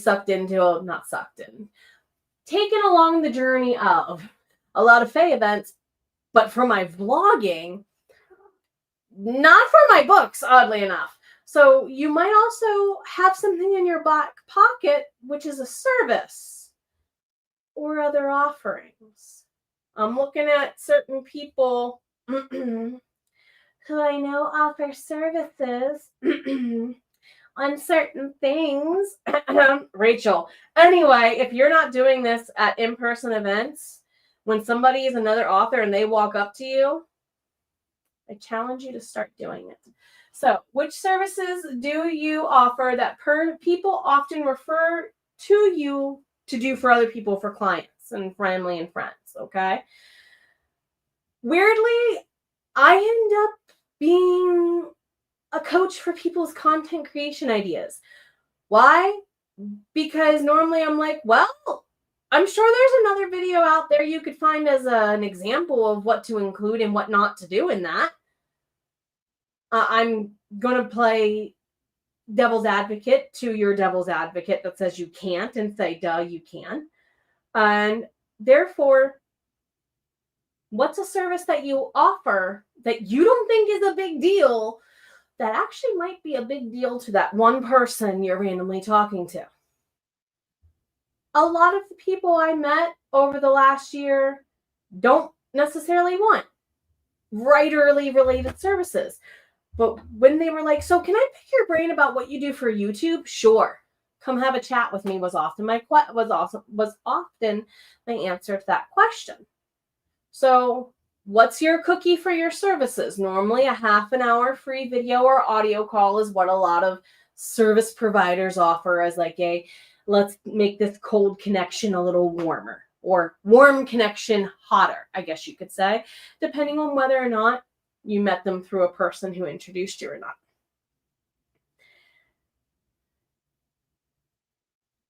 Not necessarily. Not necessarily. And sarcasm and random, you can do eat. We need that too, Sam. You rock. So depending on the size of your list of the above, if it's a list of 10, you're probably going to pick 5. If it's a list of 5, you're probably going to pick 3. What are the most popular reasons people mention your services to other people who may or may not be a writer? And then narrow it down one more time. This is when you're going to see, do I have a sample of like a sample edit I can do for them? I have clients who have said, you can keep my first 1,000 words as a sample edit. Or I have former students who have let me keep stuff that I've marked up for them recently after they graduated that have done the same in exchange for a service. Do you have free sessions? Do you have a YouTube channel with a video about that? Or a Substack with an article about that? And can you get the link to them through an email or something rather quickly applies? So with that being said, y'all started me a little bit early. I'm going to take a couple questions and then lob it on back to our amazing people backstage. Any questions at all?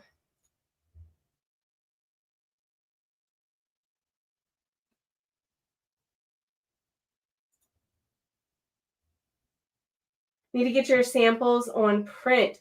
That's not a horrible idea. Not necessarily with samples, but what I did was I took one of my old barding binders that had some character sheets in them and like the first chapter in them, blurbs, book covers, odds and ends. And I will leave that at my table for people to look at. Now, I would love to make a services portfolio like that.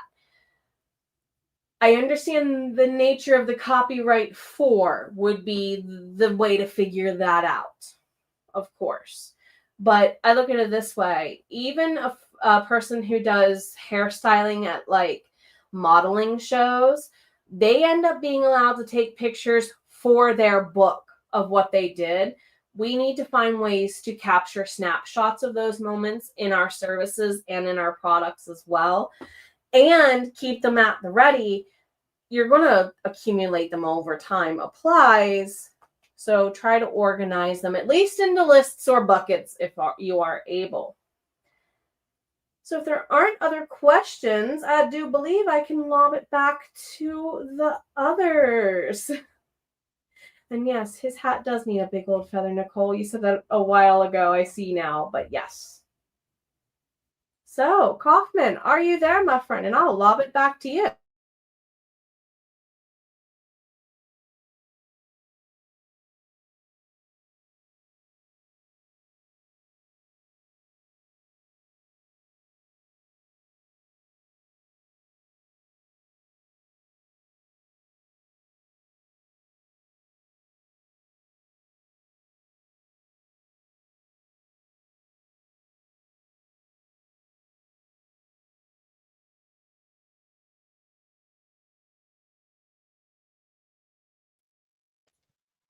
do you want to go over your giveaway one more time to give people one last moment to try to enter it? Sure can, if that helps out. So for the giveaway, it's a comprehensive edit. What I'll do is I'll go through scene by scene. If it needs a more developmental touch, I'll give you that. If it needs more grammatical and copy line edit stuff, you'll get that. So it'll be a scene to scene, not necessarily chapter to chapter style edit. All right, so if you guys want to enter, this last chance to enter for our last giveaway of the 2025 WriteNow-a-thon, it is #cookies. And does anybody have that pulled up on the backside? Because I was ill prepared. You're okay.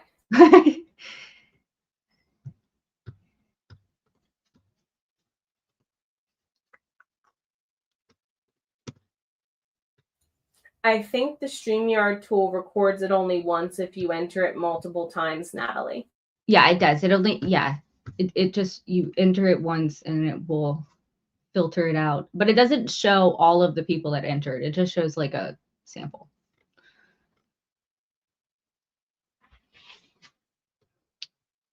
Well, thank you to whoever threw that up. Can we throw up the draw one? That's what I was looking for, was that link. Hey, I'm back.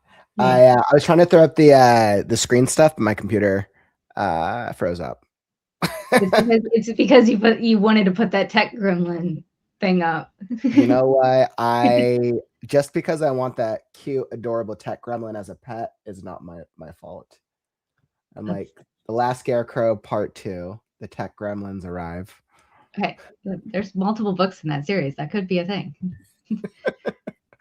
Awesome. This is literally going to be one of like the greatest last giveaways to do for the community. Free editing, literally so expensive. And I think Jenna, thank you so much for offering this as a giveaway. This is such a great way to help out the writers in the writers in the community in general. So really thank you. Yeah, and it was like it's an awesome way to like close out the WriteNow-a-thon, because we've been talking about this so much. I can promise you that almost every single event in this WriteNow-a-thon, it has been you pay for edits like the whole time. And so for you offering that is amazing. Well, you're welcome. I like to help when I can, where I can.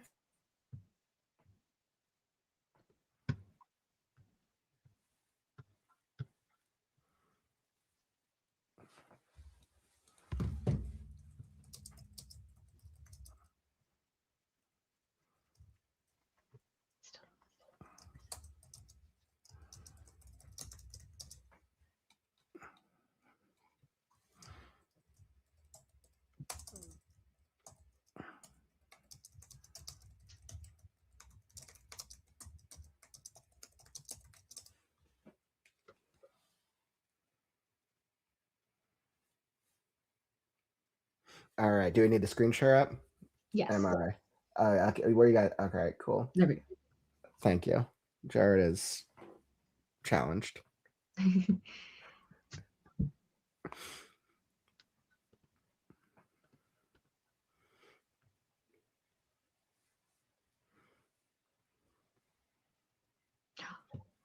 Look at that.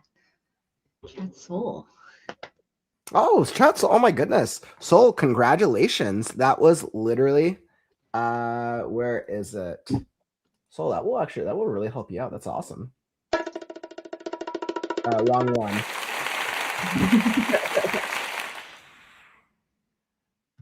Absolutely incredible. Really, really awesome. Soul, congratulations. Definitely very much deserving of it, my friend. Wow. Yeah, that's awesome. Yay. Wow, what a great way to end off the giveaways. We've done how many giveaways? What, 15? 1, 2, 3, 4, 5, 6, 7, 8, 9, 10, 11, 12, 13, 14, 15, 16, 17, 18, 19, technically 20, if you count each individual one. Oh, really? If you count each individual one?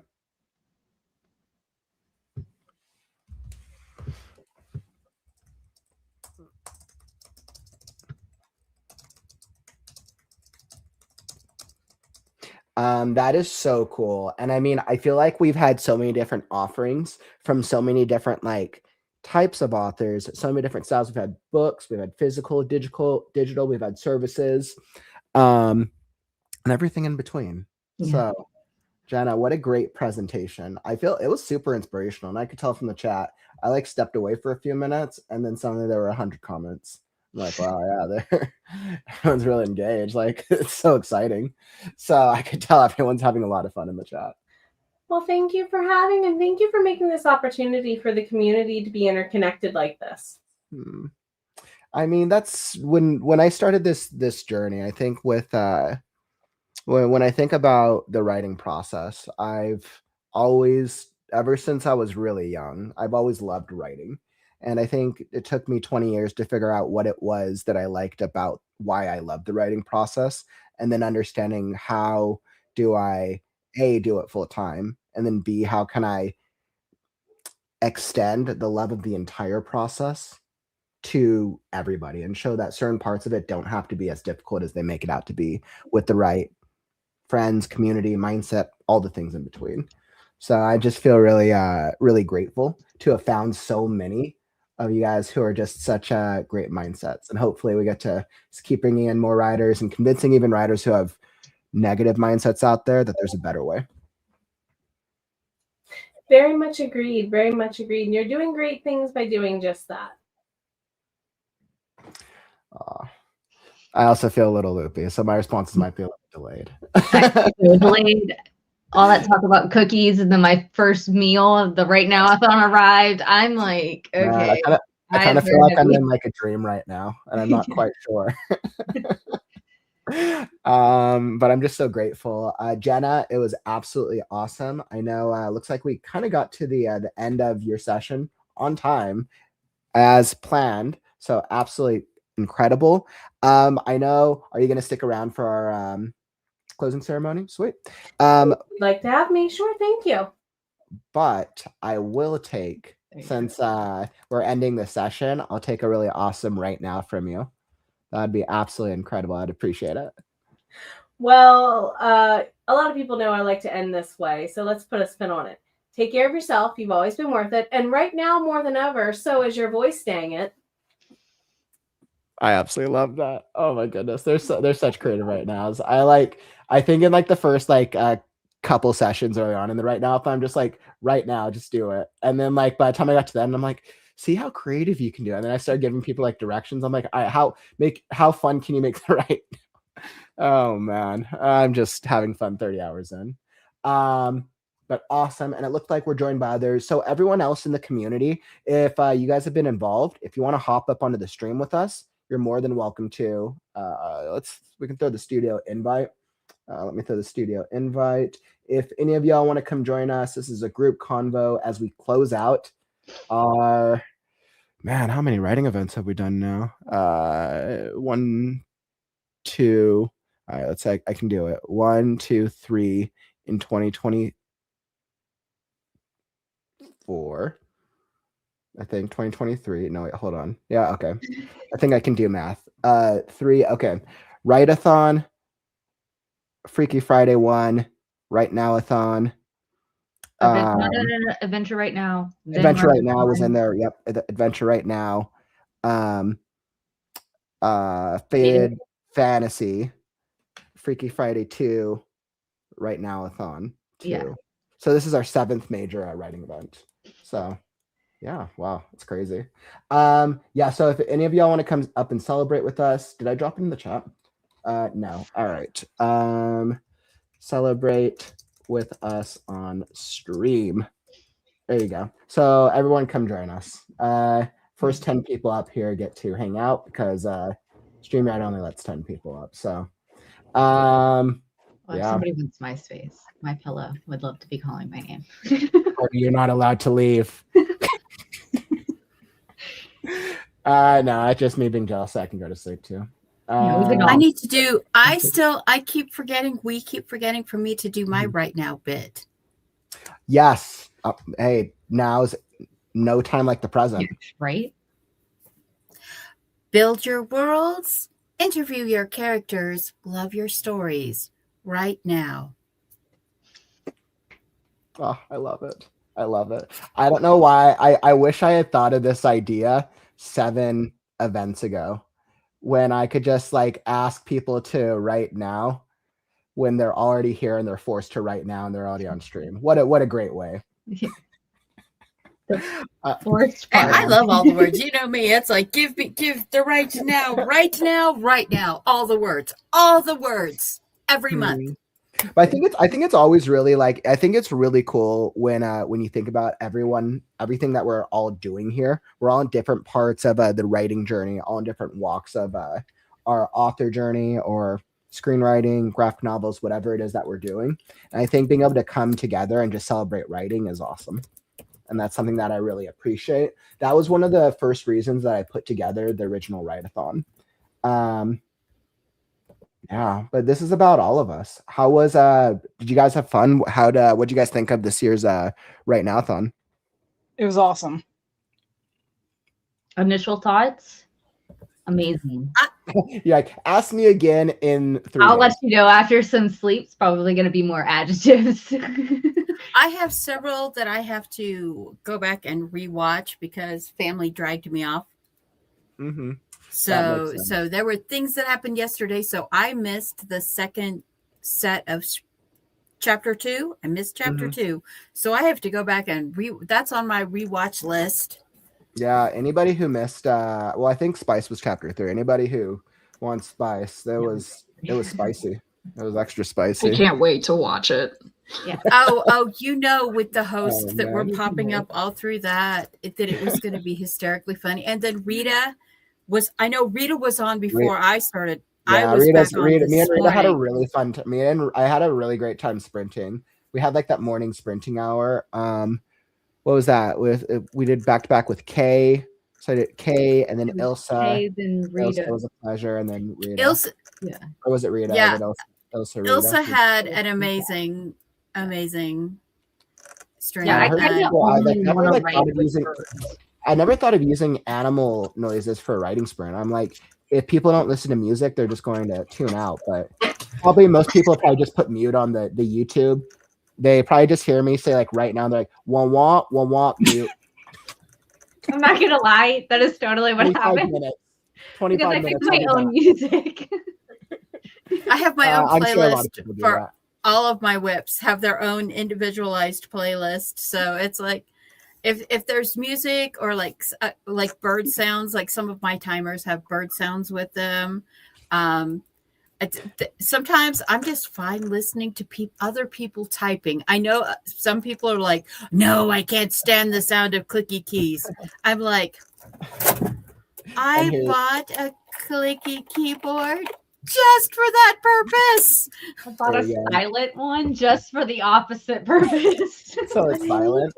I can like totally picture like Ambrose, like you just start singing over here whenever I throw on a writing sprint, like celebrate good times.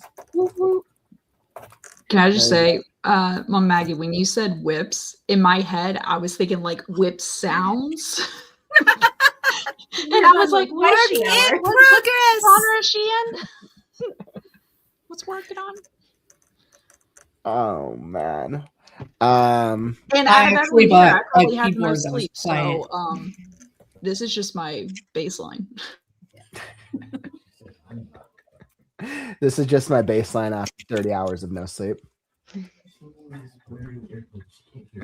Hey, what's up, Ilsa? Welcome back. The whips go with my books. Clicky keyboards. So I feel like this was actually pretty fun. Like I said, I feel like we covered so many different topics. I'll submit you for a second while you're setting up. But I feel like we covered so many different topics of workshops, writing sprints, panels, discussions. I'm curious, do you guys feel like that it felt like a festival a little bit more than a what are those things? Conference? I think so. The games like really helped, like bring a chat in, so it was more a back and forth than a lecture. Because even in the presentations, there was constantly chat. You're going to do this workshop with me, or chime in, or pick type this up and everything. And I really enjoyed that. But then I also enjoyed the interviews as well, which of course still engages chat because you're asking, hey, you got any questions for the person I'm talking to bring it up. Yeah, and, yeah. I was posting this whole thing about December being an acorn month for us, for December being that month where we all start planting the seeds that we're going to be harvesting next year, the year after, and everything, and us getting back into that positive writerly mindset. And I think this was a perfect bookend for the chaos that was 2025. And it's like, we all needed this boost at the end of our Acorn month to go into the new year ready to just, get back into our writing routines, get back into filling our creative well, loving our words, all the words. And I think it was just, I had so much fun when I got to be here, and now I get to go back and rewatch it and have more fun. So that's always a plus. Yay. It certainly is. I actually missed a lot of the stream because, sleep and all that. So I'm going to do what Maggie is doing. I'm going to be rewatching quite a bit of it. I'm excited. Are you guys feeling, so is everyone feeling, I mean, once we get past the sleepiness, are you guys feeling more motivated to write for next year and like achieve whatever your like writing goals are? Yeah. I was already quite motivated. I think this really helped for kind of like a pulse check of, like, for myself. I already talked about how 2025 I've cut down on how much I do, and it was a nice thing, even though it was just something small. But I think, Kaufman, you said it. You were like, you still did a lot, and I'm like, no, I did. I've done more in the past, but it made me realize, just because I have available time in the day doesn't mean I need to sacrifice me time, recharge time to achieve all I want and everything, which ties back to that time management that Lynn was talking about, of time management, but also more energy management, because as they discussed, most people at the end of the day, you've already done all the critical thinking. You cannot undo a plot bunny at that point mentally. Yeah, and Nicole is right. Big claps for all our guests. Everyone who presented, set up panels, workshops, discussions, games, like, heck yeah. 100%. Everyone brought their A game. You can even have the, there you go.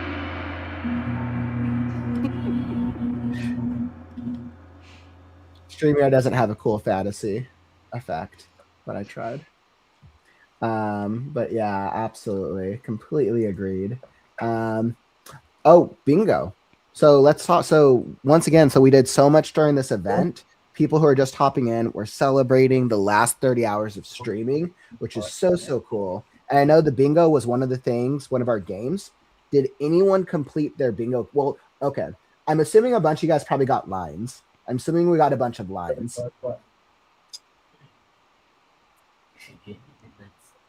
I actually blacked out the entire thing because I counted the drawing last night. That was technically a first draft of that creature, so I'm counting that. So I blacked out the card. Aw, you guys, anybody who got a blackout, or even if you got a line in the bingo card, you should take a picture of it and upload it to the WriteNow on Discord, because I want to see, like, I would love to see, we would all love to see which ones you guys all succeeded with. I'd say right now was probably a good. Mostly it will help us in the future choose the right squares. Well, yeah, I know. I'm really curious to see which ones people actually got. I like, where'd my little... I am adding a sleep square just for the people that are like, I'm not going to sleep at all. No, now you have to if you want to. Oh, trust me, it was not for a lack of trying. It was not for a lack of trying.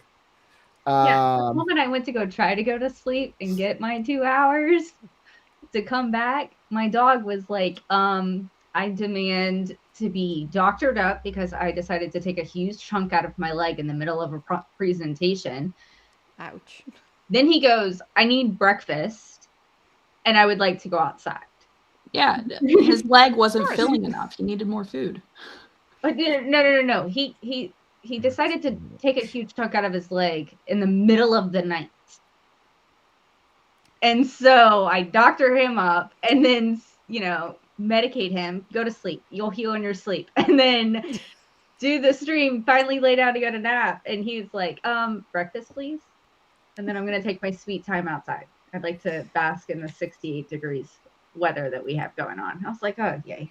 So I attempted sleep. Dang, I got much closer to the bingo card. I still didn't get a line, but I got closer. Oh, nice. But literally, it was impossible for me to get a blackout because I couldn't have entered a giveaway. Technically, you did because I accidentally did hashtag instead of spelling out hashtag. Natalie, it was really funny when you told me to go to sleep because I wasn't the one posting. They were posting the ads for my account, but I was watching.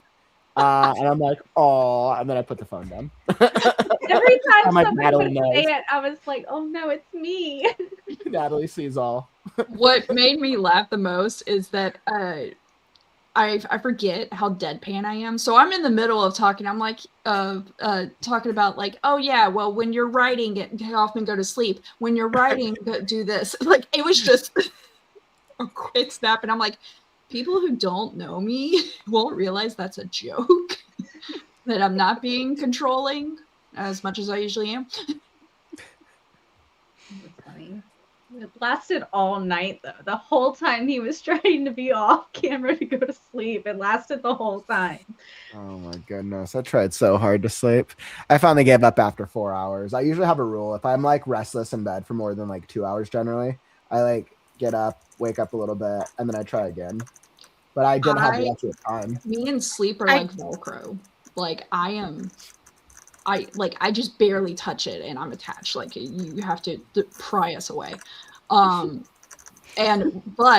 TMI, but I don't care. Y'all can write about this if you have a character that's 36 or older.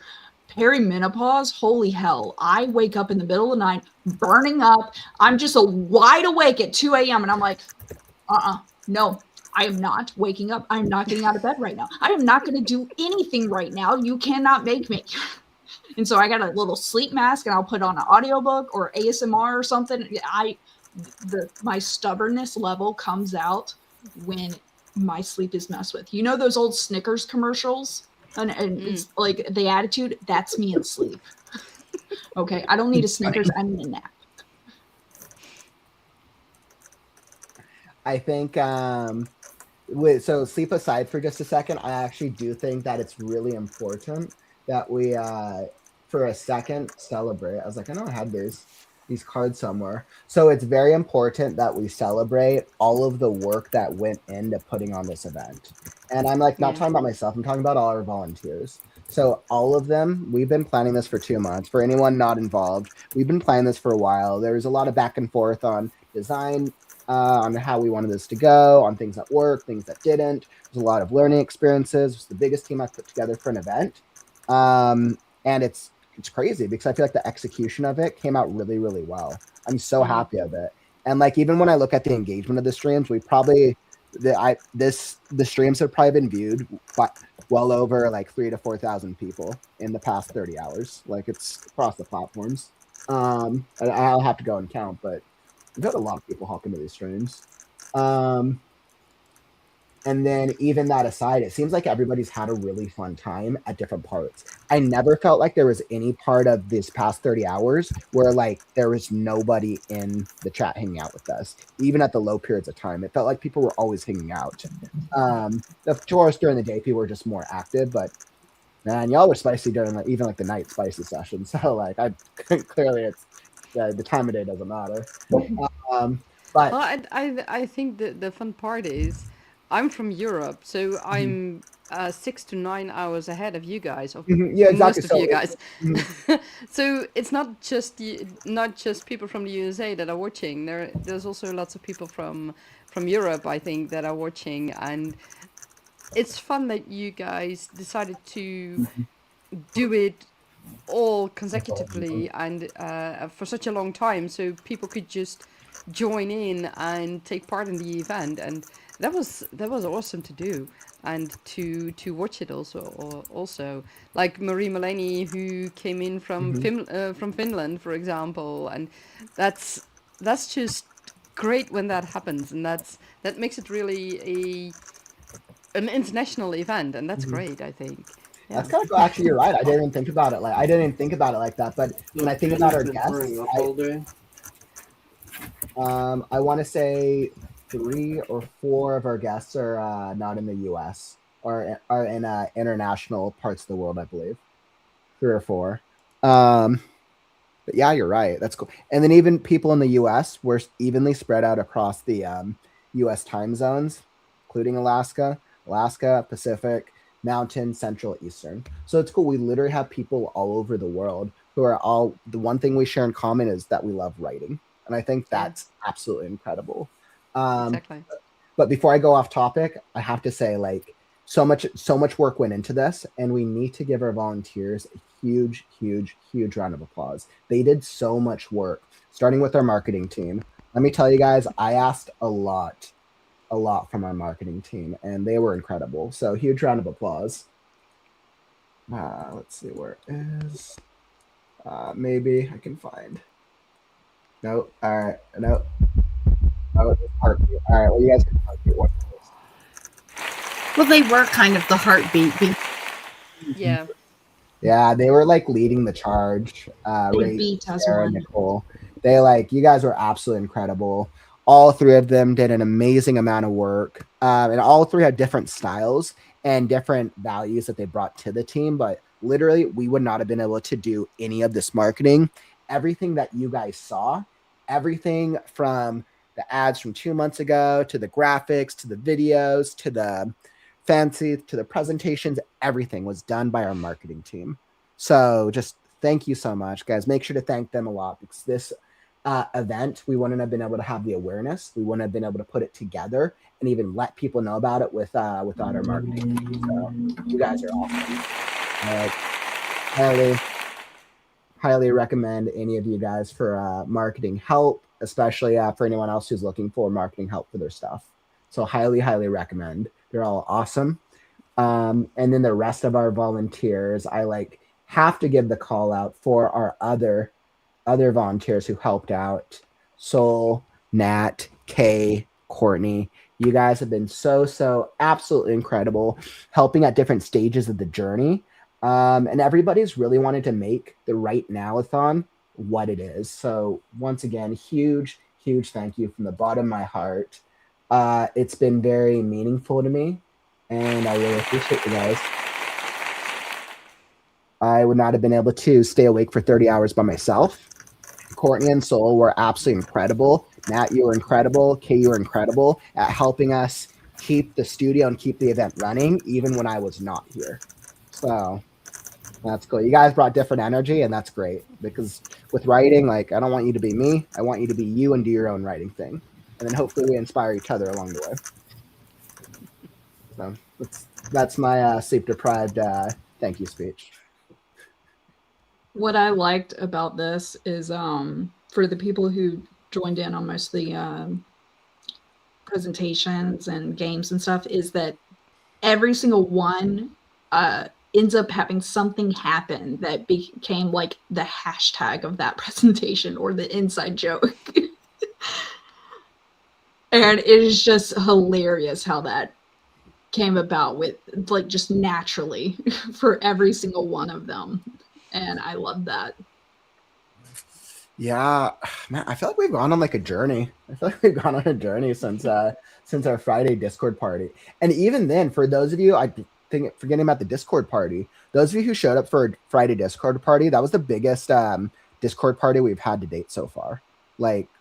We had a bunch of writers in the community show up, and literally all we did was we just talked about writing, and then it kind of became a co-working sesh, and then we kind of had some random talks about all the different things, but it was just fun because it was a writing hangout with writers, and we also gave each other some feedback. I know I've definitely got a lot coming up with Unite, right? But with just the Discord itself, I know I am planning on extending that type of event and wanting to do that a little bit more frequently, with just more of a casual writers hangout where we can co-work together and or do a movie night and talk about a movie or just hang out and chat. So definitely something I want to be doing more in the Discord. Yeah, that's awesome. Hoffman and Natalie, have you guys happen to have a chance to go to the Discord and look in the Discord suggestions on what game we needed added to the Discord? No. I vote. I vote it gets added today. I know you don't normally add Discord things on Sundays. It's normally a Monday thing. We need fortunate and unfortunate in the Discord games. That was so much fun. Hey, that's a great idea. I mean, yeah, so I do have to give the Discord a rehaul. Should probably be week after next. I'm giving myself a week. Yeah, all right, talk amongst yourselves. We'll add fortunate, unfortunate right now. That's easy. Yay! We get it. We get fortunately, unfortunately. The beautiful thing about that, and if you want, I can write up like rules for it, is that some of the stuff we did was, one, you can't use brand names. You got to make up like a Pig Latin spinoff name up for it. Just way better than mine. Yeah, I don't know the rules. I just type in the rules and that was just to for more creative, because it's an exercise to help you like write yourself into a corner and write yourself out of the corner into another one. Like, I'll be honest, I listened to parts of it and I was entertained until somebody told me to go to sleep. And you listen to them like you would ever listen to anyone other than yourself. I listened to everyone, and it was a successful guilt trip for about. They don't sound like a smart person if you listen to them. I'm just saying. Oh man! But I will say with fortunate, unfortunately, it was. Did I just say it twice or whatever? Y'all know what I meant. The hilarity that ensued was great, and I will say, if you keep it up for like a year of people just jumping in, you're gonna need AI to summarize it. No, probably. Yeah, that's one of the biggest challenges actually that we've had with the games section of the Discord, is that once it like goes past like a week, 2 weeks, a couple weeks, new writers have a harder time getting into it because they have too much to catch up on. Luckily, unfortunately, it's just you got to know what the last sentence was practically. Maybe all the games have to have like a weekly reset or like a bi-weekly reset. Maybe that's like a thing that like every week they just get reset. Maybe that's the way. Wouldn't be a bad idea. Cool. I posted the Fortunately Unfortunately channel. I'll leave it up to one of you guys to post the rules, since I don't even know how to play it other than you write Fortunately Unfortunately. So when you guys can post the rules and the tablet up there. I'll put it in. Right now though, I have a cat overlord. Thus I am otherwise indisposed. That is a big cat. Oh wow. What a crazy way to end the year though. I mean, I think we'll see what the future looks like. I'm trying to think of if there were any other things. I will say a little bit of behind the scenes stuff. There was, we did have a schedule that was a little fluid and stuff. A little thing about myself though, this cat went missing at 4 p.m. on Friday. And it wasn't until like it was one of the streams. I remember being on screen and I said, "Be right back." And that was because she finally appeared again. At like, oh my goodness. What was with all your guys' pets? Like Natalie, so like you had a pet issue, Courtney had a pet issue, and then Kay also had a pet issue since Friday. Okay, so next bingo card we'll add pet issues on top, because sometimes I've been on stream before and my dog that's back there in the corner, she has seizures, so I've had to cut out because she's having a seizure and deal with that. But yeah, this that I didn't even notice that theme. But yeah, I the hardest part about the cat missing is the kids that were asking, "Where's the cat?" And I'm like, she wanted to explore outside. I totally keep forgetting about the chat. I'm 30 hours of still catching up. I feel like I just come here and every single time I'm just singing like song lyrics. Every breath you take, every move you make.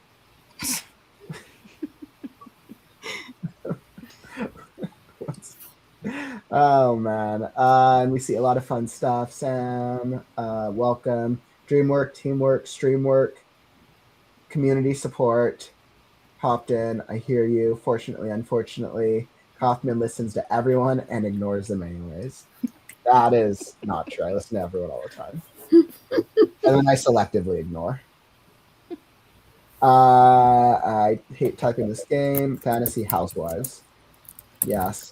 Yeah, and everybody in the chat was like super enthusiastic the entire time. I was like, there were times where I just like couldn't keep up with the chat because people were on these like everyone in the community was on these like crazy conversations, and I'm like, I want to be involved, but I'm also juggling 10 other things right now. Yeah, I totally got that. Like at one point, I think I had 12 tabs open, and my computer was like, "You're gonna need to close some things. Like some things need to go. Prioritize. Time now. Let's go." I was like, okay. I'm just glad that the wind didn't take out my internet during my workshop or during the discussions that I was involved in. But we are the chatty. We are the like you pulled in the Breaking the Block crew and the Bard writers and you're right, yeah, and the flash fiction enthusiast. You basically invite. Let's find all the chatty people, and I'm going to pull them in to join me. I mean, that was my goal. When I envisioned this event, I'm like, I wanted every single author tube, writing tube, author writing tube to be involved. And I feel like we were able to get definitely a number of them to come join with us. And I think if it wasn't smack dab during the middle of the holidays, we probably would have been able to get all of them based on the timing. But I feel like we got a pretty good turnout though. Yeah, I feel like we got a really good turnout actually. Did all of you guys like it being on this holiday weekend in between Christmas and New Year's, or was it too difficult for you? This is like the void week between the two holidays, and when there's usually everybody's like on vacation, gone. And so it filled a niche when for nothing to do. It kind of filled in there. So I think it was a fun thing to do.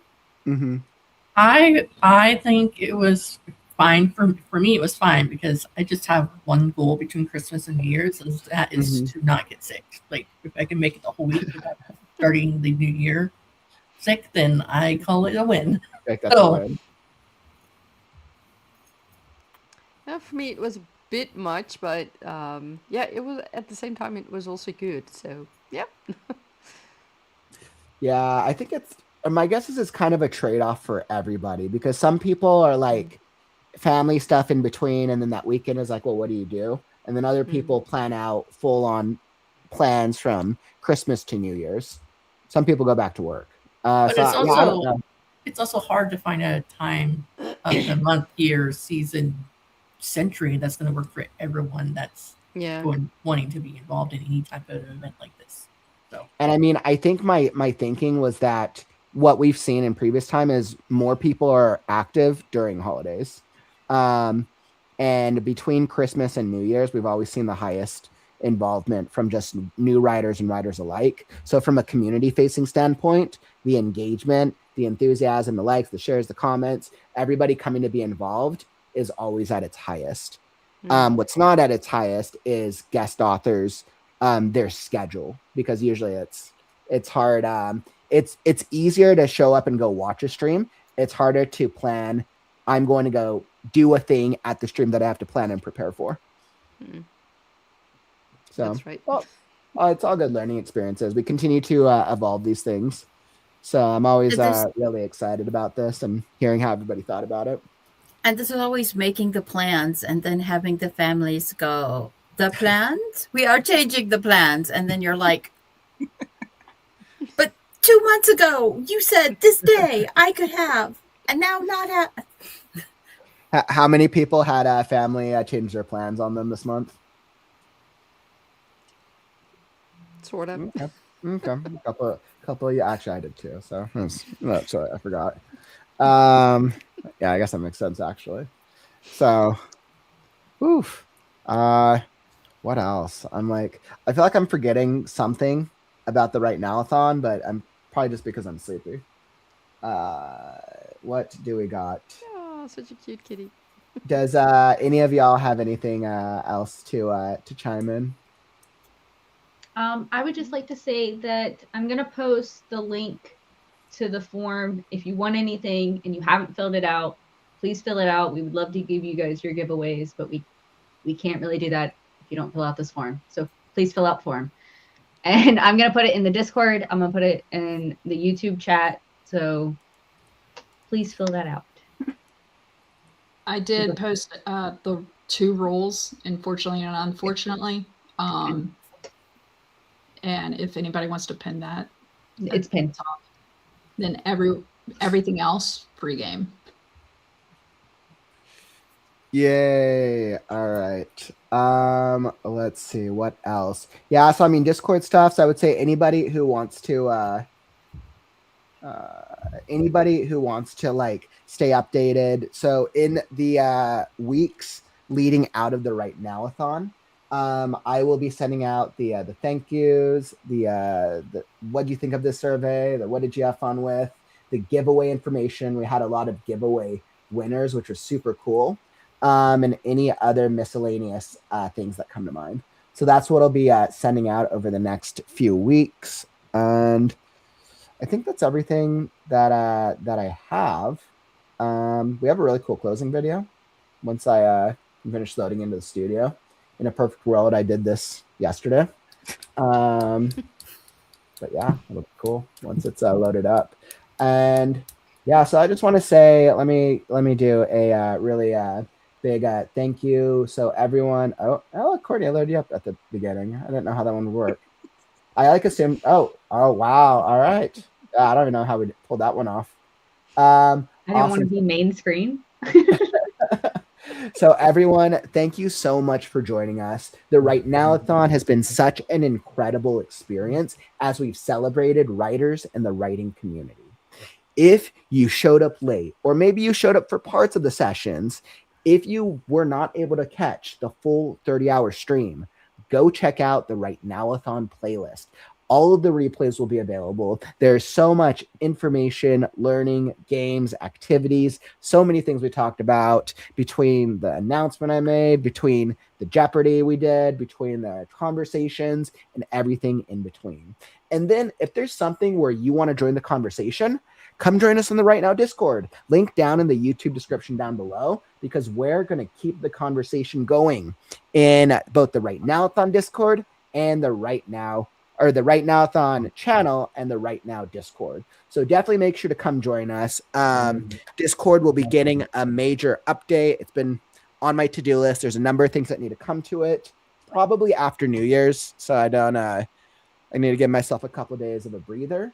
And yeah, so make sure to come join us. We have loved having you guys all out here, and it has been an incredible experience. I finally got this. Perfect. Awesome. So I finally got that up there. I just want to say thank you all for joining us. I'll let everyone close out. You all know me. I'm Kaufman. I like dragons and writing, and yeah, right now. All right. That's what I got. We'll pass it on to somebody else. Y'all can oh wait, no, that's the wrong one. Okay. I didn't think this one through. Yeah. I'm Courtney. I like romance and reading, and I wrote a book this year. Go me. I can be found at CourtneyHarding.com. Ooh. Okay, somebody else now. Cough.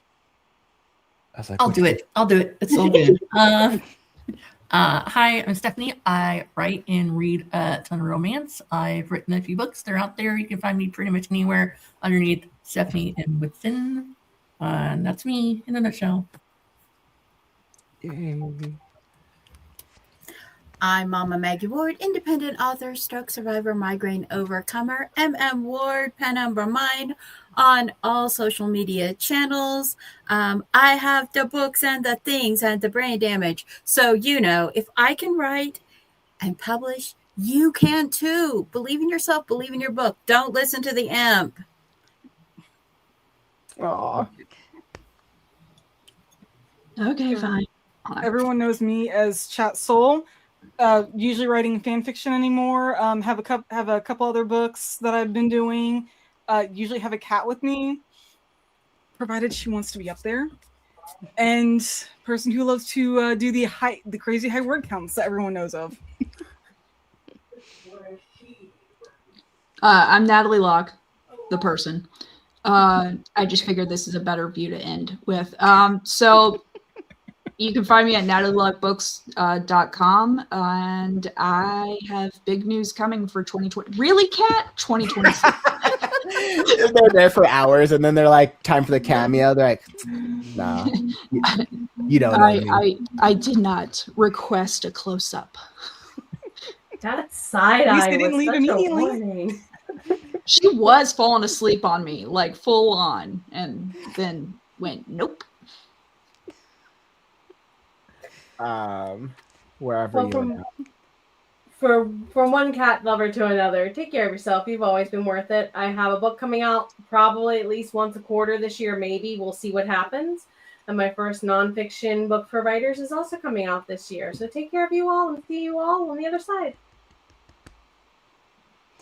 And from one fantasy lover to loads of fantasy lovers, my name is Ilse, and I love dragons and all other fantasy creatures, and I am currently working on the Tegane Chronicles.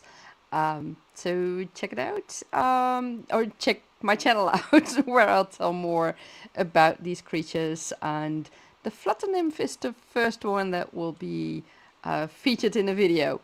And I wish you all a lot of fun writing and finding your fantasy creatures and all other things in your writing projects. And remember, it's not only the word count that it is important, it's your entire process. So everything that you reach in your process is very important and are milestones to celebrate. Have fun. Yay. And thank you, writers in the community, all of you, for joining us, making it to the end, being involved in the conversation, the fun, the crazy 30 hours, and we made it. Thank you. Thank you. Thank you. We appreciate you. You are bomb.com, whether you've donated your time, resources, energy, creativity, procrastination, guests. Thank you. Everyone, you guys rock. This wouldn't have been a thing without y'all. And without further ado, we'll cue up the outro. I'm Kaufman. These guys are all our writers in the community, and we'll catch you next year.